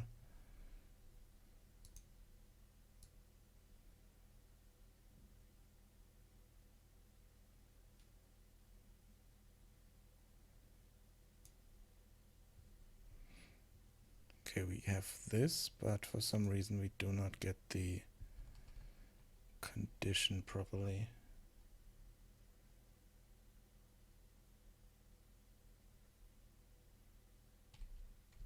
Okay. The thing is, tutorial wouldn't be the right word because I created a really strange system that might not help you in any way. If I would show you the whole system, then maybe it would help, but I'm only showing parts. So it's not a tutorial in that regard.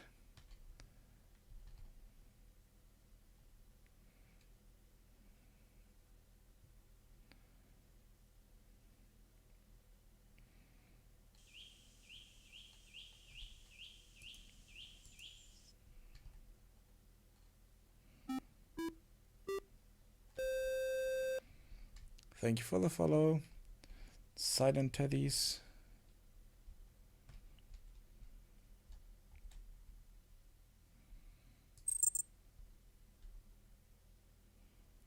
Yes, it's I think there's even a command for it. Try exclamation point YouTube. I think I've set it up that way. Why is this not working here? Damn it.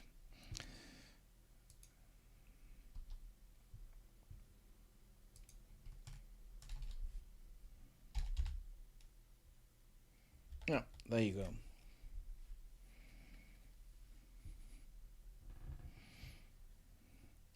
And I'm uploading the VODs.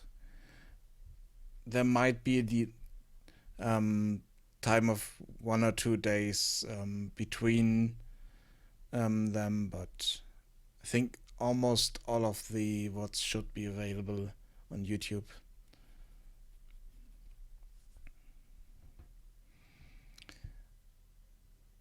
But it's a lot. So I think it's not practical for binge watching and following the whole process. Might be a bit too much.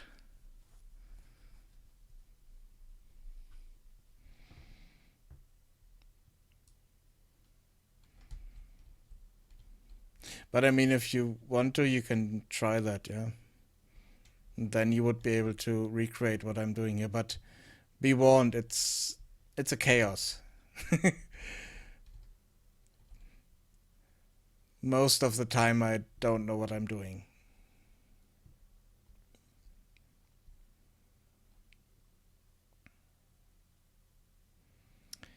Okay, why was that not set correctly? So, do command is set, and we get the item.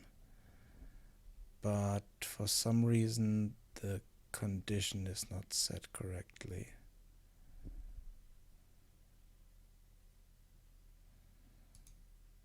And here we have has condition.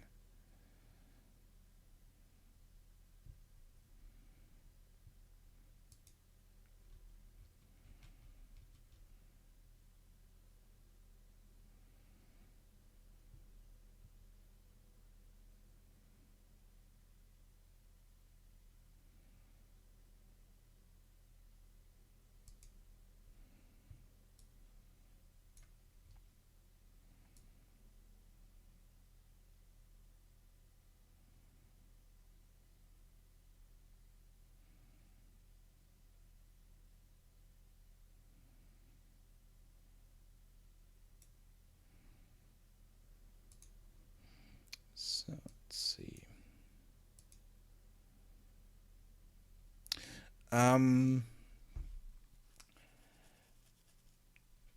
If everything works out time-wise, 4 or 5 days a week.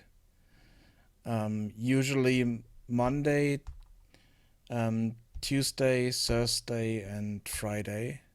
Game dev, and 1 day on the weekend playing games.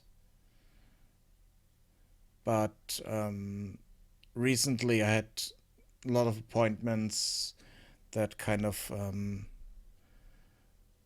got in the way of streaming and wasn't feeling well enough sometimes, so it's last few weeks were a bit few less streams than I wanted to, let's call it that way.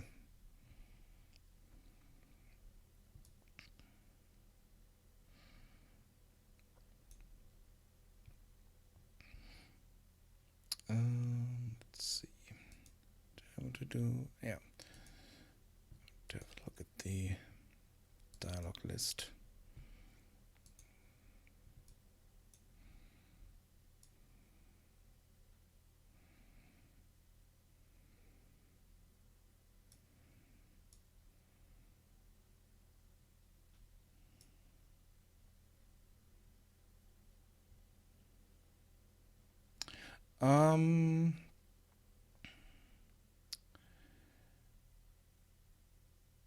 Not sure.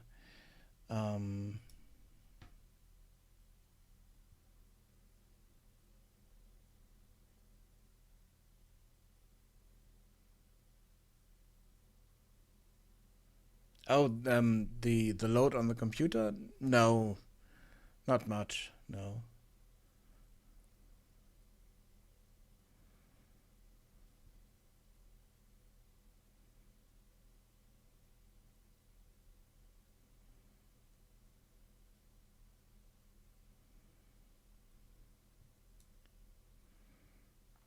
I mean, there are other factors that limit that. For instance, the you noticed slowdowns earlier. That was because of an old hard drive where the project is saved on, in contrast to the engine being on an SSD, and it slowed down a bit in that regard, but that has nothing to do with streaming.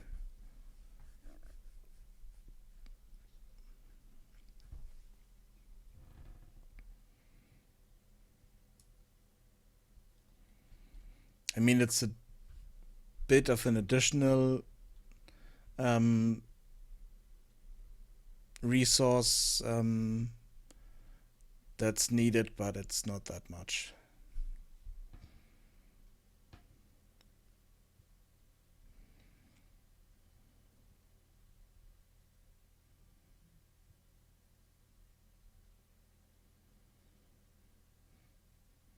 Yeah, a few minutes ago I had some issues that it was really slow.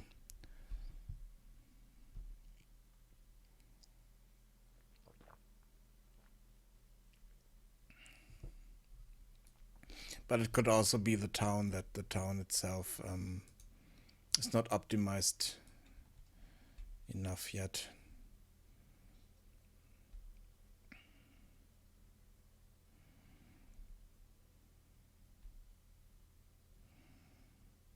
Yeah, it's a town.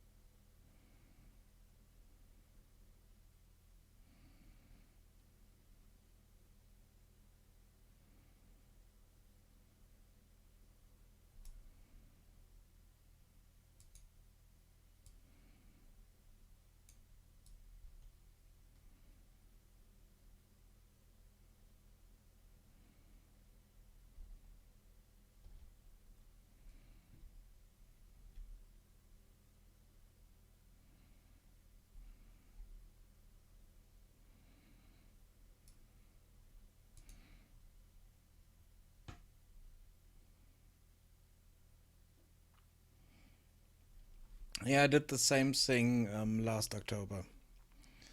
I It wasn't completely square one because I could reuse the placeholder characters and placeholder meshes I had used before, and the same height map I could import into Unreal and then work a bit on it. So it wasn't completely square one, but um, most of the, all of the mechanics I had to redo.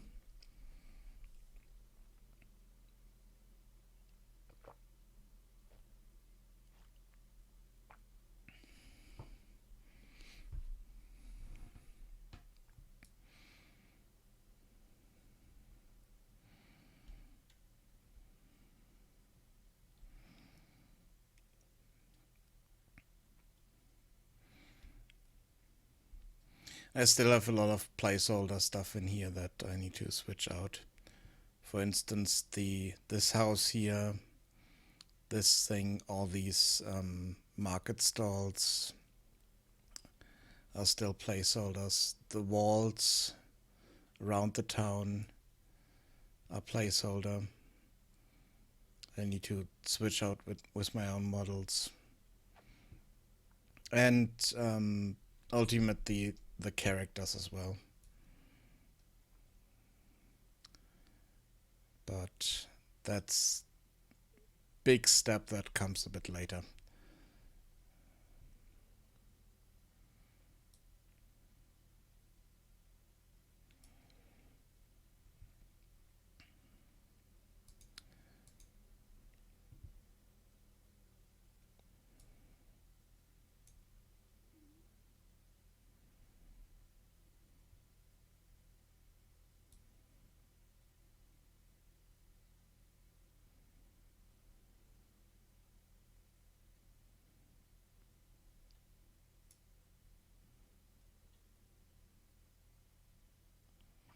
Um, in Unity, I used a plugin called Gaia to combine different height maps together and combine them into one terrain, and then fix the areas where they overlapped and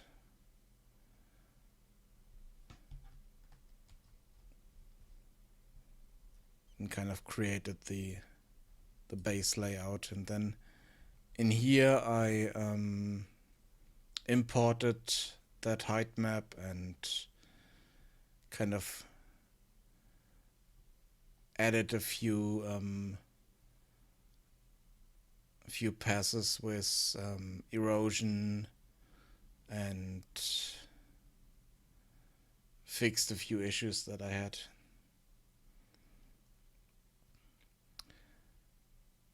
But I think I want to redo the height map at some point. because it has a few issues.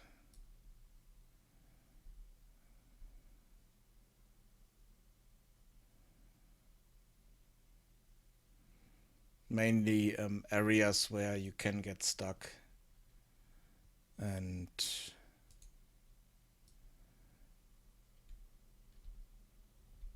as a result, if you do not pick up the teleport crystal, you can't progress. And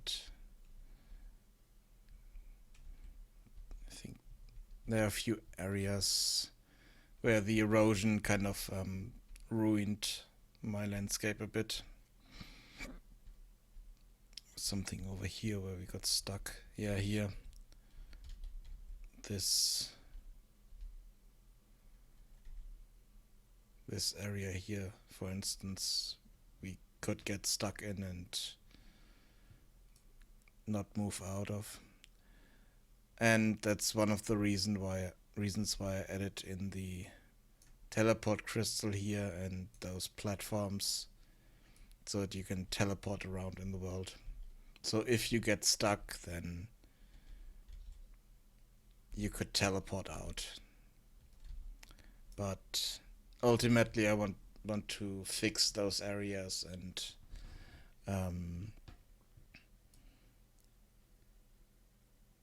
so that you can walk around everywhere.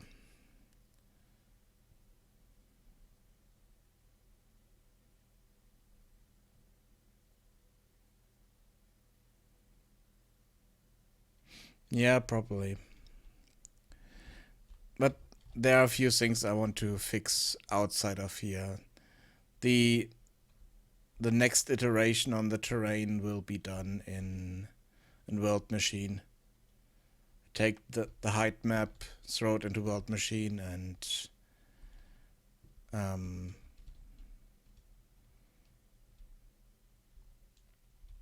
let it run through there, and then hopefully have a better erosion, better terrain, and all that stuff. I still have the... Oh no, I removed it.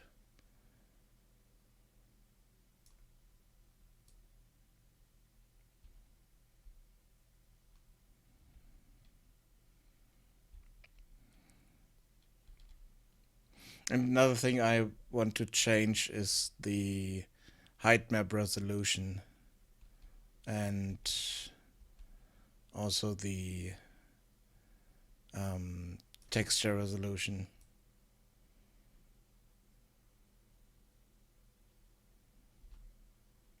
Because there are a few issues here that I want to fix. If you look at this wall here, you can see that the resolution isn't high enough to fix all this overlapping here in texture and the kind of cliff walls here. I mean, I could add meshes to it to make it look better, but I tried that once and it didn't help much.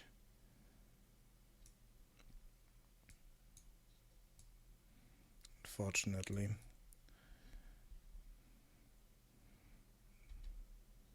So now I'm just trying to have my terrain set the initial textures and then paint in areas where I need to fix it on my own.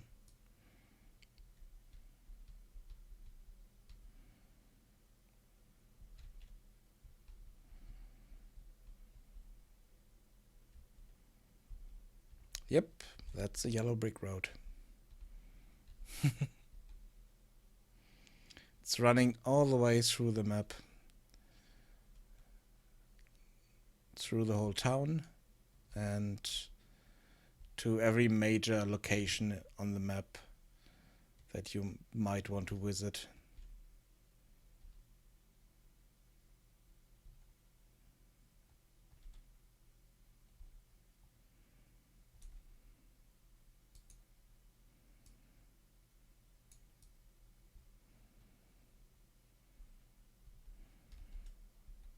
So it runs here to the troll cave with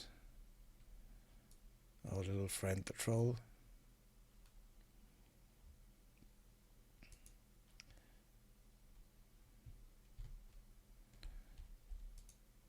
And by little I mean he's nearly double the size of the character. I used the terrain spline tool to create the roads and just didn't set a mesh to it, and just set the texture so that I can fix areas around it by just painting the normal textures, and it will set the road blending with my ground textures properly.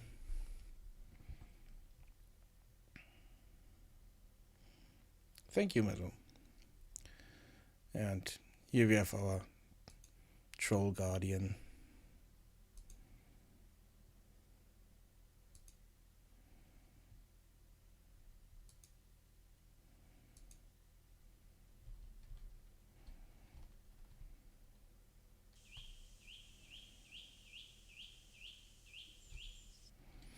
And there are a few issues with blending. In some areas it works better now since I fixed the terrain material.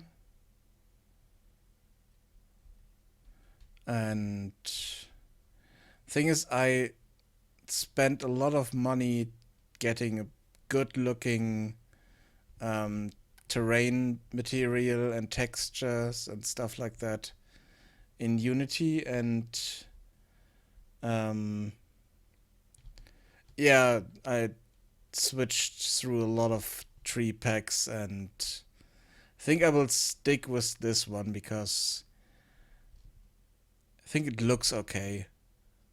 Might need to change the coloration I have on these trees a bit, but I think the trees are fine now because they work for the amount of trees I have in here and the performance.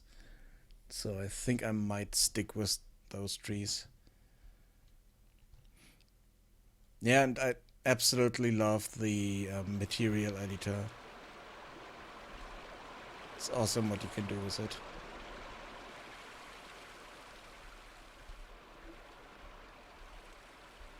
And it also finally does height blending. It's not perfect yet, but it works a lot better than before.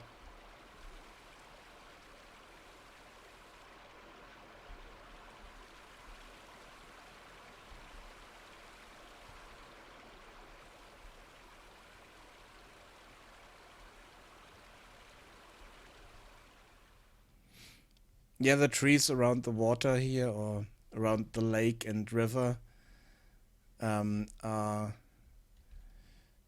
not getting proper water. They get the magical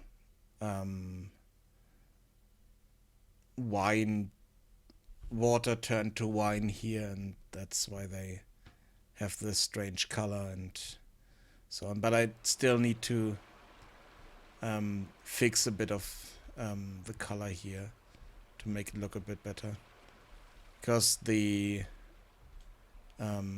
only the leaves need to have a different color, not the trunks, and still room to fix stuff in here.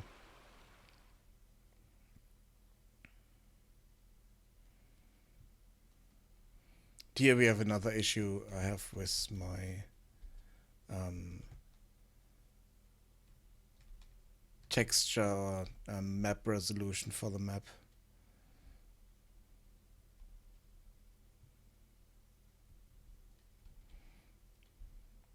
No, it's wine. Let me run over to the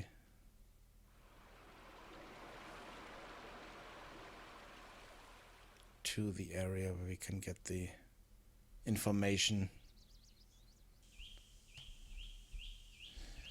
I need to set up the plaque here so that you can read the information here, but if I jump into my journal, then that's basically what you get from the plaque that's there.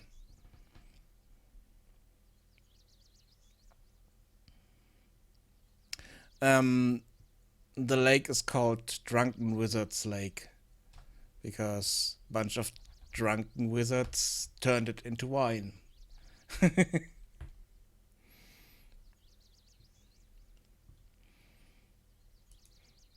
And they did so about 100 years before the game starts, and no one was able to fix the lake since then, so all the trees around it changed, and the creatures inside also changed a bit.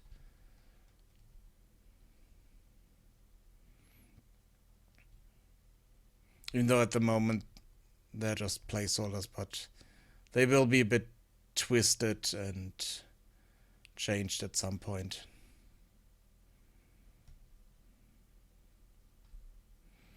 But we have fish in here that you might not really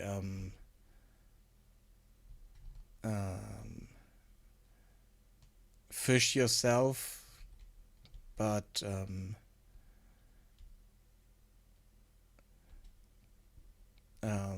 that you can watch swim around, so there's a bit of movement in the water. I'm not sure yet if I will add kind of ingredients that you need to pick up from the fish here, but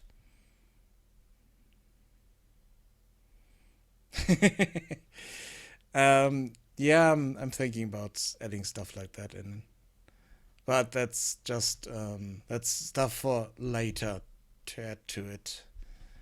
And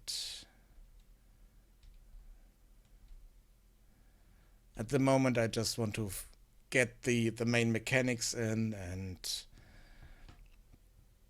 the story flow.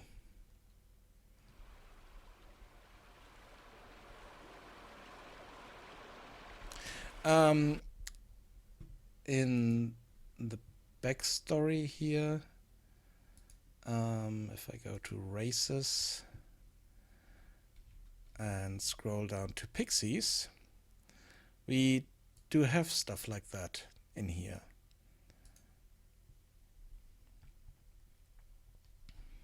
Pixies are not liked by most races, and because they do not like each other, and they like to play tricks on everyone they see and so on. And the thing is, I was thinking of maybe adding a pixie NPC following the player around at some point, but I haven't done so yet.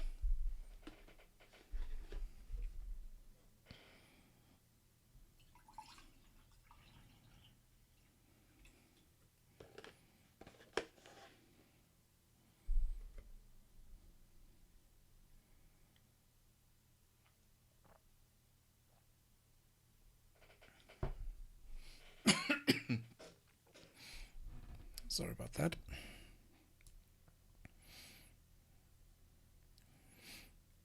Yeah, the trolls and dwarves are a bit different from standard fantasy fare.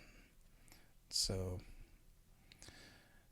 the troll you already saw, but the trolls in this world are technologically advanced creatures that have automated their lives with automatons and strange inventions. I started in February last year. Yeah, last year, 2016. and I switched over in October.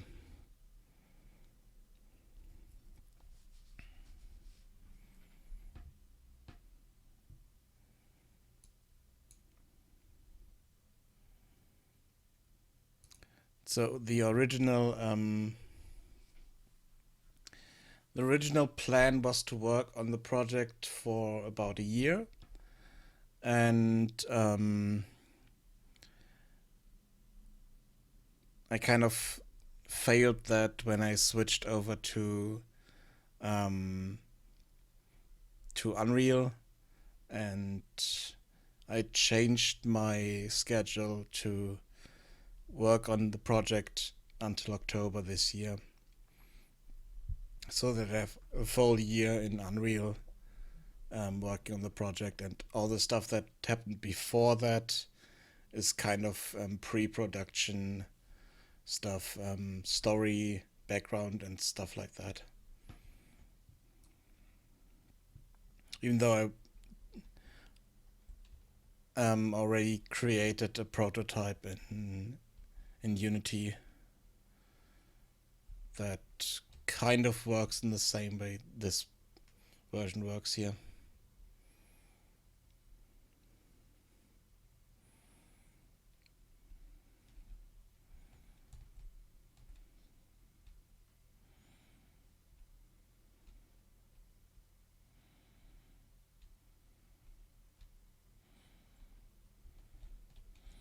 And my focus at the moment is kind of fixing one big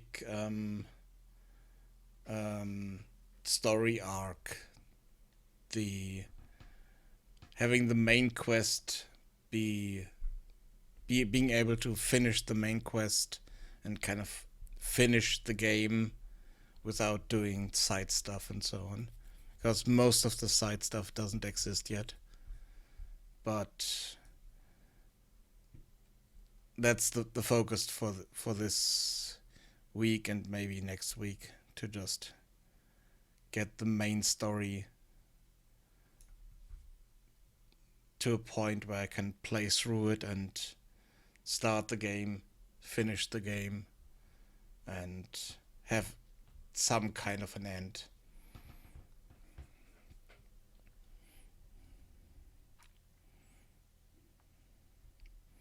But for that, my damn dialogue system needs to work. Quite sure why this doesn't work.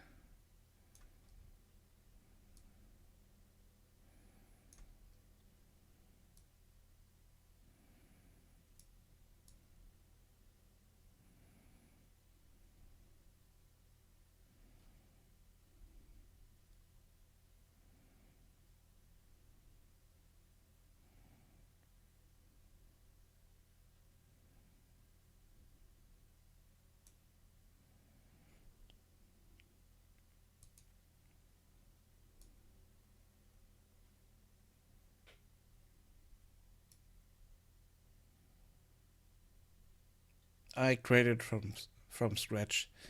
The thing is, I created the dialogue system in Unity a few years ago, the beginning of the system, and then refined it in Unity, and then kind of ported it over, kind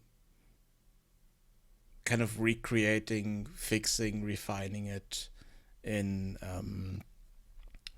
Unreal. The original idea was to also find a way to re-import all the dialogue I had already written, but the problem is couldn't find a proper format to convert the data.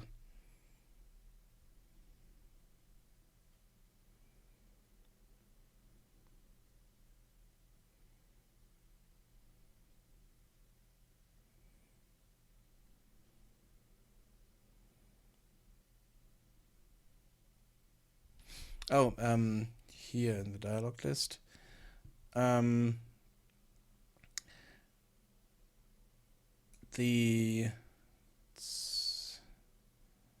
get dialog data. I'm reading data from my table. I'm searching for the character ID in the substring, and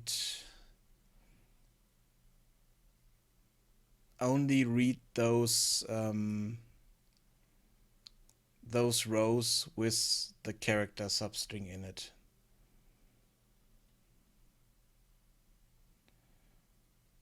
At the moment, I'm only working in Blueprint. I haven't done any C++ on this project.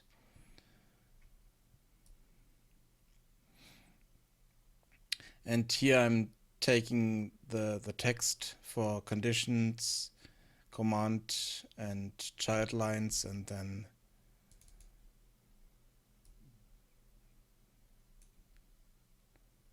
picking that apart.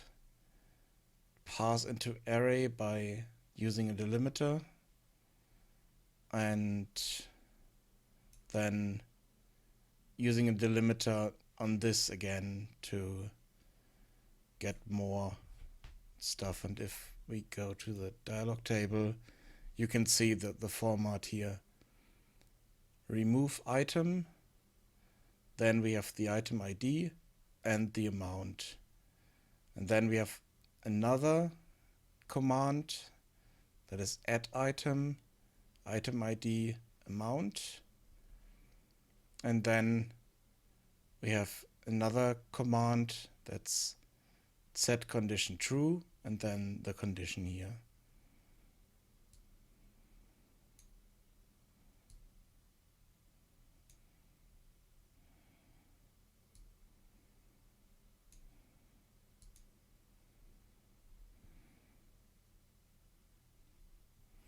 That's how it works with that system.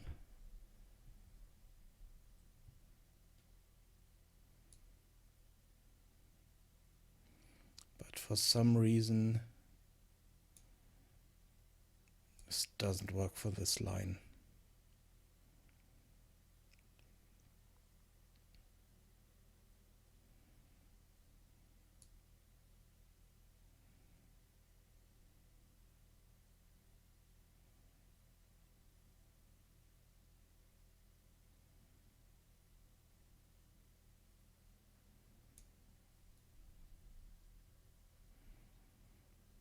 Things we get the item.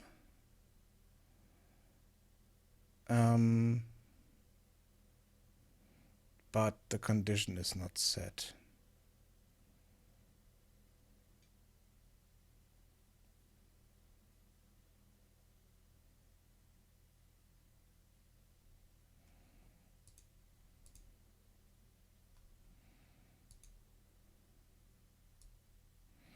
And it happened after I changed this here. Let's see. What did I change? This return node was at the end here.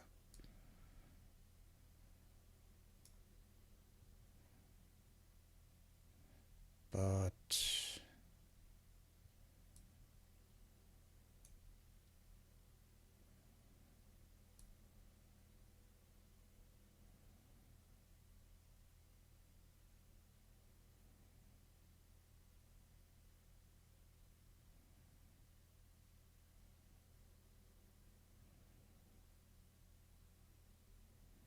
I'm not sure why it doesn't take that part. Let's remove this connection here. And restore this.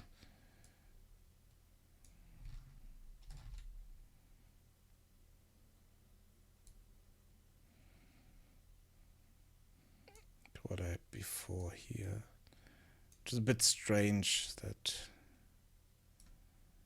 I had this there, but okay. Let's see if it works now.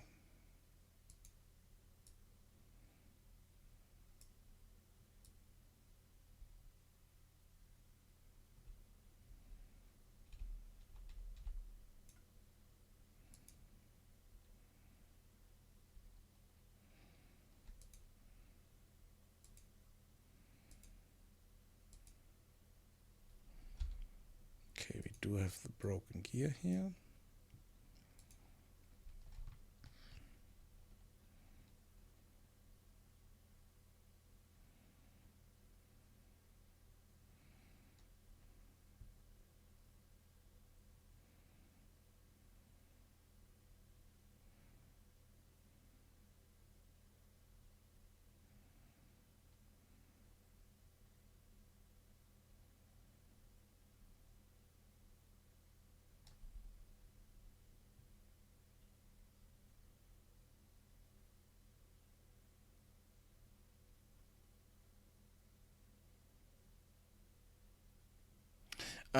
There's a playlist for the Unreal part, but I haven't created a playlist for the whole thing. I think I had a playlist at some point, but then I I'm not quite sure why I didn't redo a playlist. But the Unreal part is in a playlist.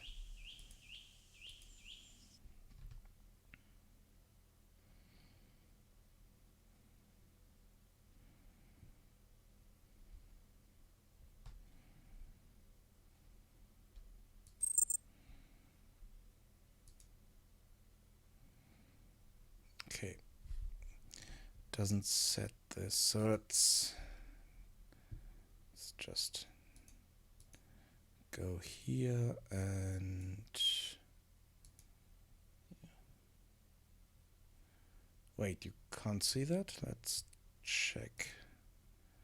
It should be there. Playlists. Edit.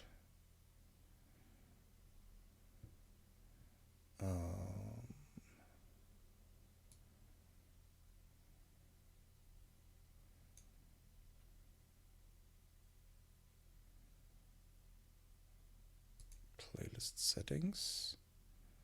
Should be public.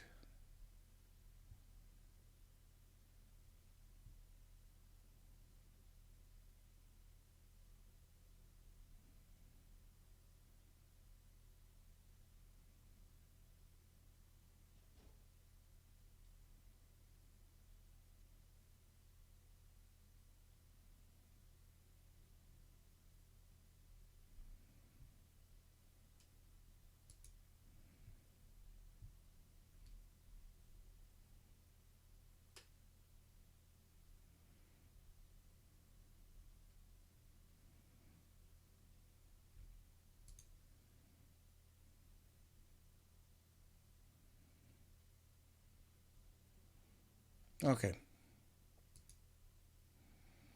And if we go in here, not sure if you have this plugin installed, but it's 326 hours in this playlist.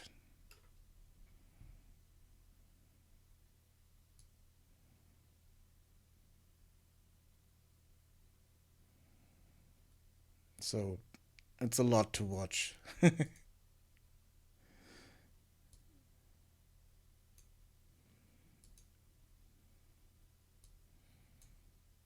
And I think I need to add a few videos here.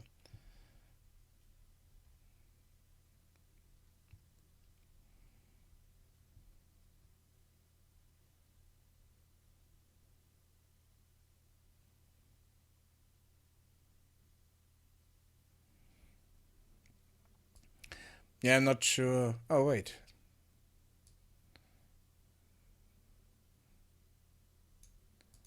It's 700 hours. Didn't load the complete playlist. So this playlist is 700 hours long. Nearly 701. And I think it's missing few. I think it's missing 2 streams, so maybe 6 to 8 hours will be added to this later.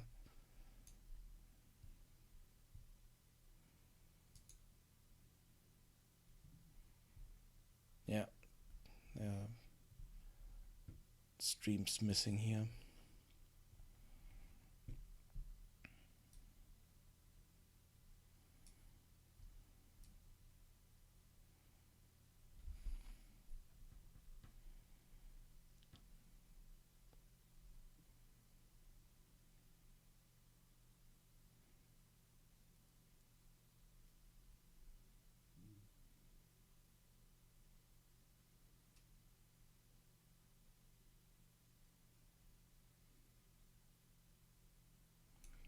Set condition.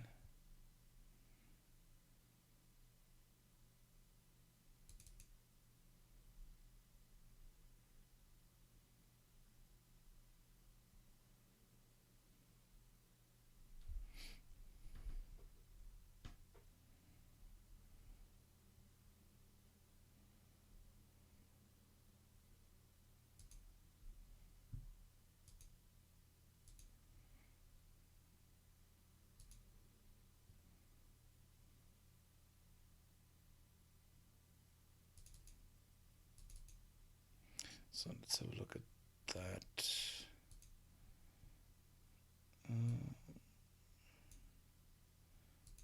Blueprints, game mode,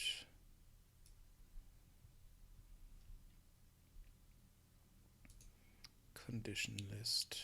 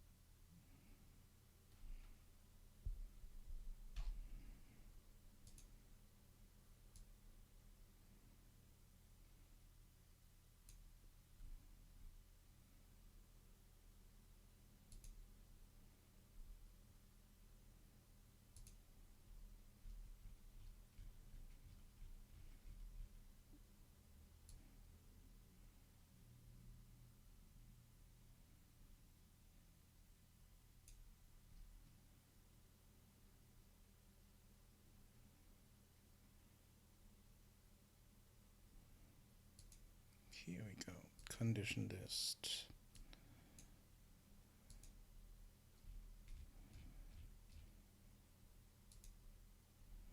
Fixed gear and talk to Smith. Repaired gear and got gears.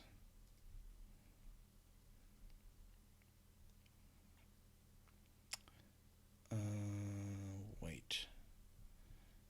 Got gears, repaired gears.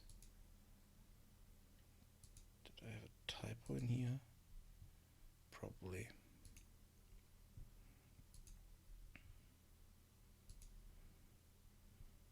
Yeah. Got gears.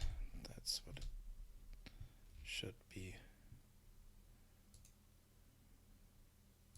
That's why this didn't work.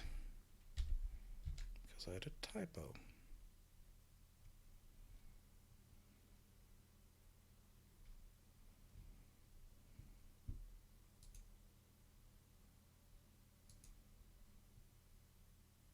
Yeah.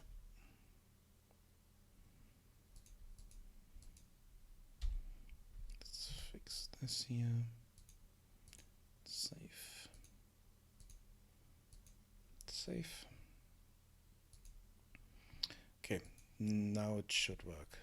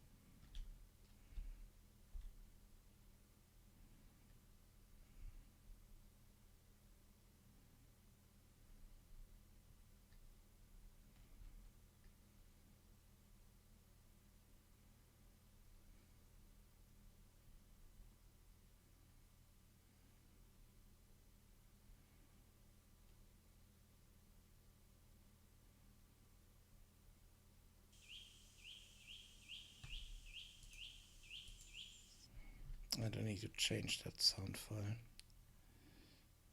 because it's not the right one.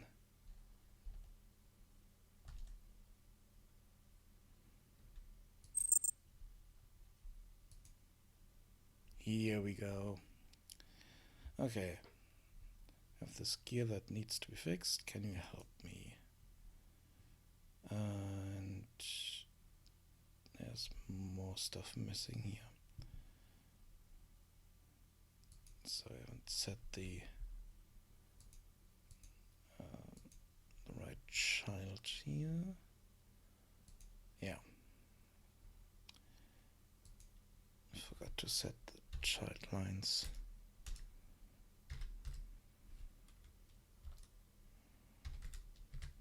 Okay. This one doesn't need a child line because it's ending. Okay. Then here I want to add stuff.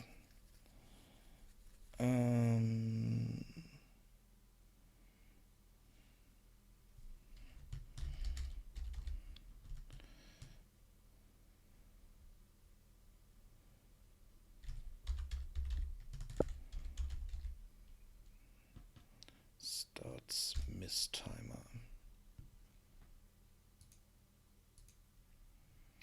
And I can also go in here and reconnect this one because this wasn't the problem. My typo was a problem.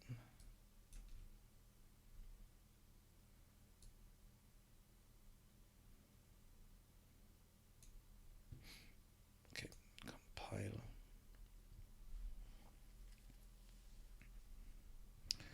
Let's go in here.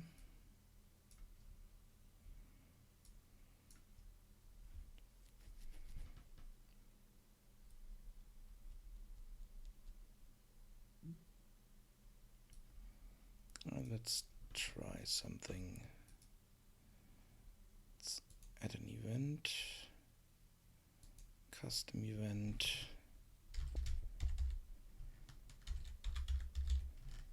Starts miss timer.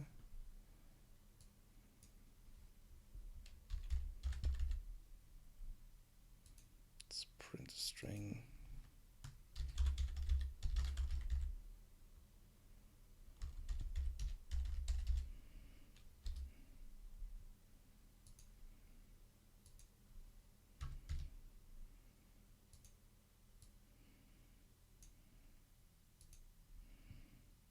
Let's see if that works.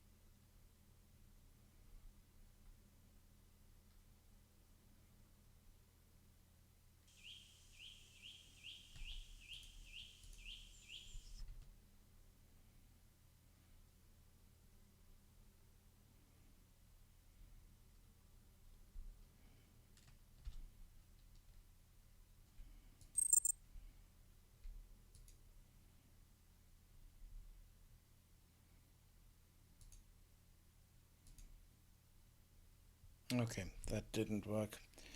Okay, I need to figure out what I can do for that. Um,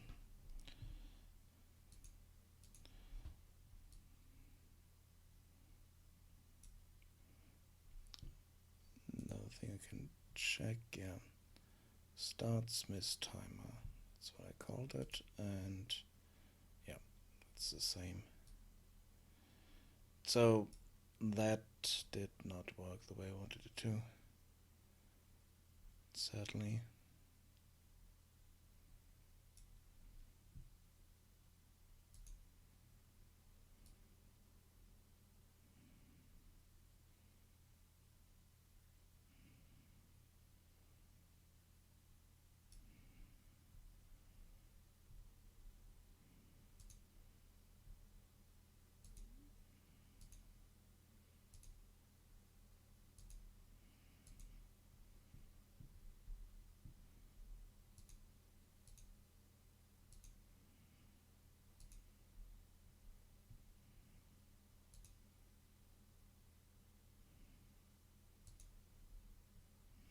Hmm.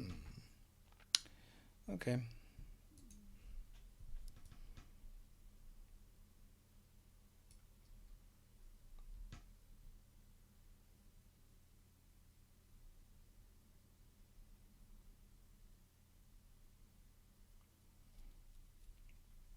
Um,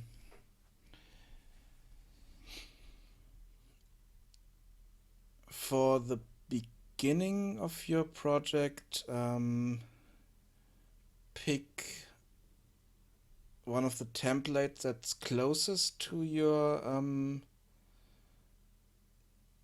old project, to your Unity project, and then try to import as much as you can from your old project. That means all the models you had, all the meshes, textures, stuff like that, height maps, um, special other maps that you can export and import somewhere. Um, and then open up your scripts on a second monitor and try to um, recreate the script in Blueprint.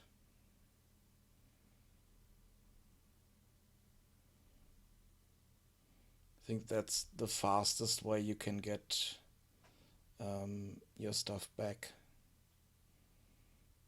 So it's not completely from scratch. In some cases, you need to figure out another way to work with specific systems because it's not, you can't copy over everything the same, but in most cases it should work that way.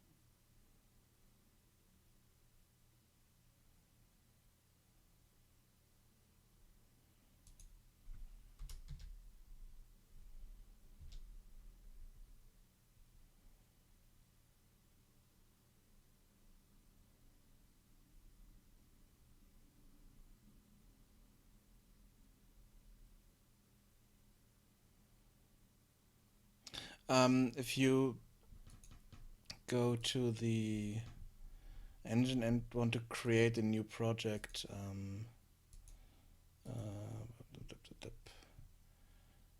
if you launch the engine, you can create new projects in it. Hello, how are you?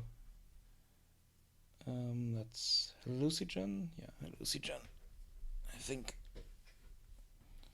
Lusogen. Sorry for butchering your name, but hello. How are you? Um,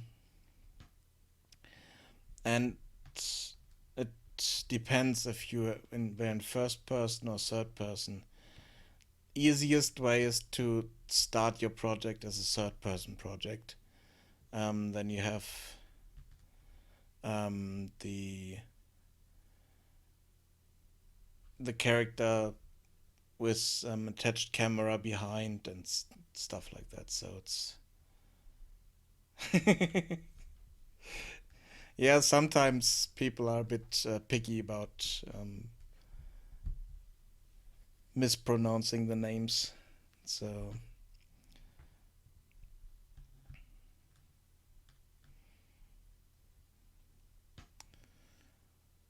for my project, I use the first person template because most of my interaction was first person. The problem is I switched to a partially third person interface sometimes, and most of my interactions um, the um, the game world is in first person and doesn't really work in third person. Can just show you here.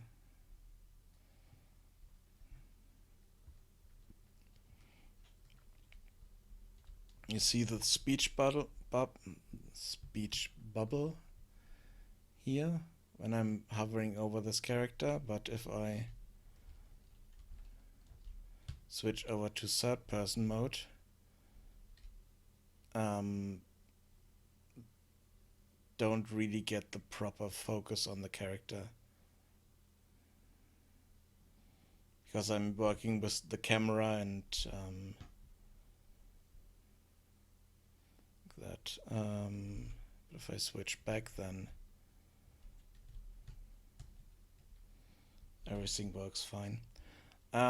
This guy here. Let me show you the model. Models. The characters, placeholders.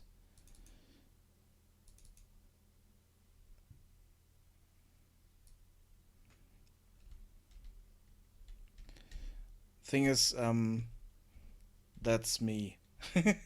Basically, it's I wanted to recreate me in a program that I used to create those characters.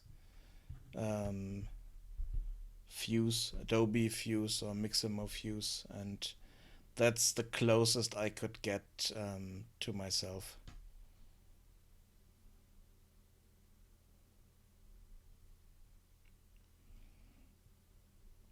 I will be on next tomorrow afternoon. Um, from noon my time um, into the afternoon, about um, 4 hours, and then 4 hours in in the evening. I think.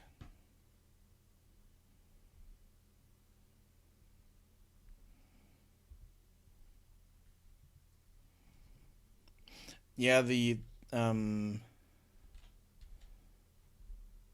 the glasses are a bit broken for some reason. Thanks for stopping by and have fun.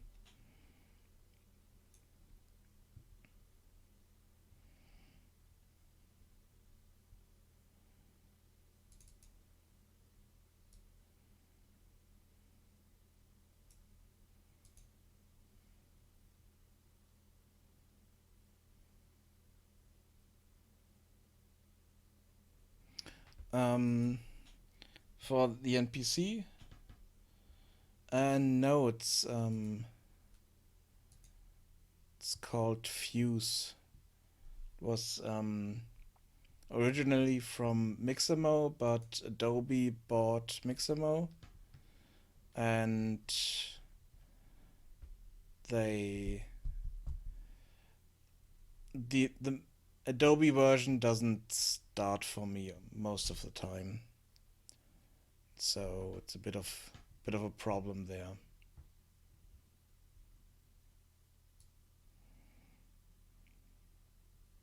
For instance, I need a character um, for my airship captain. Let's create one.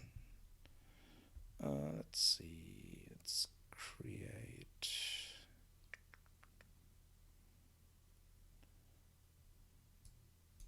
Let's take this one.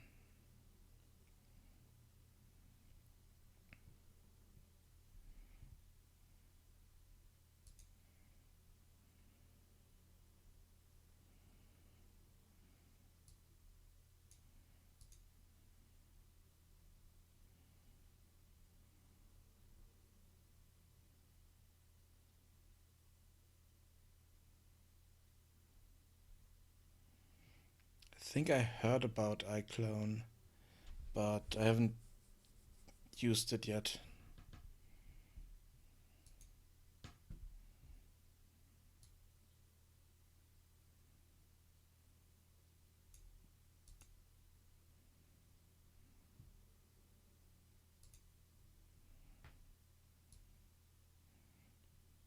But the goal for the game is at some point to have my own characters.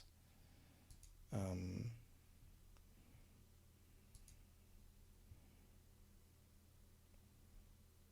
and then use them with the Unreal rig.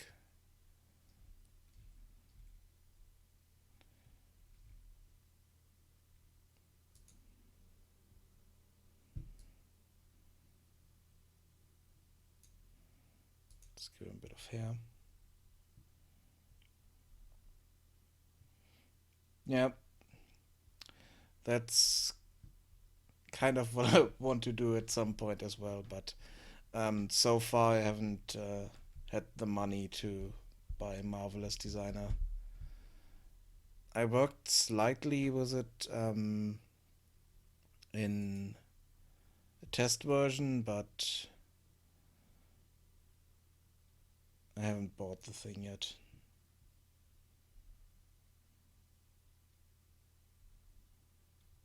Oh, that sounds interesting.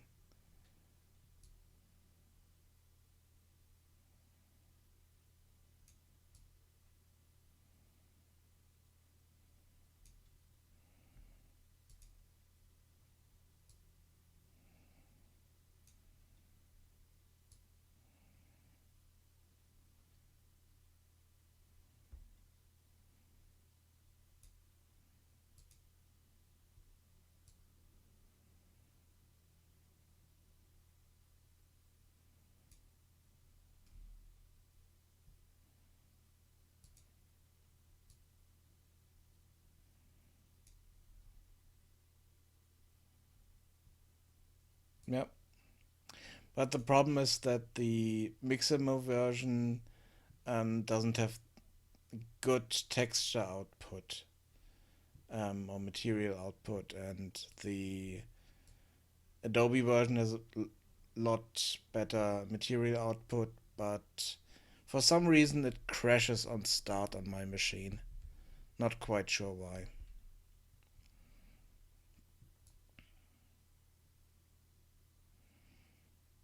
And the other thing is that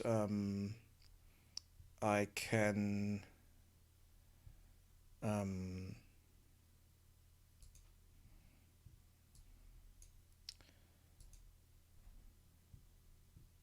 oh, damn it. Sorry about that. I think the connection might break down. Yeah, sorry.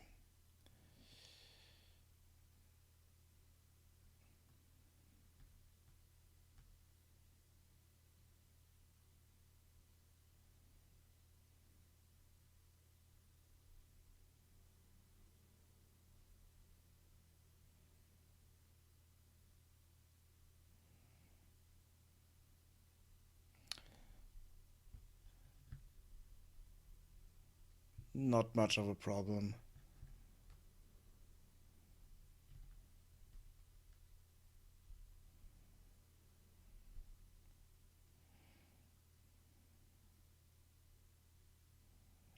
I have filters and all that stuff, so if you want to spam me, go for it. Most of it is filtered out. And if you want to kill that address, you can also do that if you want to.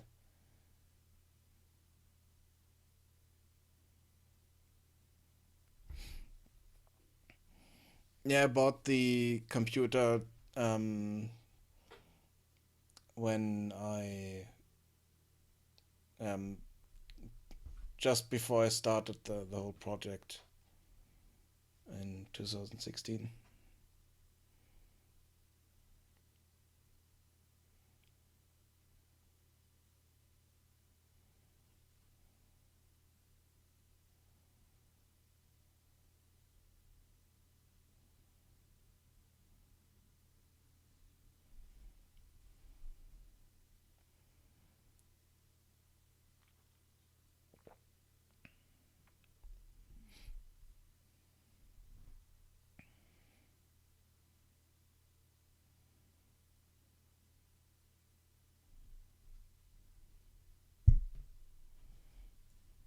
More tabs?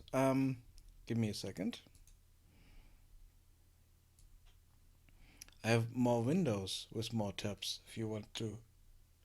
I have some over here and some on my third monitor.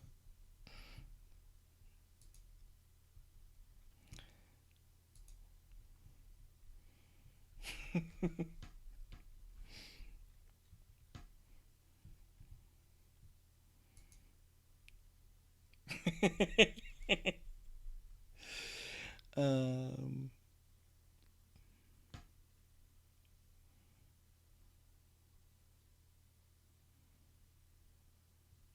the other thing is I'm working on a really low budget, nearly zero budget, so um, I for the characters I want to create, I'm using Blender because Blender is free. Might not help me much if I want to go further with it, but um, it works for what I've done so far. But I bought the Substance Indie pack at some point. So I have Substance Painter and Substance Designer, even though I haven't used Designer yet.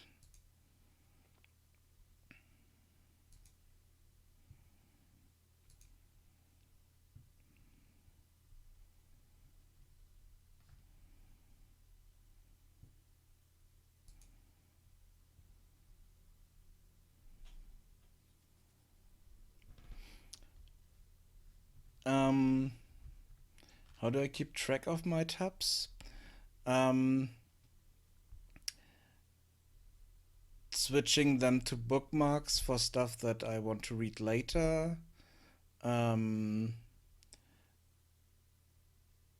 and most of the time have something like this where I just don't know what's in here and could switch through it, but in most cases don't do that. And I have specific stuff on my main monitor, specific stuff on my right monitor, and specific stuff on my left monitor. Um, so they all have their specific places where I put them at some point. If they are not needed anymore, then I'm either bookmarking them, closing them, or just clothing them. Um, Tutorials. Let me think for a moment. Um, oh, interesting. Is that vampire or stuff like that because of the T's.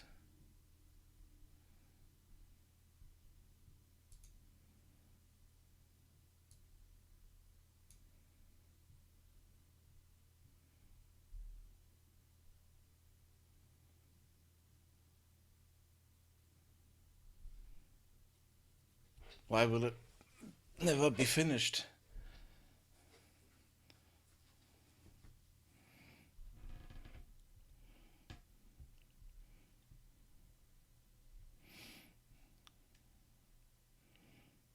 At some point, you need to let go and say that it's finished. Otherwise, it will never make it into your game, and well, you won't finish your game.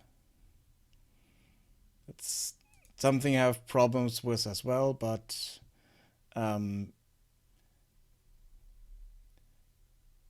it's important to know when to let go.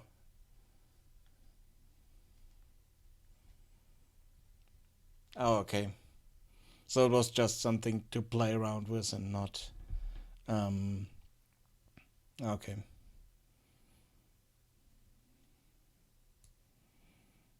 Okay, I thought that you would. It was for the game and you would stop working on that. Okay. Makes sense. I mean, I'm doing basically the same here. I'm taking fuse models, throwing them in, and at some point I might use base mesh that I find somewhere. I'm not sure. Maybe character. What's this? The name? Make Human, or another base mesh that I can work with, and then add a bit of detail in Blender, and then rig it with Rigify and stuff like that. But I haven't done that yet, so I'm not sure if that works properly. And to go to the question from earlier, Savage Butthole, tutorial for Blender. Let me look for a moment. I think I have something open here somewhere.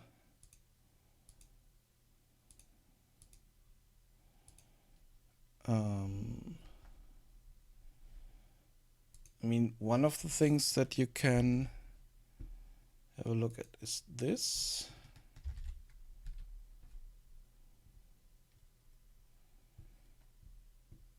That's the live trending Blender to UE4. And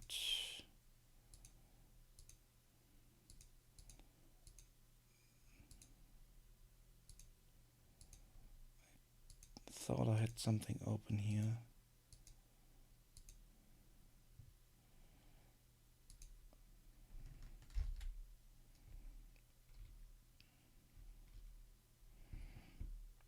And this might also help you. At the moment, I just created this placeholder character in Fuse and uploaded it, and might just download it to throw in my game. Let's see. Let's queue a download. FBX. Yeah, I think I need to do this, FBX for Unity. See if that works.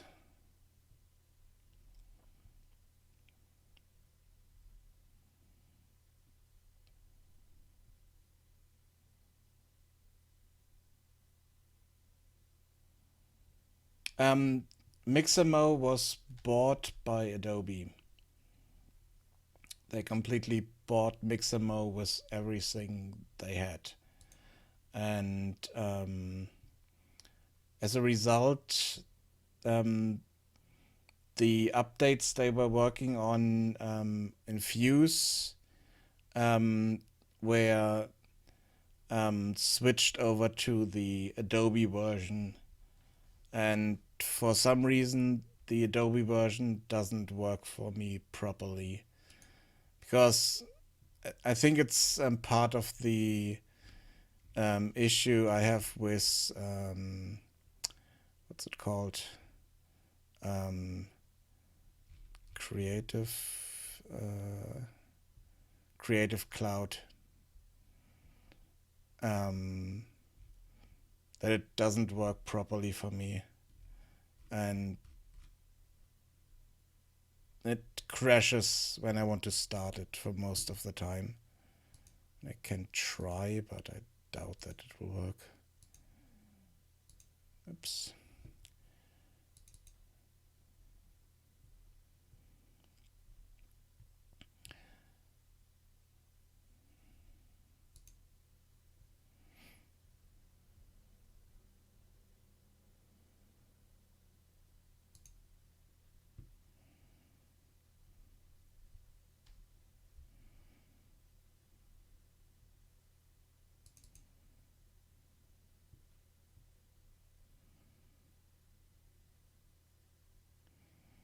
So this should be... Okay, why did I...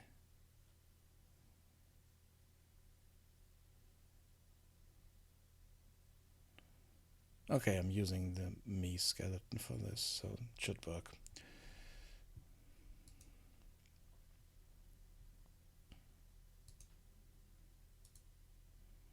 Let's create a new folder.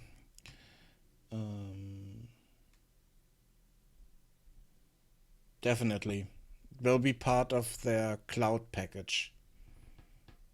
At the moment, only the preview version is available, but that doesn't really work for me. And I don't want to spend money in their cloud service stuff, because I'm not using any Adobe program, to be honest. I'm not an artist per se to use Photoshop or stuff like that. So I haven't spent any money in that area. This is the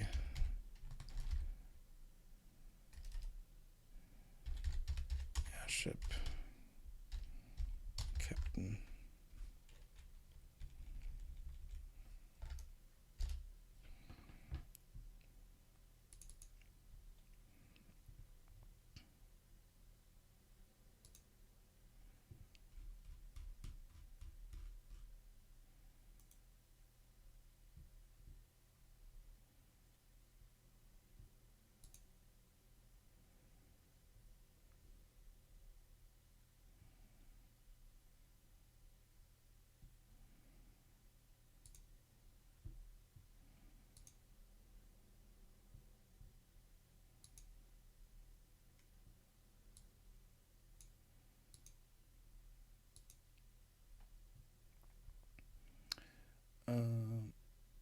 Skeleton, me skeleton. Let's see.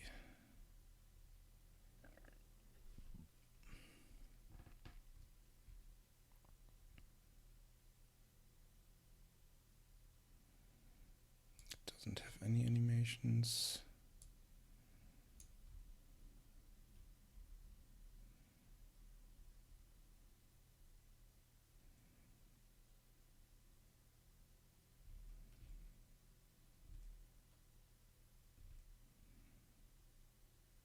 Yeah, import materials, textures.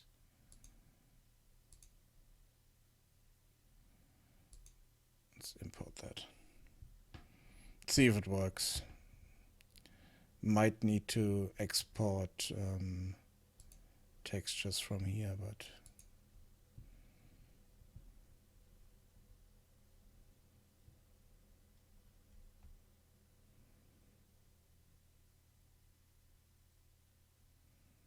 Yeah, damn it.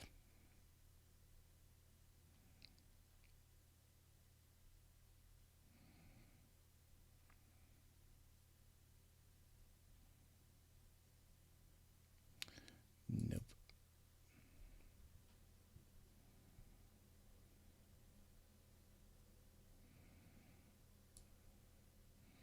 Oh, it looks like we have a bit of stuff here, so let's try to change him. Not quite sure if it works, but let's see.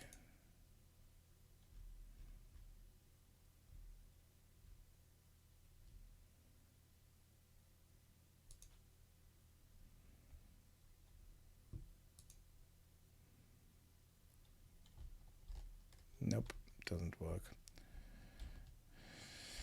But I mean, I have him as a placeholder here, which is okay. That's all I need for the moment.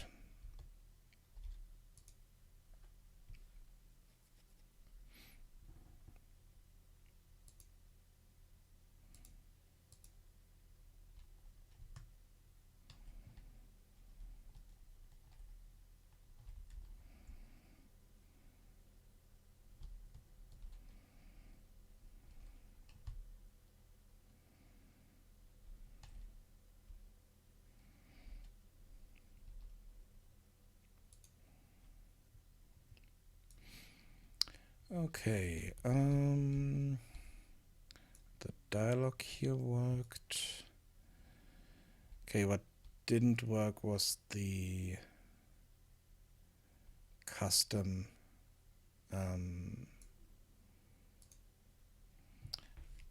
custom dialogue command. That didn't work.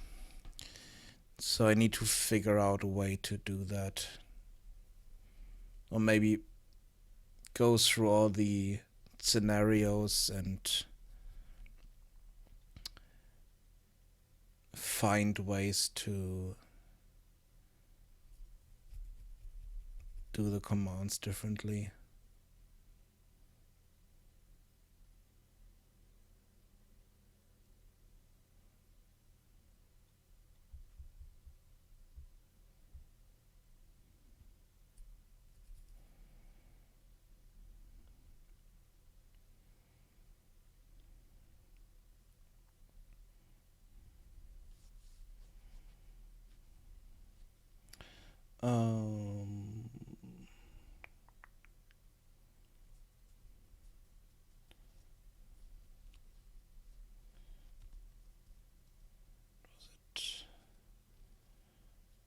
iClone.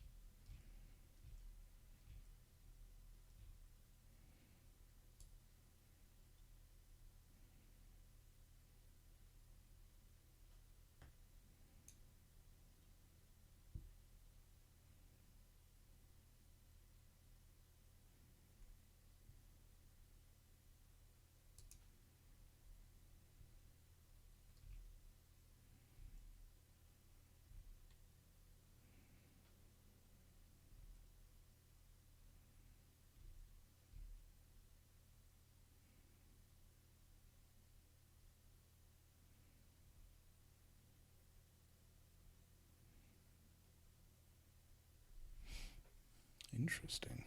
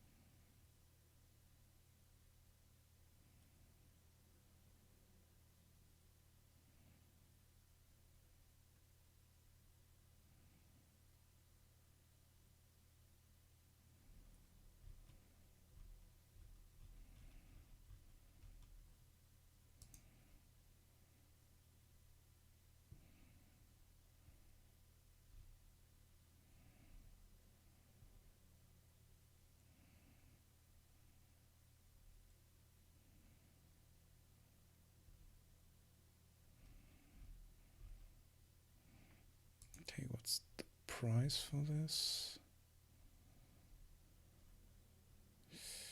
Okay.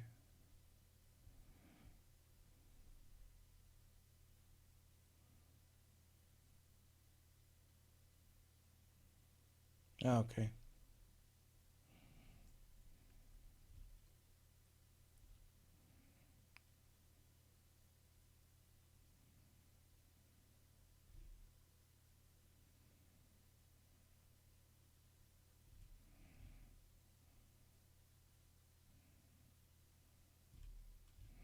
Yeah, sadly, this is a bit beyond my price range at the moment.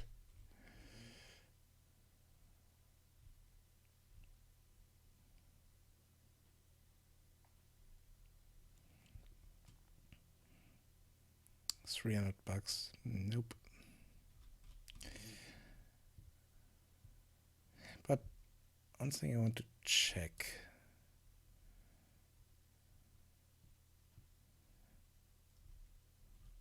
Are the options here? Oh, okay, I can pay with PayPal. That's good.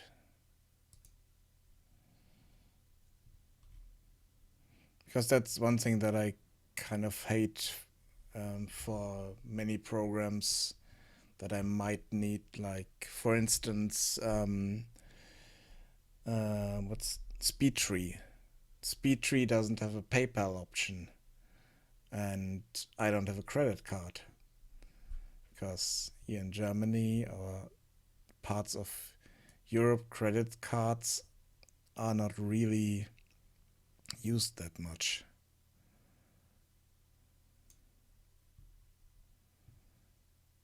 So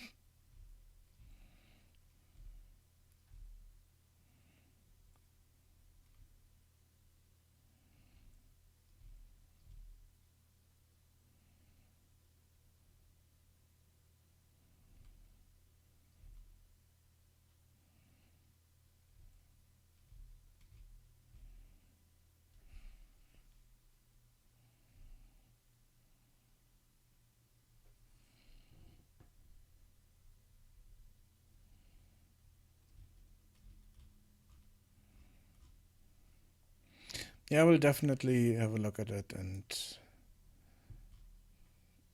try this.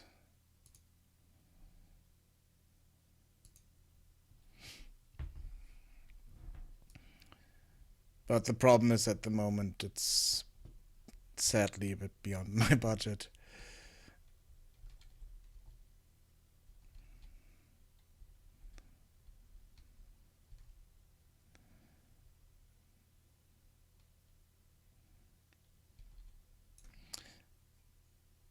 I was trying to use something else here.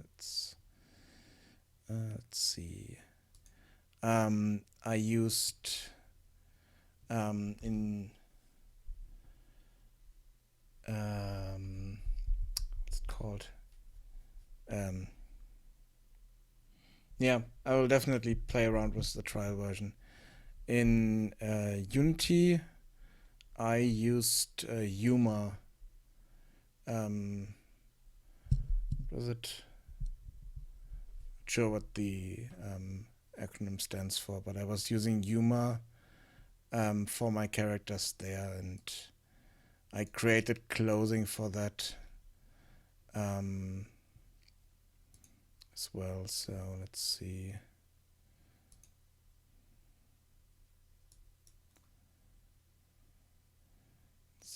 base character here. That was maybe I would use this as a base mesh and work from there for my own stuff. Kind of remove the skeleton and remove the rig and kind of create a new rig for it.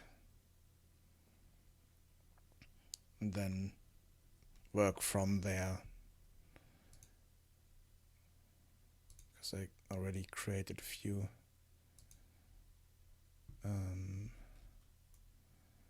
parts of clothing here.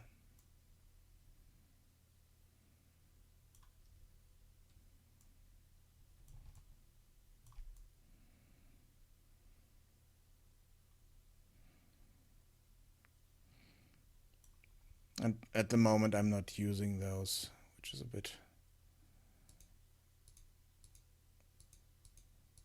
just something I need to do. Let's see, plate, top, there we go. I have this character here with plate armor and gambazon pants and shoes that I created. I mean, that's all that I created for the male character. Oh, and I also created this trench coat, which doesn't fit with the rest of the outfit. And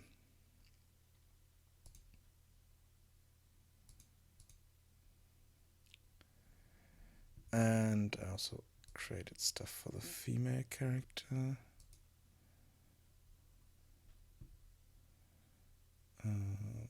Let's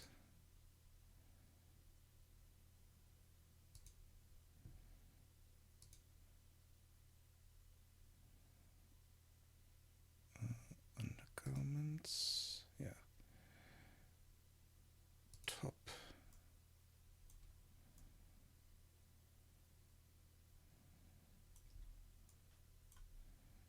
And shoes here.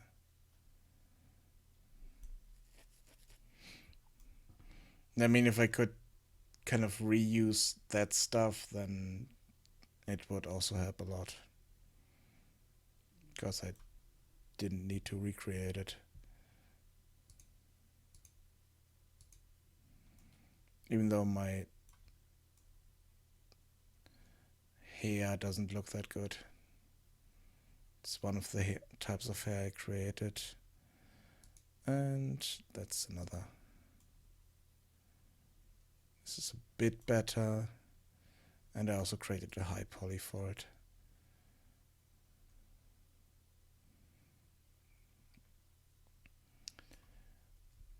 I kind of want to recreate those before spending too much money. Not recreate, reuse those.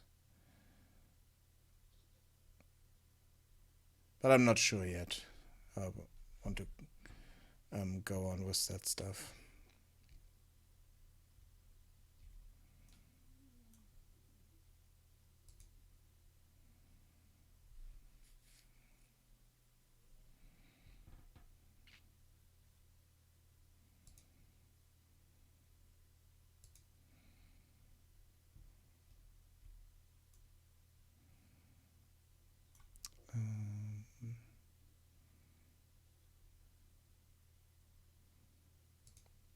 It's the wrong pants, and I also have a dress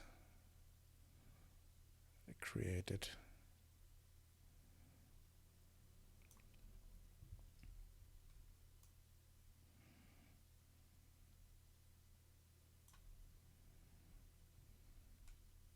There are a few issues with this that I need to work around if I want to use it at some point.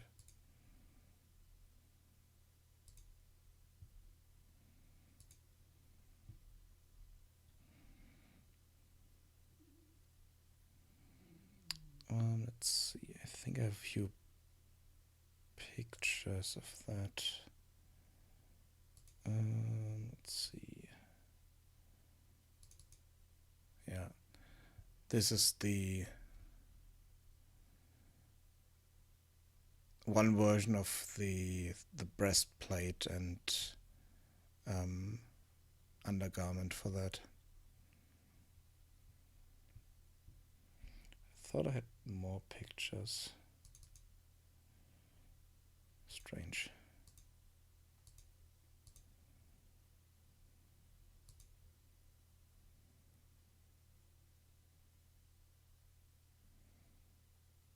I need to look for them there.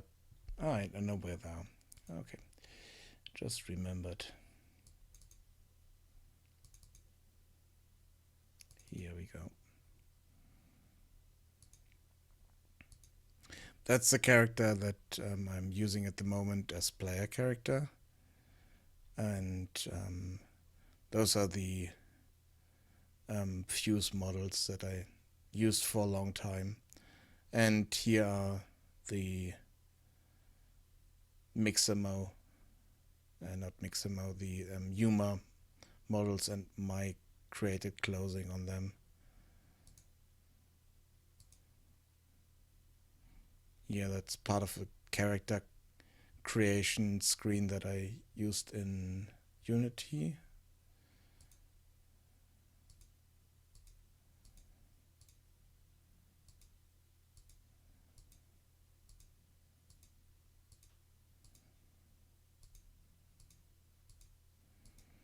And I kind of want to reuse those models again that I created.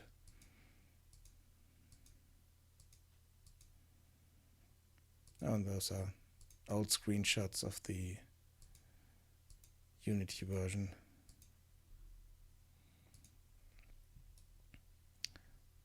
The tone has changed a bit. I think grew a bit tighter together and also is a bit more vertical in comparison to the Unity version.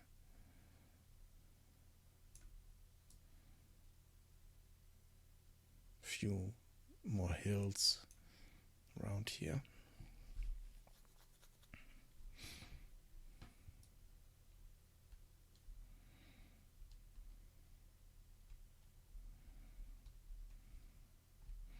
So back to this. Let's see, what can I do today? I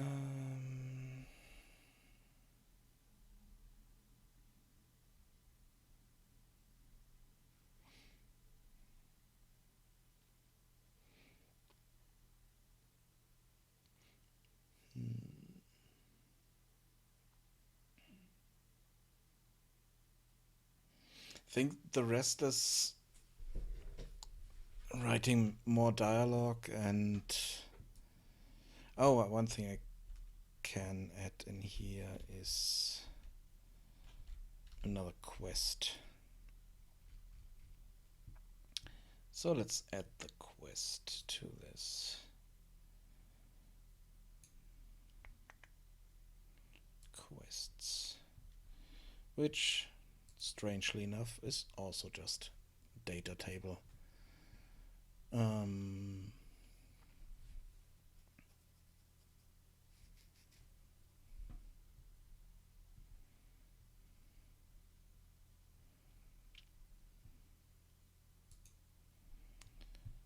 Because I like data tables. So quest ID would be airship down.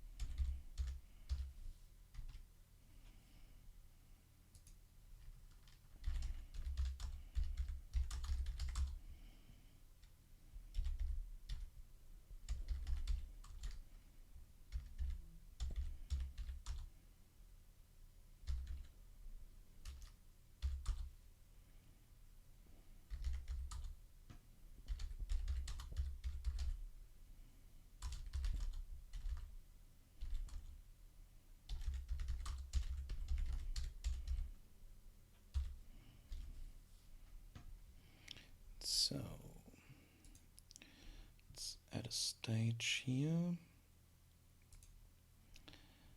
Let's see, did I add condition wise?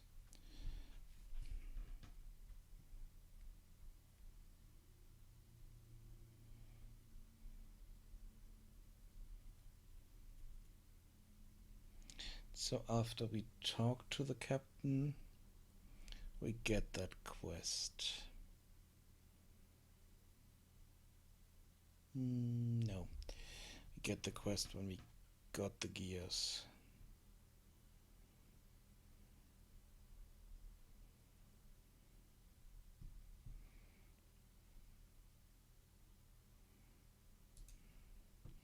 So the first part is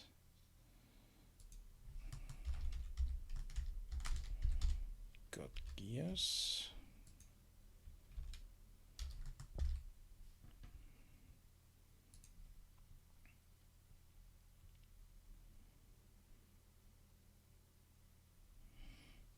And let's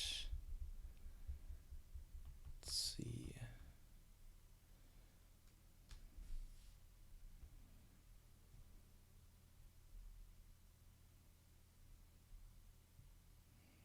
So look at this here.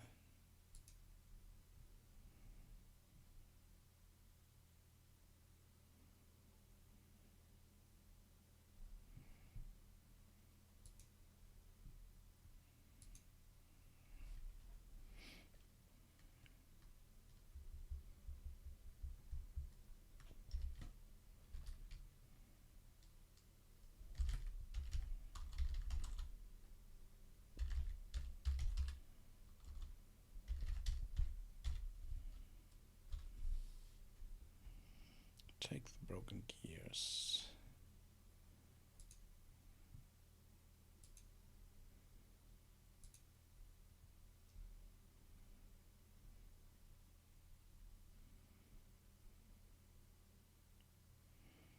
Then we have talk to Smith.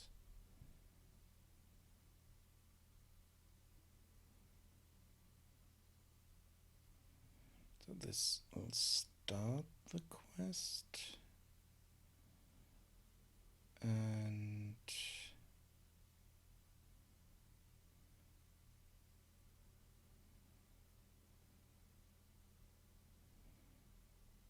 here I also need to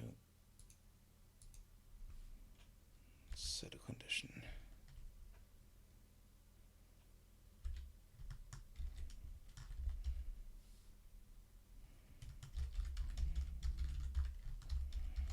Set condition true. And that would be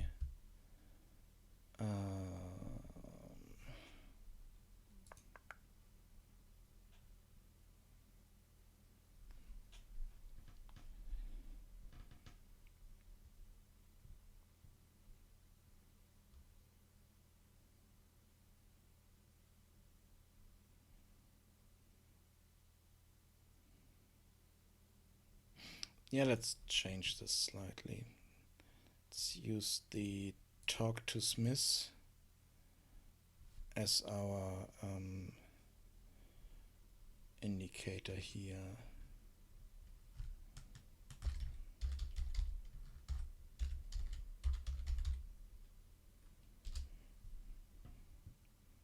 For the first part.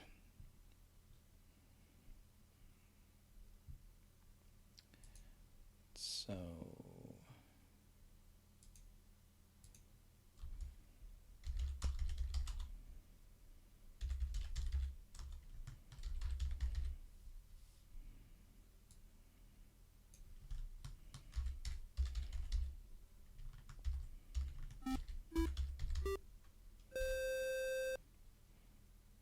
thank you for the follow.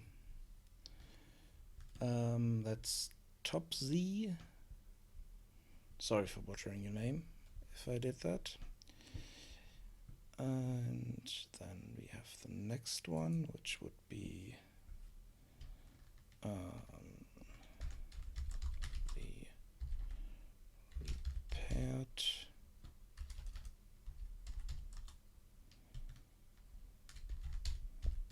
gears.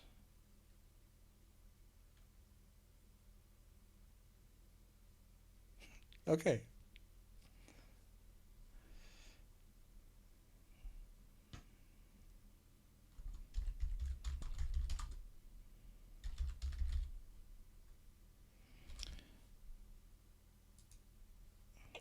Then this would be our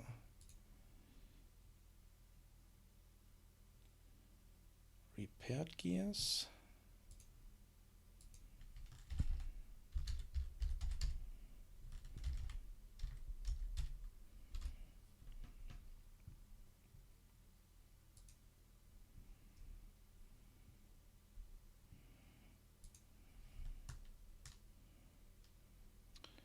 And this would be bring the gears back to the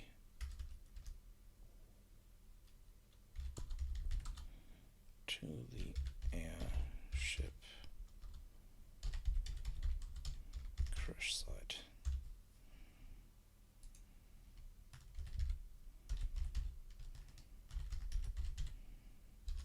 Fixed gears.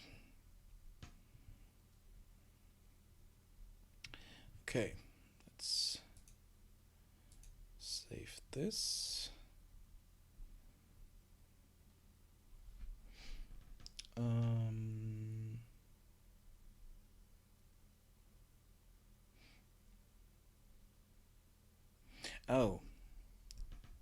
Okay.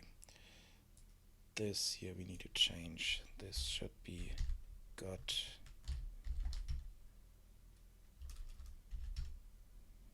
gears, because this is the same ID that we have for the condition to start all this. So if that is true, it will start this quest.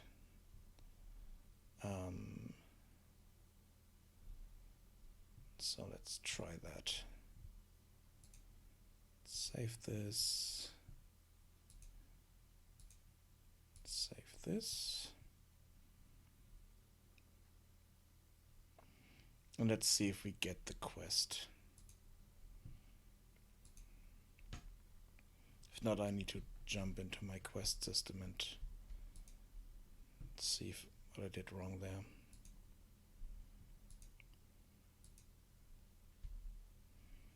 Yes, it works. Awesome.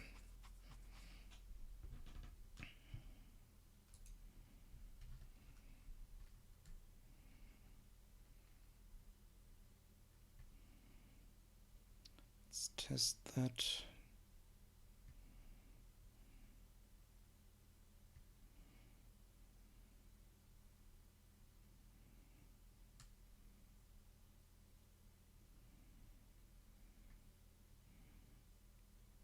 Or at least test the first part of it.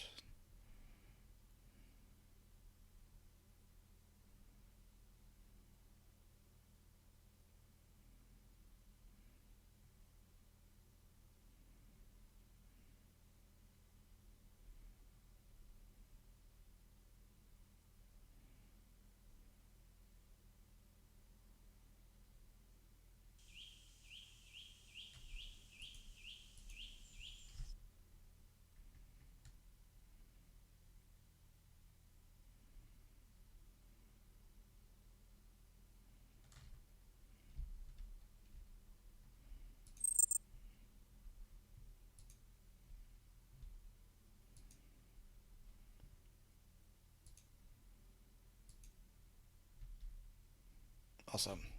Okay. Now I just need to figure out some way to kind of set a timer, and after a few hours in game,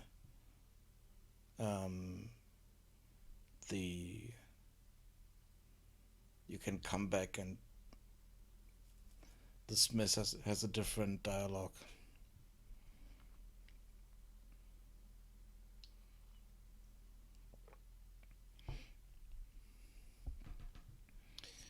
So, oh, there's a typo in here. But that works, which is awesome. Okay.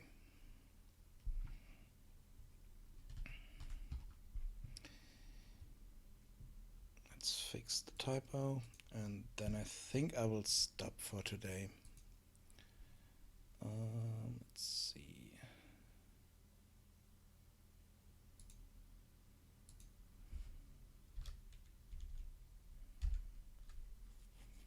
Bring the gears back.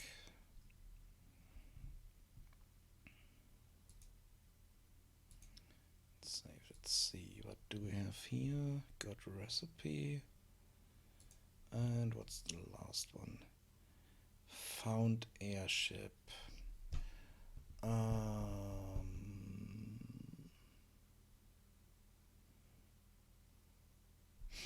Yep, I need to set this one somewhere.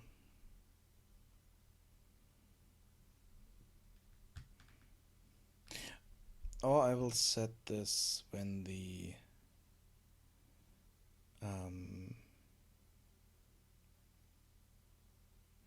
might set it in dialogue later for the airship captain.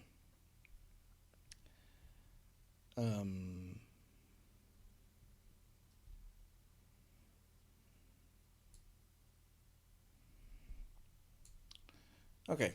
Yeah, I need to figure out the last few bits, and then I also need to figure out a way to have the end of the game triggered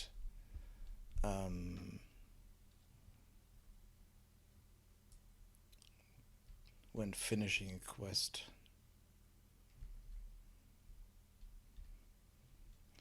But I also have tomorrow for that stuff, which I will use for it. So, tomorrow I will be back at around noon my time, and then go for maybe 3 to 4 hours, take a small break, and continue in the evening. I'm not quite sure what will happen this weekend. If I will be able to do a bit of gameplay on the weekend, or maybe if we finish this part tomorrow, I might play a game in the evening. Not quite sure yet. But for today, I think it's enough. It's, yeah, nearly 7 hours, and I think this is enough for me today.